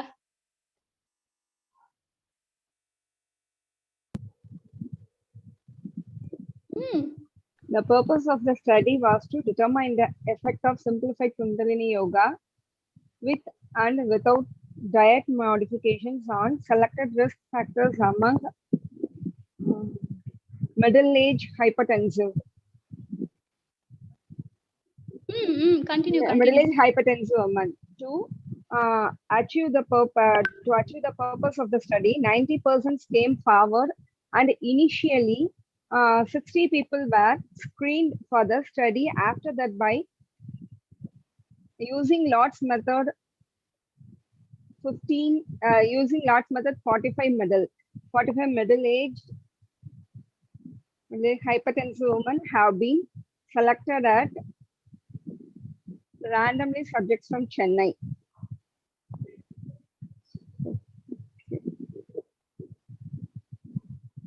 நான் போன்லங்கறதுனால அது okay, can anyone explain that? இப்போ இத அப்படியே சொல்லுங்க அந்த ரிசர்ச் டிசைனர்.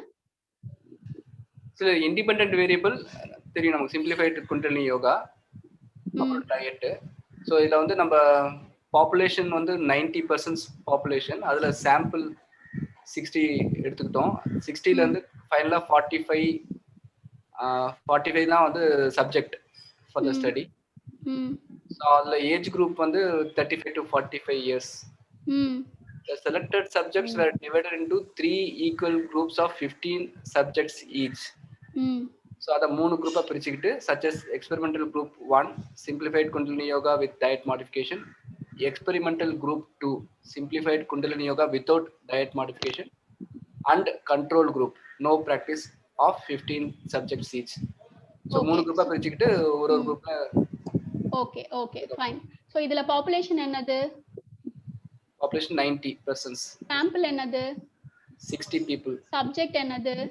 45 middle aged. நான் என்ன பாப்புலேஷன் எடுத்திருக்கேன்? யார் பாப்புலேஷன்? யார் எடுத்திருக்கேன்? Women. Hypertensive women. Yeah. Okay. என்ன டைப் ஆஃப் ரிசர்ச் இது? Effect of yoga on type of research. Experimental research. Okay. என்ன method of research என்ன? Experimental தான். டைப்பும் experimental தான். research மெத்தடும் experimental தான். ஓகேவா? ஓகே. சோ இதுதான் பாத்தீங்கன்னா அந்த ரிசர்ச் டிசைன். சோ ஃபுல்லா என்ன பண்ணிருக்கேன் அப்படின்றத சொல்றது. சோ செலக்ஷன் ஆஃப் வேரியபிள், எந்தெந்த வேரியபிளை நான் செலக்ட் பண்ணிருக்கேன். சோ இங்க பாத்தீங்கன்னா independent variable, dependent variable. 1 second.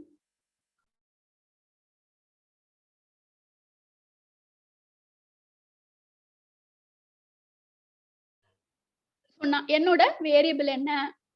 Next வந்து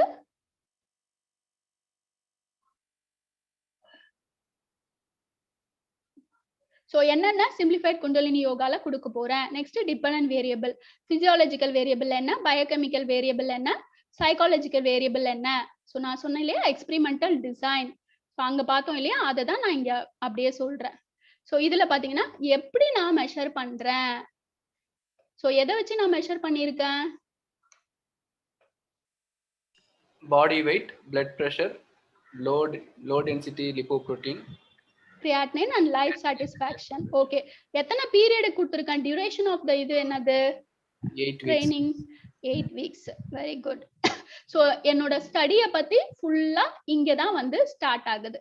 ஸோ இதுல பாத்தீங்கன்னா இருக்கும் எப்படி நான் மெஷர் பண்ணிருக்கேன் அப்படின்றது தான் இருக்கும். ஸோ இது எதுல இருக்கு? Criterion measure and test instrument அப்படின்றது டேட்டா அனாலிசிஸ். இல்ல என்ன ஃபார்மட்ல இருக்குன்னு கேக்குறேன். டேபிள். அப்போ இது எங்க கொடுக்கணும்? நானு லிஸ்ட் ஆஃப் டேபிள்ல கொடுக்கணும். சோ இத வந்து நான் எப்படி மெஷர் பண்றேன், கிரைட்டீரியன் மெஷர்ஸ் எப்படி இருக்கு, இன்ஸ்ட்ருமெண்ட் எது வந்து யூஸ் பண்ணிருக்கேன் அப்படின்றத இங்க கொடுத்திருப்பேன். சோ இதெல்லாமே வந்து காமனா வர ஹெட்டிங் இதெல்லாம். ஓகே, சோ மெத்தடாலஜில இதுதான் வரும். நெக்ஸ்ட் வந்து சோ என்னென்ன பிராக்டிஸ்லாம் நான் கொடுத்திருக்கேன், அந்த சிம்பிளிஃபைட் பிசிக்கல் எக்ஸசைஸ் பத்தி இங்க ஃபுல்லா நான் வந்து கொடுத்திருப்பேன். அந்த எப்படி பண்ணணும். ஸோ அதுதான் மெத்தடாலஜி. நான் என்ன பண்ணேன், எப்படி பண்ணேன், எதை கொடுத்தேன், அதை பத்தி ஃபுல்லா எக்ஸ்பிளைன் பண்றதுதான் மெத்தடாலஜி. ஸோ நம்மளோட ரிசர்ச் எதுல இருந்து ஸ்டார்ட் ஆகுதுன்னா மெத்தடாலஜில தான் ஸ்டார்ட் ஆகும். ஓகே, ஸோ இது அப்படியே நான் இது பண்றேன். நெக்ஸ்ட் அப்புறம் இதுல மெயினா நீங்க பார்க்க வேண்டியது ட்ரைனிங் ஷெட்யூல். ட்ரைனிங் ஷெட்யூல் இருக்கு பாத்தீங்களா? ஸோ இதுவும் எதுல இருக்கு, எந்த ஃபார்மேட்ல இருக்கு? டேபிள்ல இருக்கு இல்லையா ட்ரைனிங் ஷெட்யூல். ஸோ இங்க பாத்தீங்கன்னா ஹெட்டிங் இருக்கும், ட்ரைனிங் ஷெட்யூல் அப்படின்னு இருக்கும் பாருங்க. Sky practices for the second 4 weeks. So இந்த டேபிளையும் நம்ம வந்து அங்க கொடுக்கணும். இதெல்லாமே மென்ஷன் பண்ணோம், என்ன கொடுக்கணும், எவ்வளவு நேரம் கொடுக்கணும். ஸோ A to Z எல்லாமே இருக்கணும். நம்ம ஸ்டடியை பத்தின எல்லா விஷயங்களும் எதுல எந்த சாப்டர்ல இருக்கும்? Third chapter methodology. Okay, so this is about third chapter. So main இதுல flow chart கொடுப்போம். So இந்த flow chart பார்த்து எக்ஸ்பிளைன் பண்ணுங்க பார்க்கலாம் யாராவது. Effect of simplified Kundalini yogic practices with and without diet modification on selected risk factors among middle-aged hypertensive women. அது என்னது? அது என்னோட flowchart heading. அது என்னோட டாபிக் டைட்டில். அப்புறம் middle-aged hypertensive women, subject 45, numbers 45 subjects. Experimental group 1, numbers 15. Experimental group 2, numbers 15. Control group, numbers 15. Pre-test. Physiological variables: body mass index, blood pressure. Biochemical variables: low density lipoprotein, creatinine. Psychological variables: life satisfaction. So they are undergoing training. Then after training, experimental group 1, 2, 3, each numbers 15. Statistical technique, ANCOVA, results and discussion. Finally, summary, conclusions and recommendations. Okay okay, இது வந்து என்னோட training session. But ஆனா நான் இங்க கொடுத்துருக்கேன். ஆனா நான் எங்க வரணும்னு சொன்னேன் இந்த போட்டோஸ்லாம் லிஸ்ட் ஆஃப் appendices supportive documentsல வரணும். இதெல்லாம் supportive documentsல வரணும். ஓகே, நெக்ஸ்ட் வந்து results and discussion. So results and டிஸ்கஷன்ல என்ன வரும் அப்படின்னா, நம்ம எடுத்தோம் இல்லையா ப்ரீ டெஸ்ட் போஸ்ட் டெஸ்ட், அந்த வேல்யூஸ் வந்து இங்க வரும் டேபிள்ல. ஸோ இங்க டேபிள் கொடுத்துருப்பேன். ஸோ அந்த டேபிள் வேல்யூ, அப்புறம் டிஸ்கஷன் கொடுத்துருப்பேன். ஸோ என்ன வேல்யூ வந்தது, என்ன டிஸ்கஷன், சிக்னிஃபிகன்ட் டிஃபரன்ஸ் இருக்கா இல்லையா அப்படின்றத இந்த ஃபுல் டேபிளையும் கொடுத்துருப்பேன். அப்புறம் மெயினா பார் டயக்ராம். ஸோ பார் டயக்ராம் எங்க வரும்னு சொன்னேன், பிக்சர்ஸ் டயக்ராம்ஸ் ஃபிகர்ஸ்லாம் எங்க வரும், லிஸ்ட் ஆஃப் illustrations. ஸோ இதுதான் ஃபுல்லாவே இருக்கும். இந்த ஃபுல் டேபிளும் பார் டயக்ராமும் ரிசல்ட்ஸ் அண்ட் டிஸ்கஷன்ல தான் இருக்கும். இதுதான் 4th சாப்டர். நெக்ஸ்ட் வந்து 5th சாப்டர் என்னது,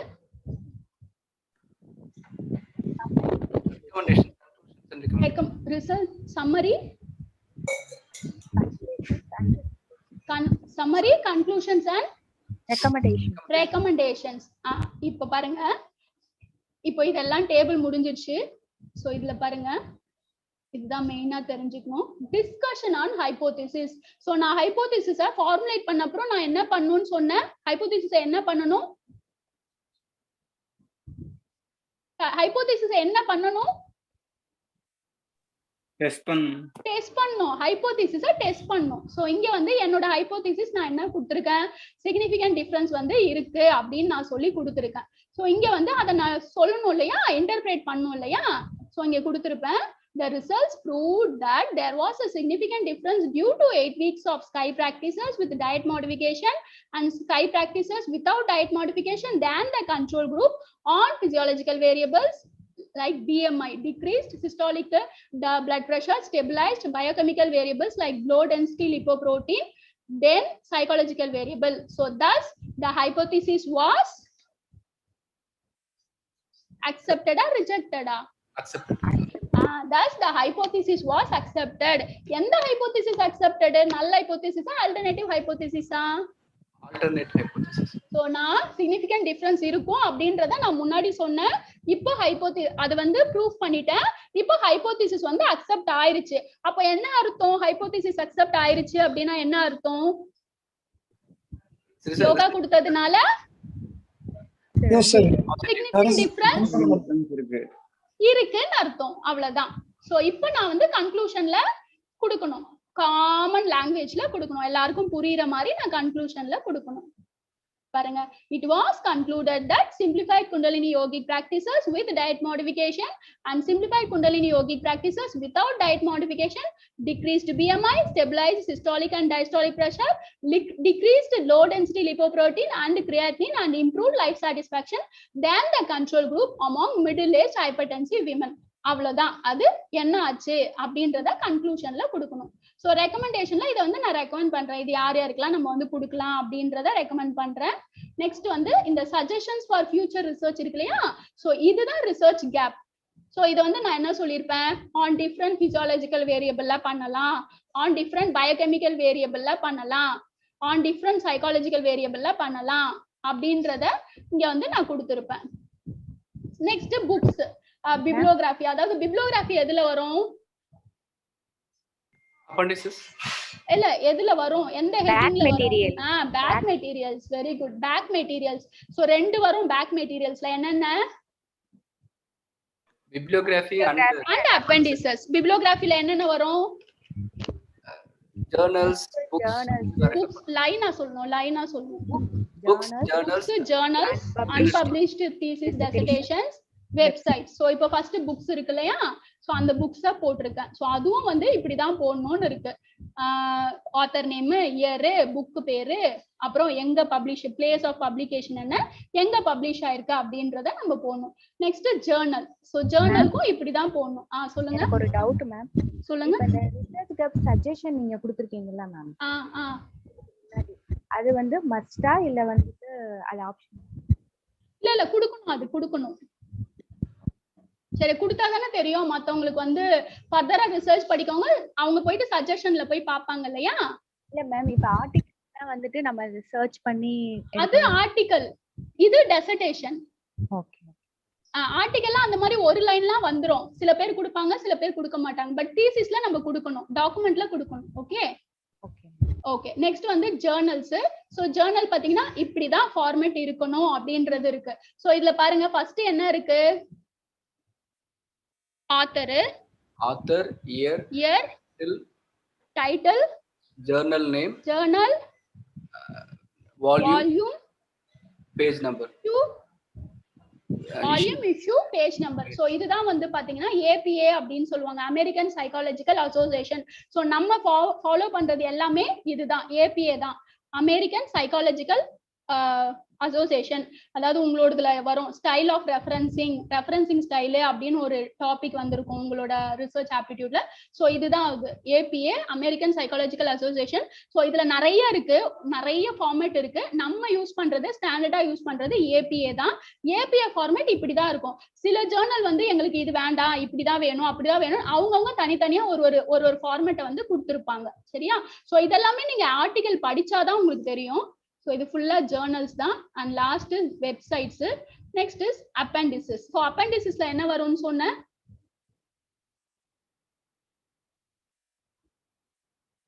ஆத்தர்ஸ் எட்டால் அப்படின்றது ஃபுல் ஆத்தர்ஸ். அது கரெக்ட். ரிவ்யூஸ்ல வந்து நம்ம எட்டால் கொடுத்தோம் இல்லையா, ஸோ அந்த ஜேர்னல்ல இங்க நம்ம ஃபுல்லா எக்ஸ்பிளைன் பண்ணோம். இந்த டெல்லர்ஸ் எட்டால்னு ஒண்ணு பார்த்தோம்ல, அந்த டெல்லர்ஸ் எட்டால ஃபுல்லா எக்ஸ்பிளைன் பண்ணோம். வெரி குட், ஞாபகப்படுத்திட்டீங்க. ஸோ அந்த டெல்லர்ஸ் எட்டால் அங்க போட்டோம், அங்க எட்டால் தான் போடுவோம். இங்க அந்த ஆத்தரோட ஃபுல் எக்ஸ்பிளனேஷனும் நம்ம கொடுக்கணும். எத்தனை ஆத்தர், 10 ஆத்தர் இருந்தாலும் 10 ஆத்தர் பேரும் அங்க போடணும், இங்க போடணும். ஆனா அங்க என்ன போடணும், ரிவ்யூஸ்ல என்னன்னு போடணும், ஃபர்ஸ்ட் பேரை போட்டுட்டு அப்புறம் எட்டால். ஓகே. சோ அதுக்கு அடுத்து இன்டர்நெட் ரிசோர்சஸ், அப்பெண்டிசஸ். சோ பாருங்க, அப்பெண்டிசஸ் அதுல என்ன போடணும்னு சொன்ன, ஃபர்ஸ்ட் ராஸ்கோஸ். அதாவது நீங்க எடுத்த ஃபுல் வேல்யூ, அந்த 30 பேருக்கு எடுத்தீங்கன்னா 30 பேரோட வேல்யூ இங்க கொடுக்கணும். சோ இங்க கொடுத்துருப்பாங்க பாருங்க, என்னோட பாடி மாஸ் இண்டெக்ஸோட அந்த 15 பேரோட வேல்யூ 3 குரூப்புக்கு நான் இங்க கொடுத்துருப்பேன். அதே மாதிரி எல்லாத்துக்கும் நான் அந்த ராஸ்கோஸ் போட்டிருப்பேன். Systolic blood pressure, diastolic blood pressure. So இந்த மாதிரி ஃபுல்லா நான் வந்து கொடுத்துருப்பேன். இதான் ராஸ்கோஸ். அதுக்கப்புறம் நான் கொஷினர் எடுத்திருக்கேன் இல்லையா, அந்த கொஷினரை அட்டாச் பண்ணணும்னு சொன்னேன் இல்லையா, ஸோ அந்த கொஷினரை இங்க அட்டாச் பண்ணியிருப்பேன். ஸோ நெக்ஸ்ட் வந்து அவ்வளவுதான். சோ இங்க வேற இன்னும் 2 போடலாம்னு சொன்னேன். என்னென்ன போடலாம்னு சொன்னேன், ராஸ்கோஸ், சப்போர்ட்டிவ் டாக்குமெண்ட்ஸ். அதான் ராஸ்கோஸ், கொஸ்டினர்ஸ், இன்னும் வேற என்னென்னலாம் போடலாம், டெஸ்ட் ஃபார்ம் லெட்டர்ஸ். ஓகேவா? சோ இதுதான் பாத்தீங்கன்னா தீசிஸ் ஃபார்மேட்னா இப்படிதான் இருக்கும். ஒரு ரிசர்ச் ரிப்போர்ட் வந்து இப்படிதான் இருக்கும். இப்போ நம்ம ஸ்லைடுக்கு போலாம். ஓகே. சோ இது எல்லாமே இப்ப நான் என்ன சொன்னனோ அதுதான் தியரிட்டிக்கலா இங்க இருக்கும். நான் அதனாலதான் நான் அந்த தீசிஸே காட்டிட்டேன். சோ தீசிஸ் காட்டினாதான் உங்களுக்கு வந்து புரியும் என்ன பிராக்டிக்கலா நடந்திருக்கு அப்படின்றது உங்களுக்கு தெரியும். சோ இது எல்லாமே நீங்க வந்து போய் பாருங்க. நான் காட்டின தீசிஸையும் இதுல இருக்கிறதையும் நீங்க ரிலேட் பண்ணுங்க. சரியா? நெக்ஸ்ட் வந்து ஜேர்னல் ஆர்டிக்கல். சோ நான் சொன்னேன் இல்லையா, சைக்காலஜிக்கல் அசோசியேஷன், APA அப்படின்னு சொன்னேன் இல்லையா, அமெரிக்கன் சைக்காலஜிக்கல் அசோசியேஷன். சோ இங்க பாருங்க, ஆத்தரு, டேட்டு, டைட்டில், அதுக்கப்புறம் journal name, volume, issue, pages. சில பேர் வந்து DOI கேட்பாங்க, digital object of or journal, digital object identifier. So உங்க ரிசர்ச் கொஸ்டின்ல DOI என்னன்னு கேட்டாங்கன்னா digital object identifier. Okay, so இது வந்து தெரிஞ்சுக்கோங்க எப்படி இருக்கும் அந்த ஆர்டிகல் சைட்டேஷன் வந்து எப்படி இருக்கும் அப்படின்றதுதான். நெக்ஸ்ட் வந்து ரிசர்ச் ஆர்டிகல். சோ ரிசர்ச் ஆர்டிகலை நான் முதல்லயே நான் காட்டிட்டேன் எப்படி இருக்கும் ஒரு ரிசர்ச் ஆர்டிகல். சர்வேனா எப்படி இருக்கும், கிராஸ் செக்ஷனல் ஸ்டடினா எப்படி இருக்கும். நெக்ஸ்ட் வந்து இன்னொன்னு என்ன காட்டினா experimental study. Okay, so next வந்து அப்ளிகேஷன் ஆஃப் ஐசிடி. ஸோ உங்களுக்கு வந்து தெரியும் சிஸ்டம் இல்லாம நம்ம ஒண்ணுமே பண்ண முடியாது. நம்ம இன்ட்ரோடக்ஷன் எடுக்கணும் அப்படின்னாலும் சரி, ரிவ்யூஸ் படிக்கணும் அப்படின்னாலும் சரி, மெத்தடாலஜி எடுக்கணும், ஸ்டாட்டிஸ்டிக்கல் அனாலிசிஸ் போடணும். ஸோ எல்லா விஷயங்களுக்கும் நமக்கு வந்து சிஸ்டம் வந்து ரொம்ப ரொம்ப ரொம்ப யூஸ்ஃபுல்லா இருக்கும். மெயினா ரிசர்ச்சுக்கு சிஸ்டம்ன்றது, ஐசிடின்றது, கம்ப்யூட்டர் அப்ளிகேஷன்ஸ் ரொம்ப ரொம்ப முக்கியம். ஸோ லாஸ்டா உங்களுக்கு இருக்கிற ஹெட்டிங் வந்து ரிசர்ச் எத்திக்ஸ். ஸோ ரிசர்ச் எத்திக்ஸை பத்தி நான் சொல்லிட்டேன். The rules and guidelines that defines the conduct of a researcher. Researchers should protect the dignity of their subjects and publish well the information that is researched. So researcher வந்து அந்த எத்திக்ஸை வந்து follow பண்ணணும். அவங்களோட சப்ஜெக்ட்ஸோட அந்த இன்ஃபர்மேஷன் அது வந்து கான்ஃபிடென்ஷியலா இருக்கணும். அந்த இண்டிவிஜுவல் இது இருக்கு இல்லையா, அது கான்ஃபிடென்ஷியலா இருக்கணும். ரிசர்ச்சுக்கு மட்டும்தான் அவர் வந்து யூஸ் பண்ணணும். ஸோ அன்எத்திக்கலா எதையுமே பண்ணக்கூடாது. நெக்ஸ்ட் வந்து ஸோ அவர் வந்து ரெஸ்பான்சிபிளா இருக்கணும். So he should be the researcher should be responsible. So எத்திக்ஸை வந்து ஃபாலோ பண்ணணும். அந்த அதுல ஒரு 10 பாயிண்ட்ஸ் இங்க வந்து கொடுத்துருக்காங்க. ஃபர்ஸ்ட் பாயிண்ட் பாத்தீங்கன்னா research participants must voluntarily consent to research participation. So அவங்க வந்து மனசார நான் வந்து பார்ட்டிசிபேட் பண்றேன் அப்படின்னு கொடுக்கணும். ஸோ அதுக்கு தான் என்ன வாங்கணும்னு நான் சொன்னேன். முதல்ல பார்த்தோம்ல என்ன வாங்கணும்னு சொன்னேன், written consent, informed consent. Okay, so next வந்து they should contribute to the society. அந்த நம்ம பண்ற ரிசர்ச் சொசைட்டிக்கு ஓரளவுக்கு யூஸ்ஃபுல்லா இருக்கணும். ஸோ எதுவும் நானும் ரிசர்ச் பண்றேன்னு பண்ணக்கூடாது. நம்ம பண்ற ரிசர்ச் எந்த அளவுக்கு சொசைட்டிக்கு யூஸ்ஃபுல்லா இருக்கு. ஸோ நெக்ஸ்ட் வந்து அனிமலுக்கு பண்றோம் அப்படின்னா நம்ம கண்டிப்பா டெஸ்ட் எடுக்கணும் இல்லையா. ஸோ அதுக்கு வந்து நம்ம எத்திக்கல் கமிட்டி, அந்த இன்ஸ்டிடியூஷனல் கமிட்டி வந்து நம்ம வாங்கணும். So the research must avoid unnecessary physical and mental suffering. So நம்மளும் சரி, சப்ஜெக்டும் சரி, இன்ஸ்டிடியூஷன்ஸும் சரி, எந்த விதத்திலையும் பிசிக்கலாவும் மென்டலாவும் சஃபர் ஆகக்கூடாது. No research projects can go forward where serious injury and or death or potential outcomes. So எந்த ஒரு இன்ஜுரியும் ஏற்படுத்தக்கூடாது, எந்த ஒரு டெத்தும் அங்க வந்து வரக்கூடாது. Okay, so the degree of risk taken with research participants cannot exceed anticipated benefits of research. so எந்த ஒரு ரிஸ்க்கும் அங்க வந்து எடுக்க கூடாது. proper environment and protection for participants is necessary. so நம்ம யோகா சொல்லி கொடுக்குறோம் அப்படின்னா, so whatever may be we are dealing with humans, there should be a proper environment and proper protection for them, whether it may be animal or whether it may be a humans. so அந்தந்த ethical committee தான் நம்ம வந்து approval வாங்கணும். we should maintain that protection. so அவங்க வந்து பாதுகாப்பா இருக்கணும். experiments can be conducted only by the scientifically qualified persons. so இந்த எக்ஸ்பெரிமெண்ட்ஸ் இப்போ நான் அந்த லேப் இன்ஸ்ட்ருமெண்ட்ஸ்லாம் சொன்னேன் இல்லையா, ஸோ அது எல்லாமே குவாலிஃபைட் பர்சன்ஸ் தான் வந்து எடுக்கணும். நெக்ஸ்ட் வந்து ஹியூமன்ஸ், அவங்களுக்கு வந்து அந்த நாலேஜ் வந்து இருக்கணும். இப்போ நான் வெயிட் எடுக்கிறேன் அப்படின்னா எனக்கு எப்படி வெயிட் எடுக்கணும்ன்றது எனக்கு தெரிஞ்சிருக்கணும். நான் பிபி எடுக்கிறேன் அப்படின்னா எனக்கு எப்படி பிபி எடுக்கணும்ன்றத தெரிஞ்சிருக்கணும் எனக்கு. then human subjects must be allowed to discontinue their participation at any time. இது முக்கியமான பாயிண்ட். இது அதாவது நம்ம இன்ஃபார்ம்டு கன்சென்ட் வாங்குறோம் இல்லையா, அதுலயே ஒரு பாயிண்ட் இருக்கும். If they are not willing in the middle of the study they can discontinue. அவங்க விருப்பப்பட்டால், மிடில்ல அவங்களுக்கு பிடிக்கல அப்படின்னா அவங்க கண்டிப்பா அந்த ரிசர்ச்ல இருந்து வெளியில வந்துடலாம். Okay, so we should not compel them. நம்ம வந்து எந்த வகையிலும் கம்பல் பண்ணக்கூடாது. Okay, scientists must be prepared to terminate the experiment if there is cause to believe that continuation will be harmful or result in injury or death. so ஏதாவது அங்க ஒரு டெத்தோ இல்ல இன்ஜுரியோ ஏதாவது இருந்துச்சு அப்படின்னா we should terminate that experiment. so these are the 10 ethical principles which comes under research ethics. so this is about research methodology. so நம்ம வந்து ஃபுல்லா பார்த்துட்டோம். ரிசர்ச்னா என்ன, மீனிங்னா என்ன, டைப்ஸ் என்ன, கேரக்டர்ஸ் என்ன, பாசிட்டிவிசம், போஸ்ட் பாசிட்டிவிஸ்டிக் அப்ரோச் என்ன, தென் மெத்தட்ஸ் ஆஃப் ரிசர்ச் என்ன, experimental, descriptive, historical, qualitative, quantitative. Steps of ரிசர்ச்ல 7 மெத்தட்ஸ் பார்த்துட்டோம். அதுக்கப்புறம் தீசிஸ்ல எப்படி இருக்கும்ன்றத நான் ஃபுல்லா காட்டிட்டேன். நெக்ஸ்ட் ஆர்டிகல் எப்படி இருக்கும்ன்றத நான் காட்டிட்டேன். Application of ICT in research and 10 10 research ethics. So this is about research aptitude. So this is a vast subject. நீங்க வந்து இத கோத்தாரி அப்படின்னு ஒரு புக் இருக்கு, C R Kothari research methodology book. So இந்த ஹெட்டிங்கை எடுத்து வச்சுக்கோங்க. Research, methods of research, steps of research, இந்த ஹெட்டிங் இருக்கு இல்லையா, அதை எடுத்து வச்சுக்கோங்க. அந்த C R Kothari book research methodology புக்கை வந்து நீங்க எடுத்து வச்சுக்கோங்க. பிடிஎஃப் ஃப்ரீயாவே இருக்கு. ஸோ இந்த ரிசர்ச் மீனிங் அப்படின்னா அந்த புக்ல என்ன கொடுத்துருக்காங்க, மெத்தட்ஸ் ஆஃப் ரிசர்ச் எக்ஸ்பெரிமெண்டல்ல அந்த புக்ல என்ன கொடுத்துருக்காங்க, எல்லாரும் செப்பரேட்டா நோட்ஸ் எடுத்து வச்சுக்கோங்க. சரியா? ஸோ இது வந்து ஜஸ்ட் ஒரு அண்டர்ஸ்டாண்டிங் பர்பஸ்க்காக தான். But you should make your own notes. Okay? So அதுல போயிட்டு ரிசர்ச் எத்திக்ஸ்லாம் என்ன கொடுத்துருக்காங்க, இப்போ ஒரு அண்டர்ஸ்டாண்டிங் வந்திருக்கும் உங்களுக்கு. ரிசர்ச் ஆப்டிடியூட்னா என்னன்றத ஓவராலா ஒரு அண்டர்ஸ்டாண்டிங் வந்திருக்கும். ஸோ அதை பேஸ் பண்ணி நீங்க வந்து நோட்ஸ் எடுத்து எழுதி வச்சுக்கோங்க. இன்னொன்னு, ப்ரீவியஸ் ரிசர்ச் கொஸ்டின்ஸ் தான் பாருங்க. ஸோ இது ஒரு கிட்டத்தட்ட ஒரு 50 கொஸ்டின்ஸ் ஆச்சு வந்திருக்கும் ரிசர்ச் ரிலேட்டடா. ஒரு இதுலயும் 5 கொஸ்டின்ஸ் வந்து உங்களுக்கு வந்திருக்கும். அது எல்லாமே கலெக்ட் பண்ணுங்க. எல்லாமே கலெக்ட் பண்ணீங்க அப்படின்னா, நான் நிறைய டைம் எழுதும் போது பார்த்திருக்கேன், ரிப்பீட்டடா அப்படியே கொஸ்டின் அதே ஆப்ஷன் அப்படிதான் அது. ஒரு 2-3 கொஸ்டின் அப்படியே தான் வந்தது. 2-3 டைம் அட்டன் பண்ணும்போது நான் பார்த்திருக்கேன், அந்த கொஸ்டின் அப்படியே இருக்கு, அப்படியே ஆப்ஷன் இருக்கு. ஸோ நீங்க கண்ணை மூடிட்டு நீங்க அதை ஆன்சர் பண்ணிக்கலாம். ஸோ ப்ரீவியஸ் பேப்பர் 1 பொறுத்த வரைக்கும் ப்ரீவியஸ் ரிசர்ச் கொஸ்டின் பேப்பர்ஸ்க்கு ரொம்ப இம்பார்ட்டன்ஸ் கொடுங்க. பிளஸ் சிலபஸை கவர் பண்ணிக்கோங்க. Thank you for the opportunity. I think ஓரளவுக்கு உங்களுக்கு ரிசர்ச் வந்து புரிஞ்சிருக்கும்னு நினைக்கிறேன். தேங்க்யூ. வாழ்க வளமுடன். அருணா மேம். Thank you ma'am. வாழ்க வளமுடன். டவுட்ஸ் ஏதாவது இருந்துச்சுன்னா கேட்கலாம் குயிக்கா. மேம் ஒரு ஜெனரல் क्वेश्चन. இப்போ நீங்க தீசிஸ்ல நீங்க அந்த படம்லாம் போடுறீங்க இல்லையா, ஃபார் எக்ஸாம்பிள் அப்டமன் பிக்சர்லாம் போடுறீங்க, அது taking that from any internet source, அது நம்ம ஏதாவது லைசென்ஸ் வாங்கணுமா இல்ல அப்ரூவல் வாங்கணுமா? அது வந்து நீங்க ரெஃபரன்ஸ்ல கொடுத்துடணும். அதாவது காப்பிரைட் அப்படின்னு இருக்கும், அதை நம்ம எடுக்க கூடாது. ஜென்ரலா இருக்கு இல்லையா, அதை நீங்க எடுக்கலாம். எடுத்துட்டு பட் ரெஃபரன்ஸ்ல வந்து நீங்க கொடுத்துடணும். சில யூனிவர்சிட்டிஸ் பாத்தீங்கன்னா யூனிவர்சிட்டி இதை பொறுத்து தான்.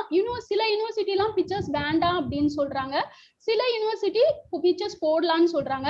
ஸோ எம்ஃபில்ன்றதுனால எனக்கு அதை அலோ பண்ணிட்டாங்க. பிஹெச்டில வந்து அதுவும் காப்பிரைட்டா தான் இருக்கும். Okay, thank you ma'am. Okay, any other questions? So I hope எல்லாரும் ஒரு ஆன்சர் சொல்லலாமா? ஏதாவது உங்களுக்கு தெரிஞ்சதை நானே கூப்பிடுறேன். ஆல்டின் ஃபென்சி, நான் இப்ப என்ன டீச் பண்ணணும், ஏதாவது ஒரு line. So I will be happy, I will be satisfied that somehow ஏதோ ஒன்று உங்களுக்கு போயிருக்கு அப்படின்றது எனக்கு வந்து புரியும். ஆல்டின் ஃபென்சி, நீங்க ஏதாவது சொல்லுவீங்களா? நான் எடுத்ததுல ஏதாவது ஒரு விஷயம்.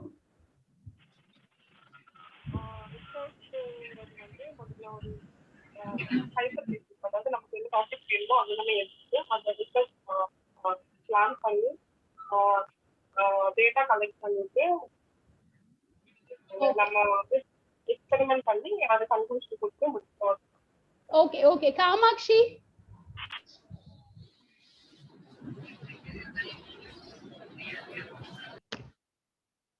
Kamakshi.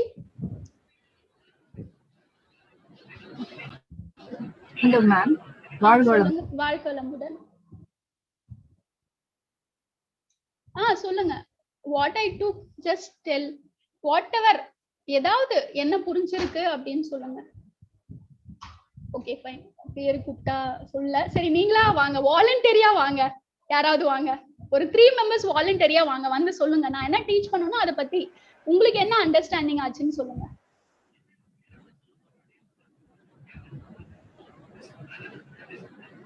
Open for all, anyone can tell. வாழ்க வளமுடன் மேம்.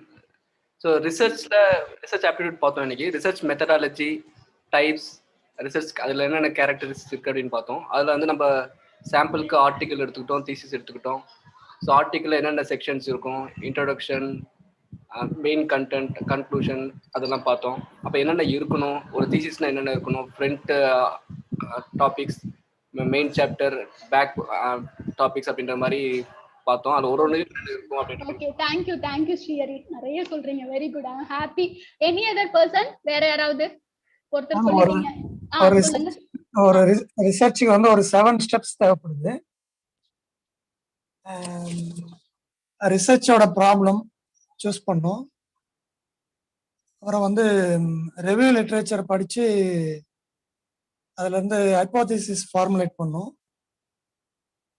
அப்புறம் ரிசர்ச் டிசைன் செலக்ட் பண்ணிட்டு அதை டெஸ்ட் பண்ணிட்டு ஓகே ஓகே தேங்க்யூ இன்னும் ஒருத்தர் ஆமாம் வாழ்க வளமுடன். வாழ்க வளமுடன். அந்த டேட்டா கலெக்ட் பண்றதுல வந்து நம்ம வந்து எப்படி ஒரு குரூப்ல இருந்து ரேண்டமா கலெக்ட் பண்றதுக்கு பேரு ஸ்ட்ராட்டிஃபை சாம்பிளிஃபை சொல்றோம். அதே மாதிரி அதுல வந்து ஒரு ப்ரொபோர்ஷனேட் அந்த பேஸ்டு அந்த பாப்புலேஷன் அதுல இருந்து நம்ம பண்றத வந்து ப்ரொபோர்ஷனேட் சாம்பிளிஃபை சொல்றோம். அப்புறம் அந்த ஒரு குரூப் வந்து ஒரு 4 குரூப் இருந்ததுன்னா அதுல ஒரு 2 குரூப்பை மட்டும் செலக்ட் பண்ணிட்டு அந்த ஃபுல் அந்த அதுல உள்ள எல்லா இதையும் செலக்ட் பண்றதுக்கு கிளஸ்டர் சாம்பிளிங் சொல்றோம். ஓகே தேங்க்யூ ஓகே பரவாயில்ல புரிஞ்சிருக்கு எல்லாருக்கும். Okay thank you all of you. Okay Aruna ma'am conclude பண்ணிக்கலாமா? ஓகே மேம் கேளுங்க ஏதாவது டவுட்ஸ் இருந்தா. ஓகே என்ன டவுட்ஸ் இருந்துச்சுன்னா கேட்கலாம். or you can also post in the group. சொல்லுங்க சந்திரவதனா. சொல்லுங்க கேக்குது மேம். இந்த கேரக்டரிஸ்டிக்ஸ் ஆஃப் ரிசர்ச் இருக்குல்ல மேம், ஆமா அதுல எம்பிரிக்கல், லாஜிக்கல், சைக்கிளிக்கல் அதை பத்தி சொல்லுங்க. அதை பத்தி சொல்லணுமா? இல்ல மேம் கொஞ்சம் லைட்டா சொன்னா போதும், ரொம்ப ஓகே. சோ ஒண்ணும் இல்லம்மா, ஒரு ரிசர்ச் அப்படின்னா அது வந்து இன்டெப்தா இருக்கணும், அந்த ஸ்டடி வந்து இன்டெப்தா இருக்கணும், அததான் அனாலிட்டிக்கல் சொல்லுவோம். ஓகேவா? அப்புறம் அனலைஸ் பண்ணணும் நம்ம. வேற என்ன பார்த்தோம்? கிரிட்டிக்கலா இருக்கணும், சைக்கிளிக்கல் அதெல்லாம். இதோ எடுக்கிறேன். அதுல டவுட் வந்துச்சா சந்திரவதனாக்கு? அதுல எக்ஸ்பிளைன் பண்ண அந்த ஞாபகம் எனக்கு இல்ல. சரி.